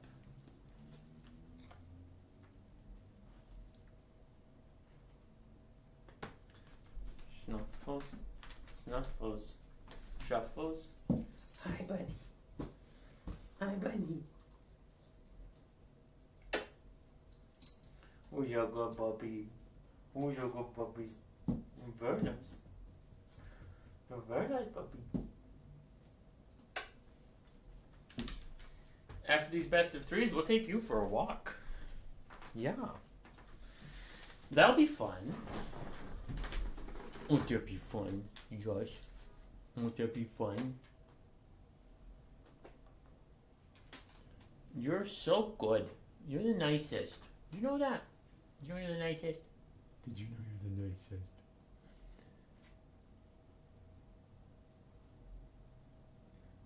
Hi, Pop. Oi! I'll be right back.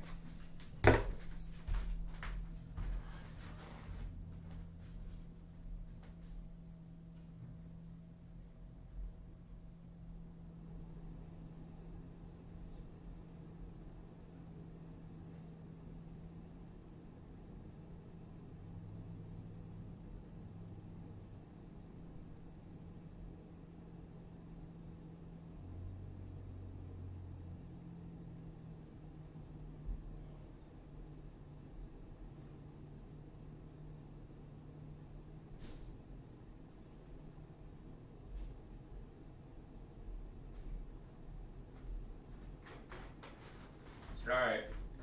I tried to let Hazel outside. She wasn't going for it.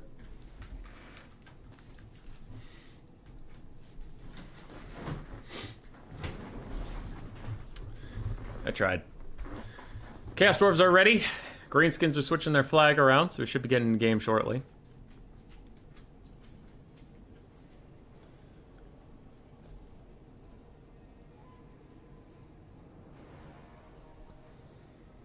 Alright, Galactiger, take care.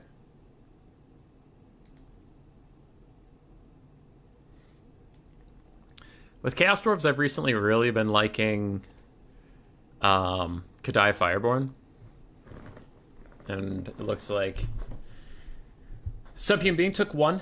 I usually take two, but one's fine. I've also really been liking the Demon's Tongue, the ROR train, because it has a leadership debuff attached to it.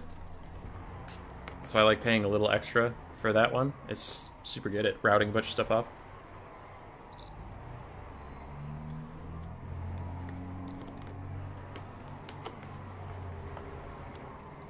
So it's real good. Also, hold on, the camera's working. The camera is working. We got both of them in the shot. Killing it.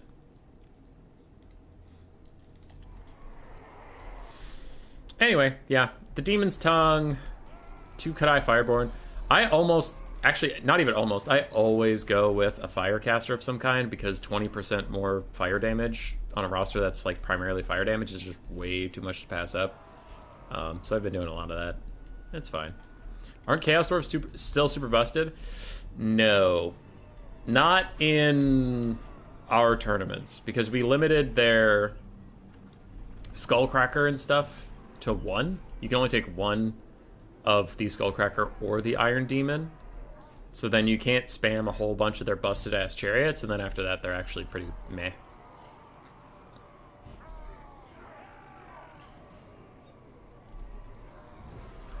In quick battles I've heard they're super fucking busted. That's because CA doesn't limit those trains.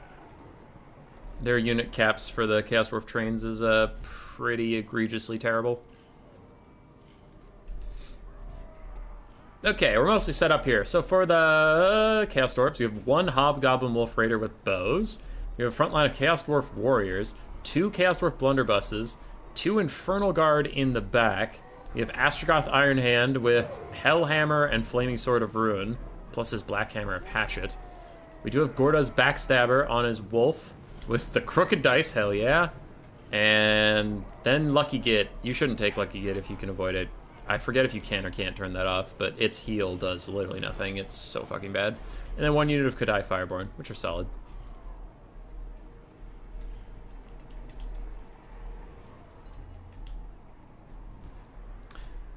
Hubus, that silly book better be good. Which book? What happened? Alright. On the other side, for the Greenskins, we have Durkid Squigs, the Night Goblin ROR. Just like has better stats and ITP and stuff. Night Goblin Squighopper RR, sorry. Morgul's Vigil Marauders, the Goblin Wolf Riders with armor-piercing ammunition. And then in the main line, we have Orc Boys, backed up by Squigs and Stone Trolls. The 8-Peak Loons, Goblin Spinny Gobbo Spinners of Spinnitude. 2 Pump Wagons, one of which is a Flappa, the other is Logi Bogey's Spore Splodas. We do have Wurzag with his usual army buffs, nice, nice. Hammer of Gork, and Orc Boar Boy Biggins. This is a lot of regiments of renown. 1, 2, 3, 4, 5. 5 regiments of renown for Greenskins. And those Stone Trolls are going a little too far away from home right now. They're charging really far ahead of their infantry. So are the Squigs. You usually want to layer the Squigs on the infantry. You don't want to separate them out. And these Stone Trolls might be in for a world of hurt. They're weak to fire, which the Kadai Fireborn are going to bring. And then they're, well, they don't even have physical resist anymore, but these guys do magic damage. So yeah, the Stone Trolls are having a bad fucking day. The Pump Wagon Flappas are in the back line, but they've already taken half their HP. The other Blunderbusses try and turn and finish them off, but a quick Edbutt from Wurzag finishes them. They are going to start routing, and a Hellhammer explodes down the line, taking out most of the 8-Peak Loons before they can get their spins off. That was a really good cast. Backline of the Chaos Dwarves is under extreme pressure, not having a good time at all, while the Infernal Guard and the Chaos Dwarf Warriors are going to have to do a lot of bumping and grinding to win this game, because their ranged units aren't going to be doing any of it for them, so it's heavy elite infantry. Can they carry? And after taking out so much of the 8-Peak Loon health, actually, that does help them out a lot, because these Infernal Guard, one of the biggest things they don't want is those spinning loons. You can see even that tertiary glance of a spinning loon did so much damage to them. Dirkic Swig Hoppers are in here trying to cycle charge down some Chaos Dwarf Warriors. The Greenskins have taken a lot of damage. A lot of their Squigs, their pump wagons are all getting pushed off. So can Wurzag and the Orc Boys carry this through? Ooh, they're trying.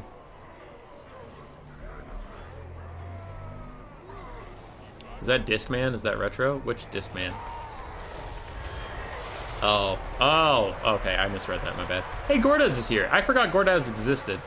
Okay, so Waz popped, but also Flaming Sword of Ruin is counter-popped. Astrogoth is in here doing some good damage. Orc Boy Biggins in conjunction with his Kadai Fireborn, but they're taking a ton of damage. And they will start their demonic instability crumbling once they lose that Unbreakable, which will be about now. Once they get down to 25% HP, they lose the Unbreakable trait. But, Borba Biggins actually losing out. The Hammer of Gork is trying to hit them in the distance, so... Yeah. Well, actually, it's trying to hit the Kadai Fireborn. Never mind. Whoops, just friendly fired onto them a little bit. Demonic Instability is coming in hot for those Kadai Fireborn. Goodbye, lads. It was good seeing you while we could. Infernal Guard getting awfully low. These other Infernal Guard are actually dead. And that's a pretty big lead for the Greenskins at this point. Astrogoth's going to have to try and solo carry. But can they even do that? I don't think so. Morgoth's Major Marauders still have a lot of ammunition. Stone Trolls can still get plenty of healing. Wurzag's full HP. Yeah.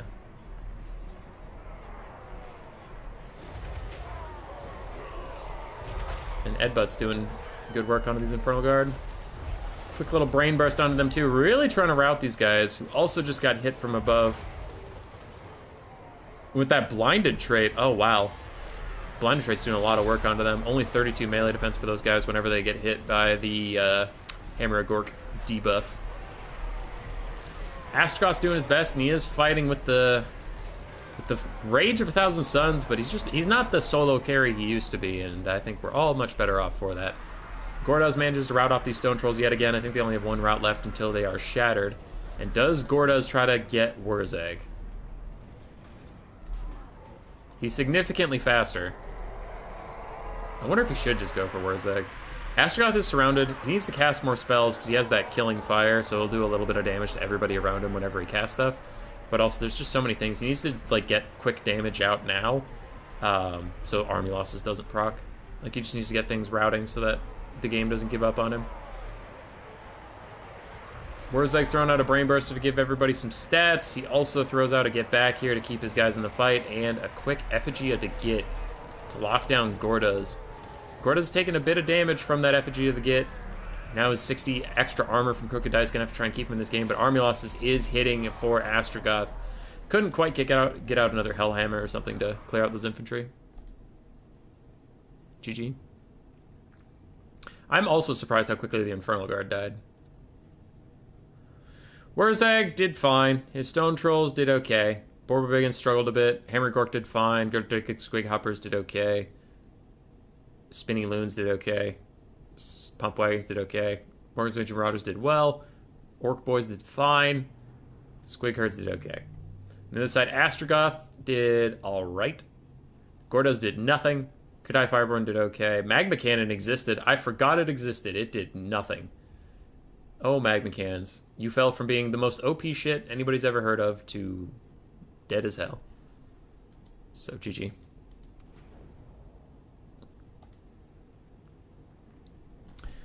Alright, Patrick / Sippa. Stay in this lobby. We'll get Buy the Dip in here and bang this shit out.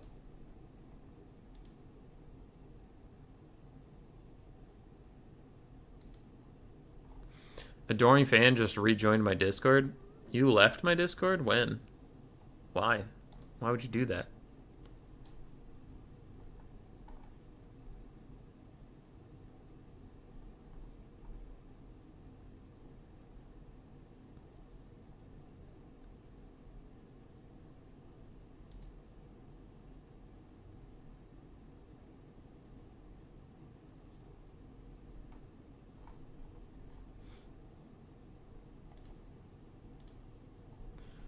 Alright, block her up.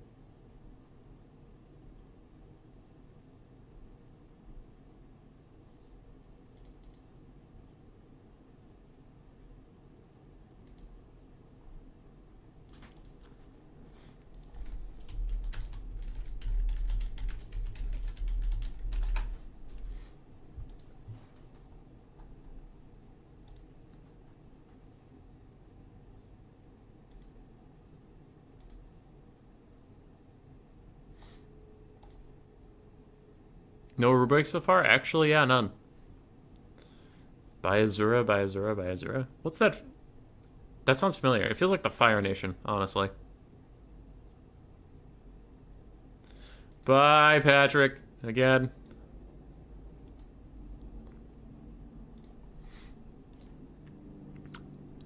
Okie dokie. This is finals. This is it. This is the end of the stream.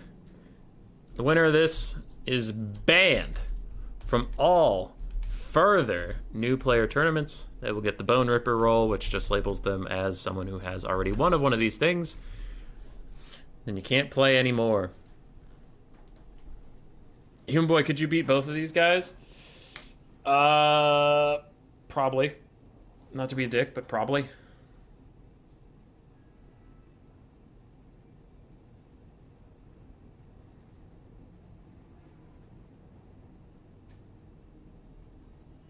I would kind of hope so. I have been playing competitively for 5 years. 4? 4 years.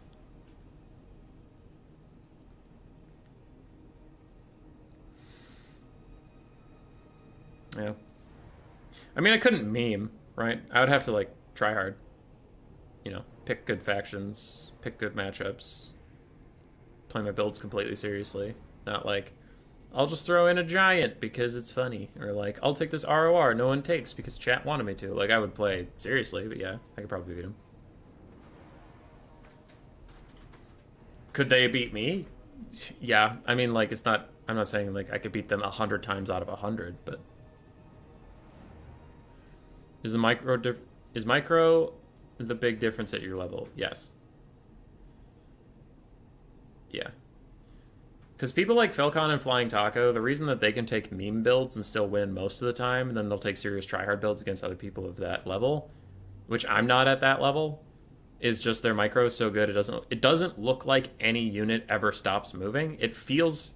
The way I describe it against players of that caliber is like... It feels like you're watching a bunch of units actually fight a battle. Like, they're making their own decisions and doing stuff because their micro is so good, nothing stops and stands around. You know what I mean? And, like, there's a tier of players that have that level of micro, like Alfredino, Void Lulls, Crabling when he was playing more...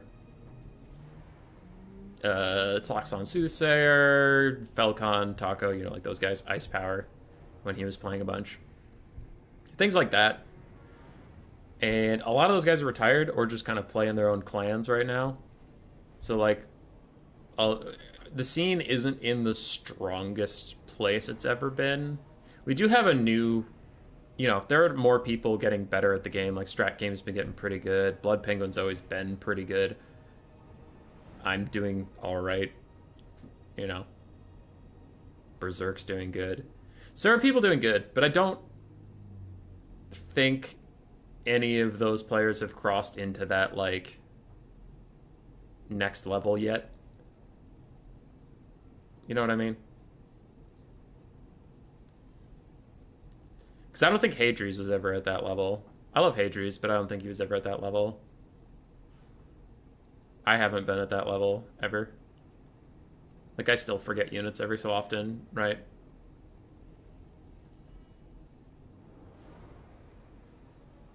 Chosen One? What the fuck?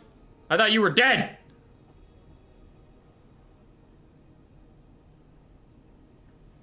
Greenskins won.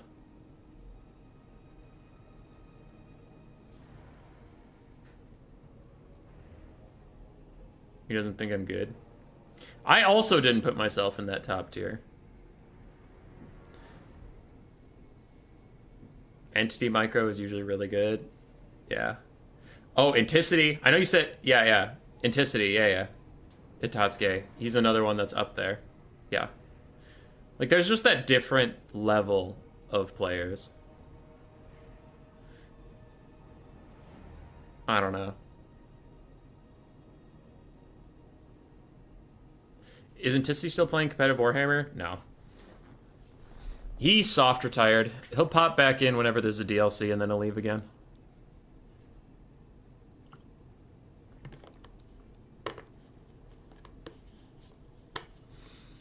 Yeah. currently the land battle scene doesn't have, like, I wouldn't say we have any S tier players right now.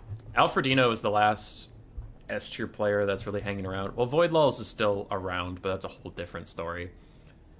But Alfredino is like an S tier player that's left. Cal Harmon just retired after that last tournament. He was really good. Alfredino doesn't practice a ton, so sometimes he gets caught off guard by like what the meta is, right? He comes in with a build that was good like 3 metas ago, and then he might run into some trouble. But yeah, we just kind of have a lot of A tiers right now, not a lot of S tiers. Blood Penguin's probably the best player that's active right now. Probably. And I'm talking about on the whole. Like, I take some series off of Blood Penguin, but he beats me more often than not. Strat Game probably takes some series off of Blood Penguin, but I don't know. I put Strat Game, like, in that conversation. That dude's been grinding his ass off. We don't get to see him on stream very much because he's a late night gamer. Like, late night even for me. He'll hop into our Discord chats when I'm going to bed. But he's pretty good. Lenorm's pretty good. But he plays a lot of Zinj. Yeah.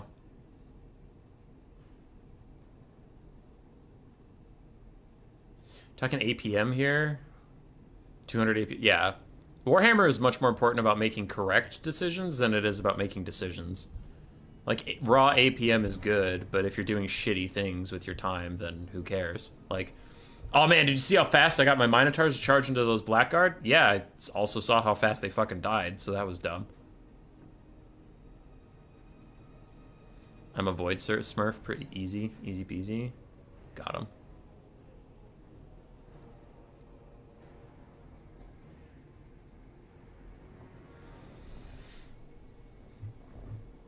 Pretty sure Hadri's is top 5 in Dom, though. Yeah, he's top 5 in Dom. Dom's a wildly different animal, but also, like, I don't know. I just meant from my experience watching Hadri's back when he played a bunch, he would very frequently forget, like, a Manticore in the backfield or something. And Falcon just, like, didn't do that. Void Lulls just didn't do that. So I don't know. I'm not trying to say someone's bad just because, like, they're not literally the best player I've ever seen, right? That's kind of a... That'd be like seeing LeBron James play or Michael Jordan play back in his day, and then any other basketball player you see, you're just like, that guy's a shitter. It's like, no, like, you can praise somebody without trying to drag everybody else down.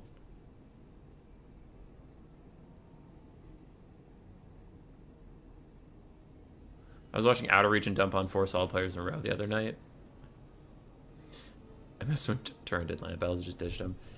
Yeah, that's what we're trying to... There's a double-edged sword about trying to grow my channel right now, where, like... And this is purely... Is Falcon retired? I don't know. I know he still exists in XMT, but still.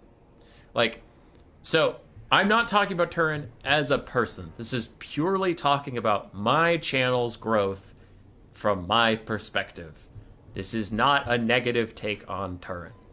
But I do have a dilemma where when he fucked off and left land battles, it did leave a vacuum for me to pop in there and try and become the land battle guy. And we've been trying to get some subs and stuff. So on the one hand, it's nice not to have real competition for the land battle scene for me. Like, Duck was bigger than me and he left. Anticity was bigger than me and he left. Turin was bigger than me and he switched to Dom. Right? Dov doesn't host as much anymore, but he's still around. Tactical Lich is smaller than me. Platypus is smaller than me. Like, things like that. So I do get top billing for land battles right now, and that's, like, nice.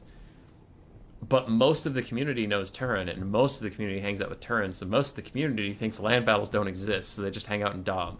So there's that aspect of it, where it's like, it is nice being a big fish in a small pond, but it'd be nice if the pond was bigger. Well, then flip to, Turin keeps hinting at coming back to land battles, and then I immediately get filled with dread. And again, this isn't an anti-Turin take, but it's just talking about, like, my channel. It's like, fuck, if he comes back to land battles, like, maybe more viewers come back to land battles, but also how many of my viewers do I lose now that Turin's back? Like, you know what I mean?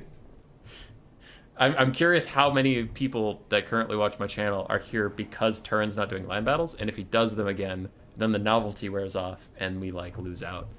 So, from a channel growth perspective, I don't know which I prefer. I don't know if I prefer Turin not doing land battles or Turin doing land battles. Because it's kind of like, it's that argument of like, would you rather have a slice of a watermelon or a whole apple? And it's like, yeah, an apple's smaller, but you get all of it. But a watermelon's big, but you only get some of it. It's like that conversation. And I just don't know which one's better for me, honestly. Why did Duck leave? I don't know. He wanted to do some theater stuff in real life. I think his channel wasn't growing as big as he wanted it to.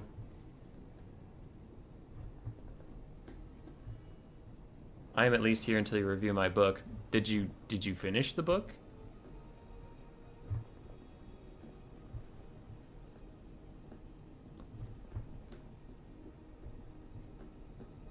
I feel. I don't think they're competitive rules. I don't think it's competition unless you stream at the same time. Maybe, but like, I worry people would get sick of stuff. Oh, the cat left the tower. Okay, hold on. I'm taking down the blocker. Also, we're getting into game 1 of the finals. But I don't know. People could just get sick of watching the same kind of content over and over and over again. So if me and Turin are doing like 4 streams a week of land battles, people could be like, all right, it's been cool seeing Ogre Kingdoms versus Bretonnia 8 times in a row, but I'm out. So, no.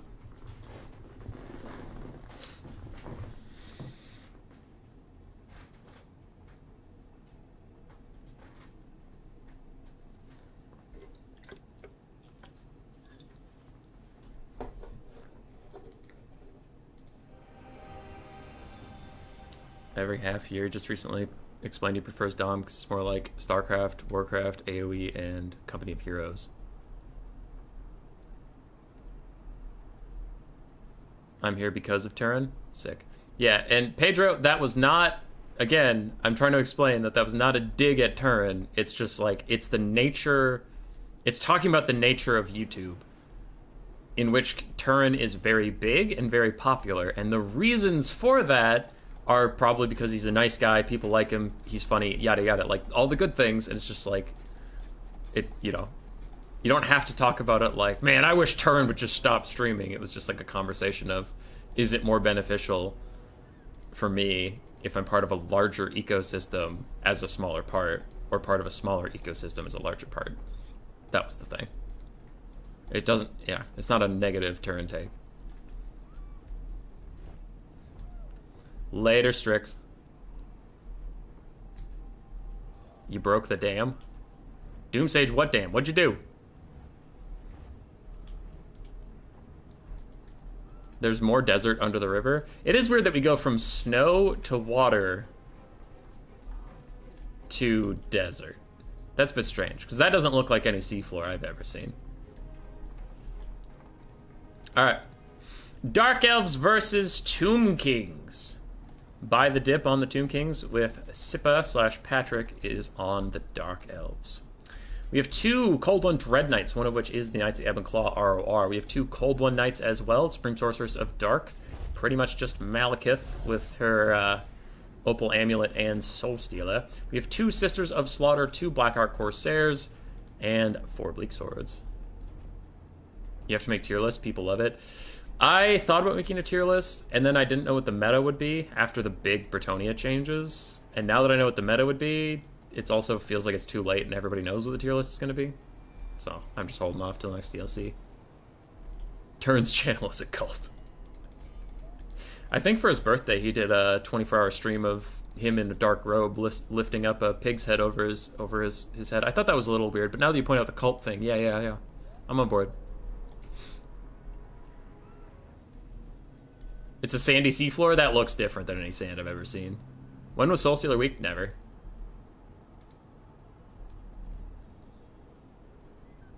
Alright. For the Tomb Kings build, we have a front line of Skeleton Warriors and Skeleton Spears, plus 2 Tomb Guard. No, 1. Are you a psychopath who only brought 1 Tomb Guard? Oh, you broke the symmetry. It's not even in the middle. Why would you take a Tomb Guard and then not put it in the middle? Buy the dip. What is wrong with you? My little OCD brain says if you just have one, it has to be like here. 1, 2, 3, 1, 2. It can't even be in the middle. Why would you do this? Why would you take one? And then no. That's not actually a meta build complaint. It's just that it is off center when it's the only one. It's not symmetrical. All right, we have 2 Sparkle Stalkers, one of which is the Eyes of the Desert. We have 1 Ushabti Greatbow. It is the Chosen of the Gods. We have a Screaming Skull Catapult. We do have Arkan Ziblak with Fadabuna, Spirit Leech, and the Tomb Blade of Arkan. I think we have 3 Nehekara Horsemen, 2 of which are in the trees, 1 of which is in the back, and we do have our single Tomb Scorpion.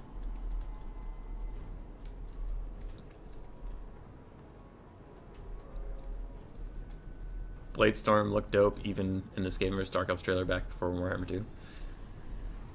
Yeah, I mean, Chillwind spam can be okay, but Soulstealer is just so much better because it unlocks like a cheap Dragon Lord for you with that can heal cap itself. Chillwind would be much more enticing if Soulstealer didn't make Malekith and the Supreme Sorcerer's Dark on a Dragon viable.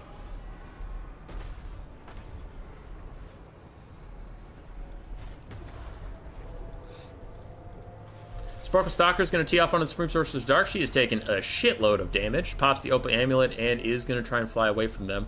She probably needs to chuck out a Soulstealer already, and she is going to try and catch the Sparkle Stalkers and the Chosen of the Gods. It only hits the Chosen of the Gods. So, not the best cast, but she did need the healing after that brutal volley. Dark Elves are getting up to that front line, though, and they should slam through it pretty quickly, even with just their basic quote-unquote state troops. The Bleak Swords, Dread Spears, and the Black Arc Corsairs are just so much better than Skeleton Warriors. The 1 Tomb Guard is fighting a Black Arc Corsair, though, so that's good for the Tomb Kings, at least. Sisters of Slaughter went around. They're acting like a pseudo-cavalry piece, which I find very funny. And the Velociraptor Knights of the Dark Elves are here, slamming into the Nehekara Horsemen. They should win that fight pretty handedly. As you can see, they are tearing through them, and that means the Tomb King's backline is on a bit of a timer. This lady is up here. Is she breath attacked, or is she setting one up? It looks like she did breath attack something while I wasn't looking. Quick little Spirit Leech tees off into her, but Sparkle Stalkers aren't giving her the time of day right now. She is a big healing thing, so they just don't want to deal with it. And Sisters of Slaughter in the backline, I'm really worried for the Tomb Kings already. There's so much cavalry, and it's very elite. Like, it's going to win versus these Nehekara Horsemen and stuff. And their front line's winning? Like, everything is winning for the Dark Elves. Sisters of Slaughter are already back here, and I just don't know what the Tomb Kings can do. They are up on damage value right now, but I feel like it's about to get really, really bad for the Tomb Kings. Sisters of Slaughter push forward. Murderous Prowess is active, and that Tomb King's front line is starting to fall apart. The Tomb Scorpion is forgotten for a moment. He just has nothing to do. He's just chilling. He's vibing, but he has a lot more to do than that. Ushabti Summon is out trying to stop these Coldwind Knights, who actually just opt out of it. They're going to go kill the Chosen of the Gods instead.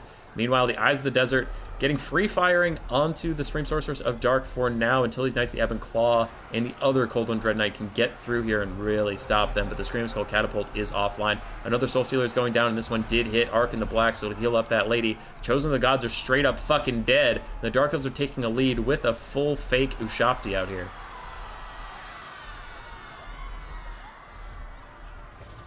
And this Dark Elf build just like won on every front. I don't know. When we were setting up the game and I was looking at it, I'm like, oh, okay, this seems fine. And then the more I thought about it, I was like, wait, what the fuck can the Tomb Kings do here? Big breath attack from Patrick onto the Sparkle Stalkers does good damage. These Coldwind Knights take a little bit of friendly fire, but that's okay. Coldwind Dread Knights get more orders onto the Sparkle Stalkers, and with the Dragon landing in, those guys are doomed. And without them, the Eyes of the Desert are also under attack. Every other ranged aspect has been shut down. The Tomb Kings are just getting fucked up, dude. Itatsuke, not that I know of. I'm not a software engineer. So I just have the workshop mod for Tabletop Simulator for the board game. But people can try it, but yeah. Even monsters infantry, I thought they're mostly immune to Vortex spells? Vortex? What are you talking about? Are you talking to Doomsage? You're talking to Doomsage or me? Because if you're talking to Doomsage, that's a wasted effort and you should stop doing that. If you're talking to me, then I missed the point. Don't be mean to Doomsage! Doomsage is mean to me all the fucking time. It's constantly in my DMs just harassing me, dude. It's terrible.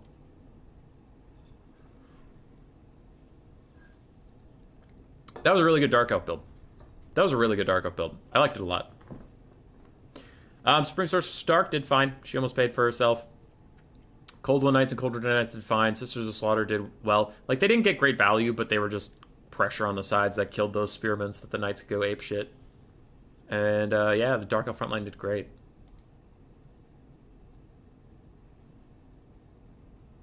Yeah, that just, like, that looked insane. Arkan didn't have enough time to do Arkan things. His Sparkle Stalkers did well. Chosen of the Gods did okay. Tomb Scorpion just had nothing to participate in. The Scream Skull Catapult also had nothing to do. Nekar Horseman desperately tried to hold back better Knights and more Knights, and they struggled to do so. Skeleton Frontline got bodied. This is finals? Yes. That was really brutal. I'll have to copy parts of that build, because they usually take Dark Shards or Shades or something, but Cold One Dread Knights might be the way to do it.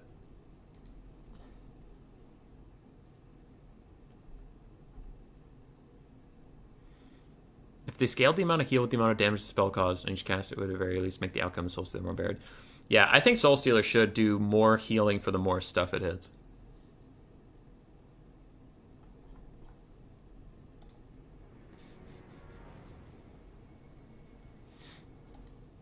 I updated the score. Yes, I did.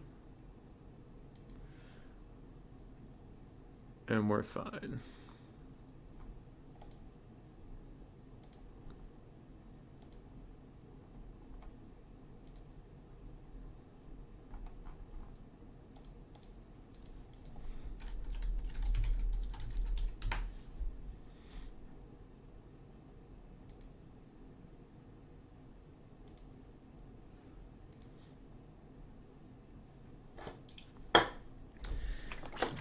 Feeling a bit better since I just grabbed this jug of lemonade from the fridge and I've been drinking that to get some sugar and stay on top of things.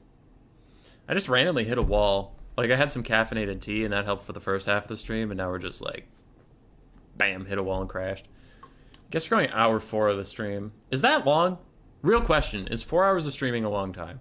Because I don't know. I've been casting Total War shit forever, and usually when I have a stream of an event, it's going to be like 4 or 5 hours. I know a lot of other hosts just do semifinals and finals, which I have considered doing, by the way. I have considered that. But is a 4 to 5 hour stream a long time or not really? Because I don't know about like other streams, right? I don't watch a ton of other streamers. Because if I have time to sit and watch a stream, I'm usually just streaming instead. I don't know. Let me know. If you guys don't even watch any other streamers, then never mind. Fuck you. Or, I didn't mean that. Okay, I'm sorry. I'm not that sorry, but I'm sorry. A little bit.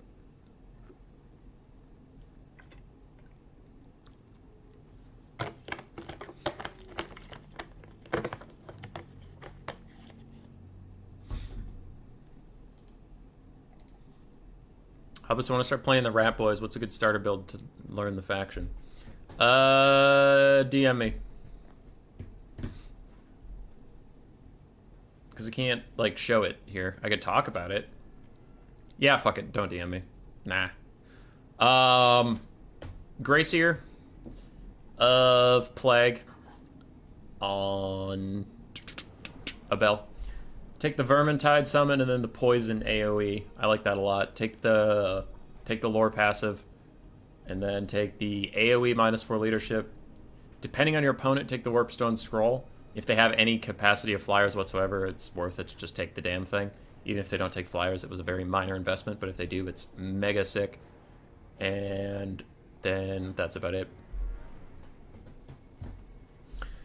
Then, if you just want to win, 3 or 4 globes is fine. 2 Rat Ogres, 2 Wolf Rats. Yes. You can take the ROR Jezzail, though with the abundance of Fate of Yuna right now, you might just want to take the ROR Warp Lightning Cannon. Though the ROR Warp Lightning Cannon is only good into certain matchups, and you asked for a generic build, so in the generic build, yes, the Natty Boop with Sharpshooters are going to be better. But, yeah,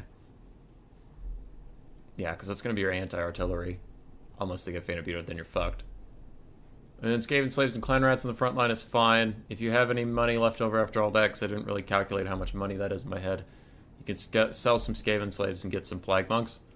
Or you could sell some Skaven Slaves and the Natty Boobos and get like 2 Gutter Runners with Poison and 2 Night Runners. Or you could get more Rat Ogres.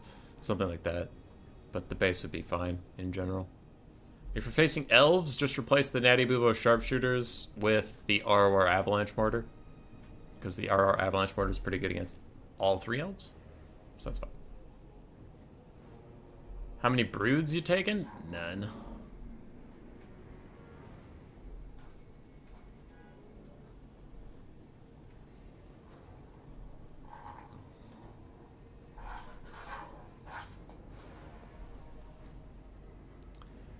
You like the length of the stream? Nice to see even the little guys get some screen time. Oh, we're trying.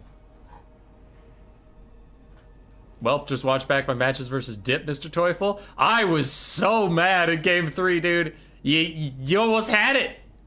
You almost had it. Your micro's really rusty? Yeah, I get that.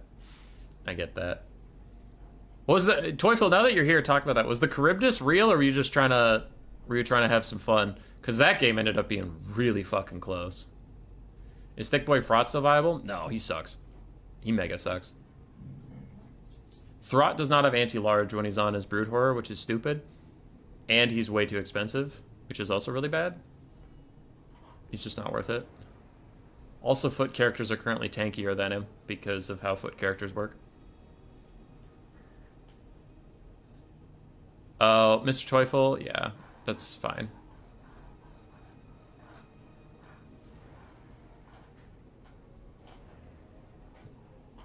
I still think you should have peeled back to save your cannon rather than chase Lewin around. I didn't love that.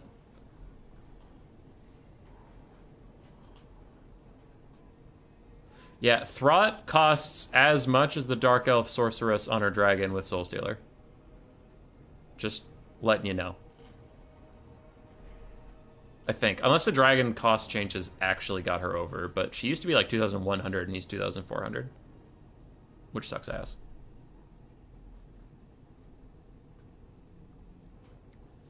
Throt's still mega bad.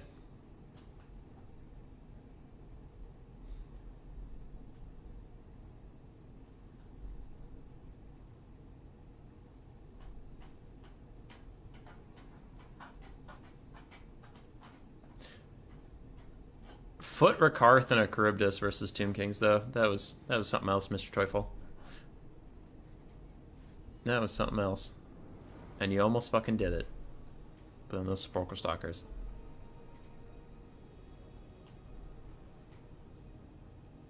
Show feet.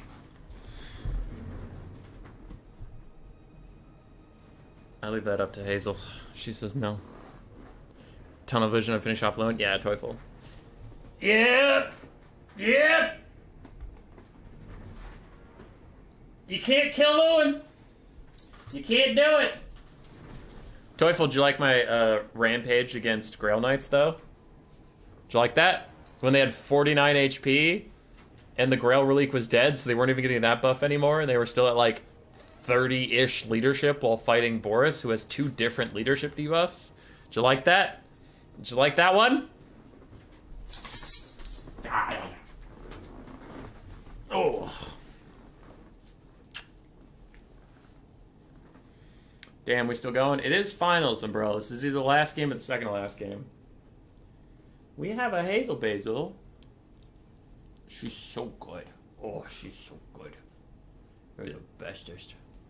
You're the bestest.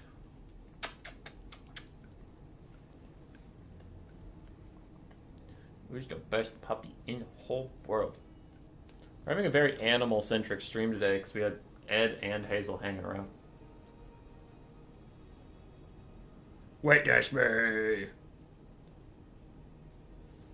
Sippa, well, Sippe, we are witnessing Sippa, so that's like kind of you. Who's this puppy? Who's this puppy? Thank you for the kisses. Thank you for the kisses. Thank you for the kisses.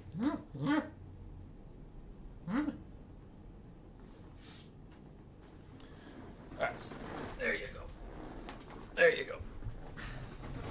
Had to step away for a bit, wasn't expecting it to still be live. We did have some lag issues with a certain set of players, so the stream got delayed for a little bit. We cast some replays, we had some fun.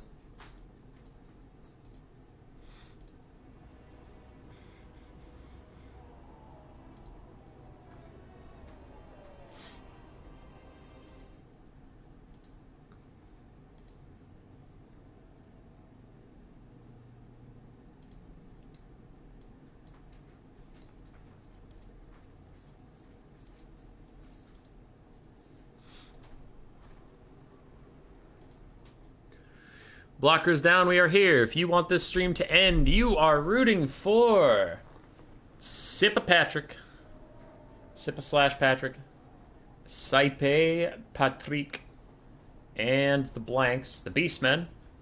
If you want the stream to continue onward, you are rooting for By the Dip and Grand Cafe.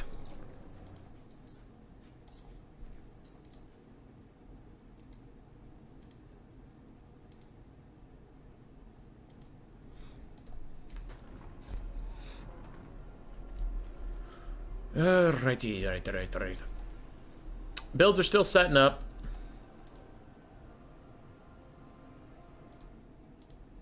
So I don't want to go through too much stuff right away.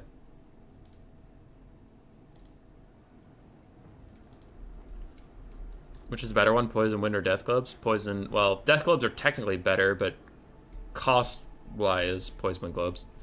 But if you had infinite money, yes, the Purple Globes are better.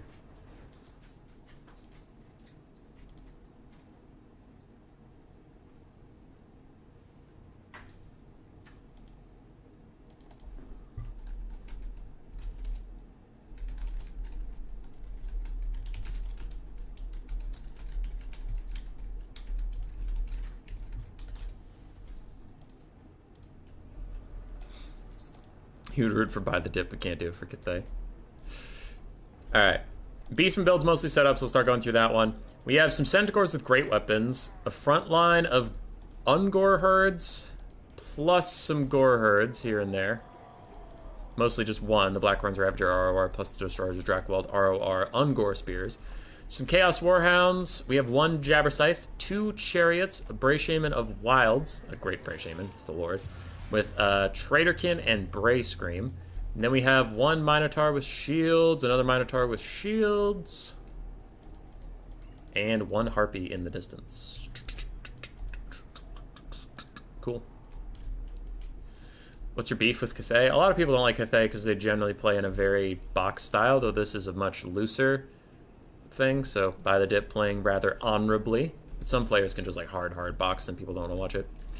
For Cathay, we have a front line of 5 Jade Warriors. We have one Celestial Dragon ROR, Celestial Dragon Guard ROR, the Dune Dragons. Cool. I thought I saw another one. There's the other one. Another Celestial Dragon Guard. 4 Iron Hail Gunners, 1 Grand Cannon, the Righteous Lances of Wei Jin, Great Longbow Riders. We have a Dragon-Blooded Shugi Lord of Yang with Dragon's Breath, Constellation Dragon, and Jade Shield, and then 2 Peasant Horsemen. All right, I'm down. I'm down with this Cathay build. Let's fucking go. I want to see a Constellation of the Dragon just fuck something up. I don't know what it's expecting to fuck up, but man, it's gonna fuck it up. Constellation of the Dragon would kill, like, infantry, but, still. Jabber Scythe currently doing its best to dodge giant fucking fireballs. Look at that bulbous-ass tail. I've actually never really looked at its tail. That thing is gross. Was Cathay ever OP at launch? They were more OP last patch. They didn't get nerfed, just other stuff got a lot better, including Chariots. But yeah, last patch they're really fucking annoying. Back when Chariots didn't do any damage. And people might still want Chariot buffs, but I do urge you to remember last patch Chariots were worse. That's a thing. So anyway, with Chariots getting usable, and then Bretonnia and Ogre Kingdoms getting some buffs and stuff, Cathay's strong but not OP anymore. Well, they might be OP, but there's worse things.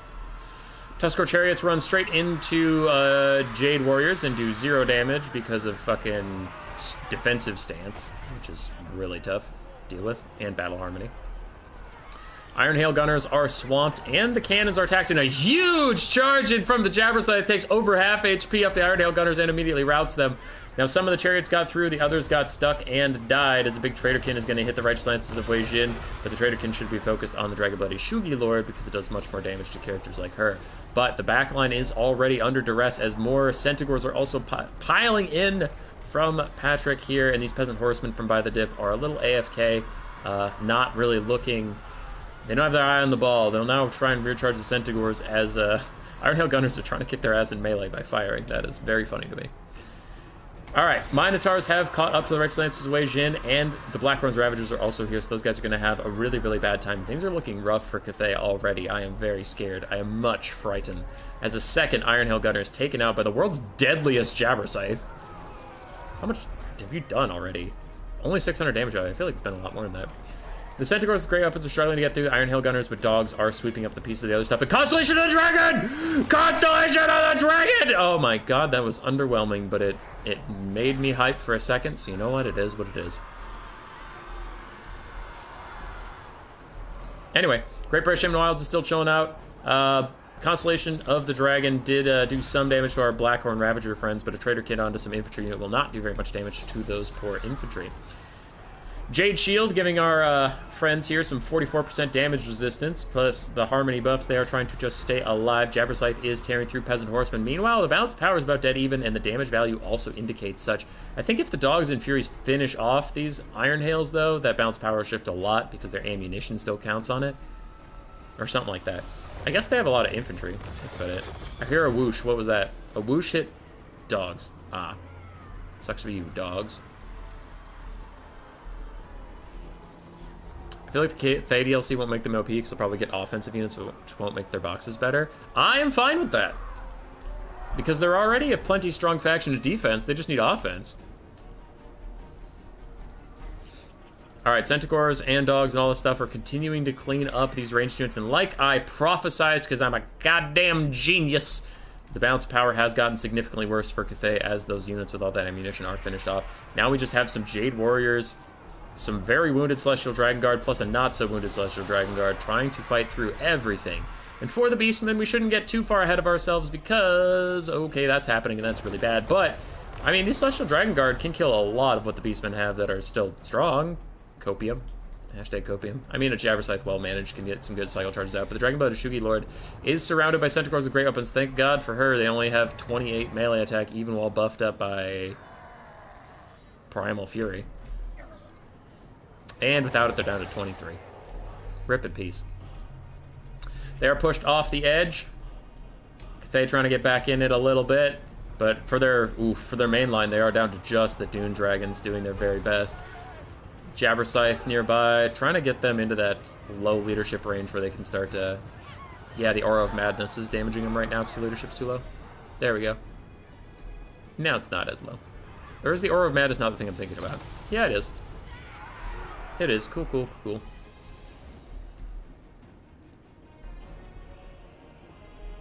The balance of power likes the Beastman, but it's looking bleak for Cathay. Yeah.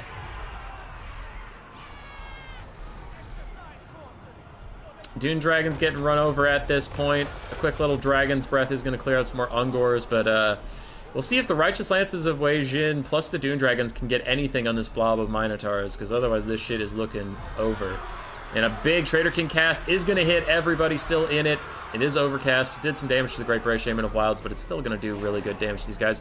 Probably trigger army losses, and Patrick will be taking the tournament today. By the Dip had an impressive run, but in the finals, Patrick just seemed to have his number.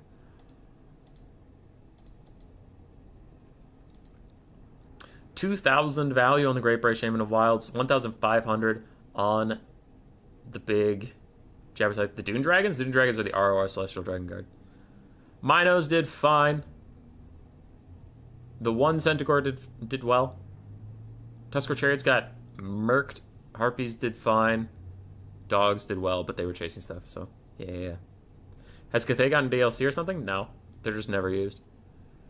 Shugi Lord of Yang struggled a bit. 1,000 flat value on the Righteous Lances is okay. Celestial Dragon Guard struggled a bit. Cannon got shut down immediately. Jade Warriors held the front line. Iron Hail Gunners did not get to fire a lot, but some of them got their value back. Pez Horsemen did okay. GG's! GG's. Right, how good are they? No, they're not good. They're not good at all.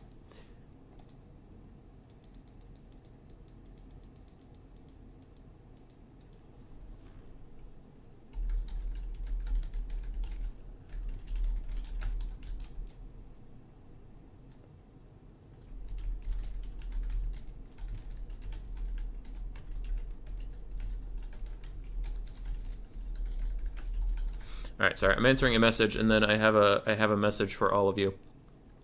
So, if you saw things today that you enjoyed, if you wish you could be a part of this action, you can join our Discord. It is in the description of this and every video that I have. You can go to give Radog a roll. You can go, hey, give me that roll, like Buy the Dip did. And then he gets access to the Hell Pit chat where our new players can talk to basically just my admin team and the coaches. You can use the Best of One practice pit, which is pretty much just quick battles, but with the tournament rules, and then pick and ban, so you just won't get, draw kited or stuff. We have a list of coaches for every single faction in the whole game. If you're like, man, I really want to learn dwarves, you can talk to any of the people listed here. If you're like, man, I really want to play Kislev, you can talk to any of these people listed here. These are people who have told me it is fine to list them so that you can message them and just be like, hey, Blood Penguin, how do you play these guys? Right, they volunteered for that, so you're not bothering them. If you were bothering them, they would tell me to take them off this list, which they do sometimes. That's about it. So while Patrick will be getting the Bone Ripper roll, just labels it so that I know he is not a new player. You can still hang out in the Hell Pit chat, you can still ask coaches things, you can still use the Best of One practice pit. We just label some people as Bone Rippers when they win, like Segos, so that they don't keep playing in new player tournaments over and over and over again and just keep slapping new players. Right? Right. We do host one of these new player tournaments every week. Next week, it'll probably be in an NA-friendly time zone because this week was in EU. The week after that will be EU. Flip and flip and flip and flip and flip and flip. You get it. You get it, you get it. Sounds good. Now, if you also, one last thing, if you play quick battles and you think you do okay there, but you don't think you're ready for the tournament scene, you saw plenty of players making plenty of mistakes today. Anybody is honestly ready for the tournament scene as long as they just are patient about it. Like, yeah, if you're fucking crushing kids in quick battles, you're probably going to do better in tournaments than someone who's struggling. But, like, I personally think you get a lot better, a lot quicker playing in the tournament scene because you have people who talk to you and people who help you with builds and stuff, and people who bounce their ideas off of you, and you can kind of learn through that, rather than just quick battles with no fucking chat function. So you can't even talk to the other person and be like, hey, I liked your build, or hey, I liked this, or what do you think of this? You just can't fucking talk to anybody. So that shit sucks. Anyway, yeah, so our Discord has things with people who talk about stuff. And then even in the not new player area, we have matchup. Where is it? Where is it? Am I being stupid again? God, that's the thing that I do. There it is, matchup discussion. I mean, there's a ton of people here who just talk about, like, their builds and what they should be doing and things like that. So even if you're not interested in entering the tournament scene, if you just want your quick battles to be better, I mean, our Discord's still pretty good for that. You can just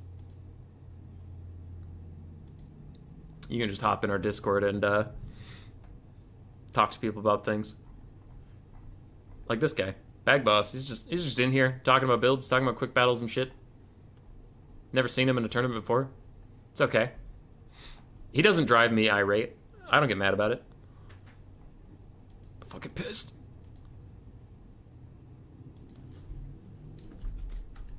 I think that's about it. Yeah. Okay. I don't know why any of you are still here. Leave.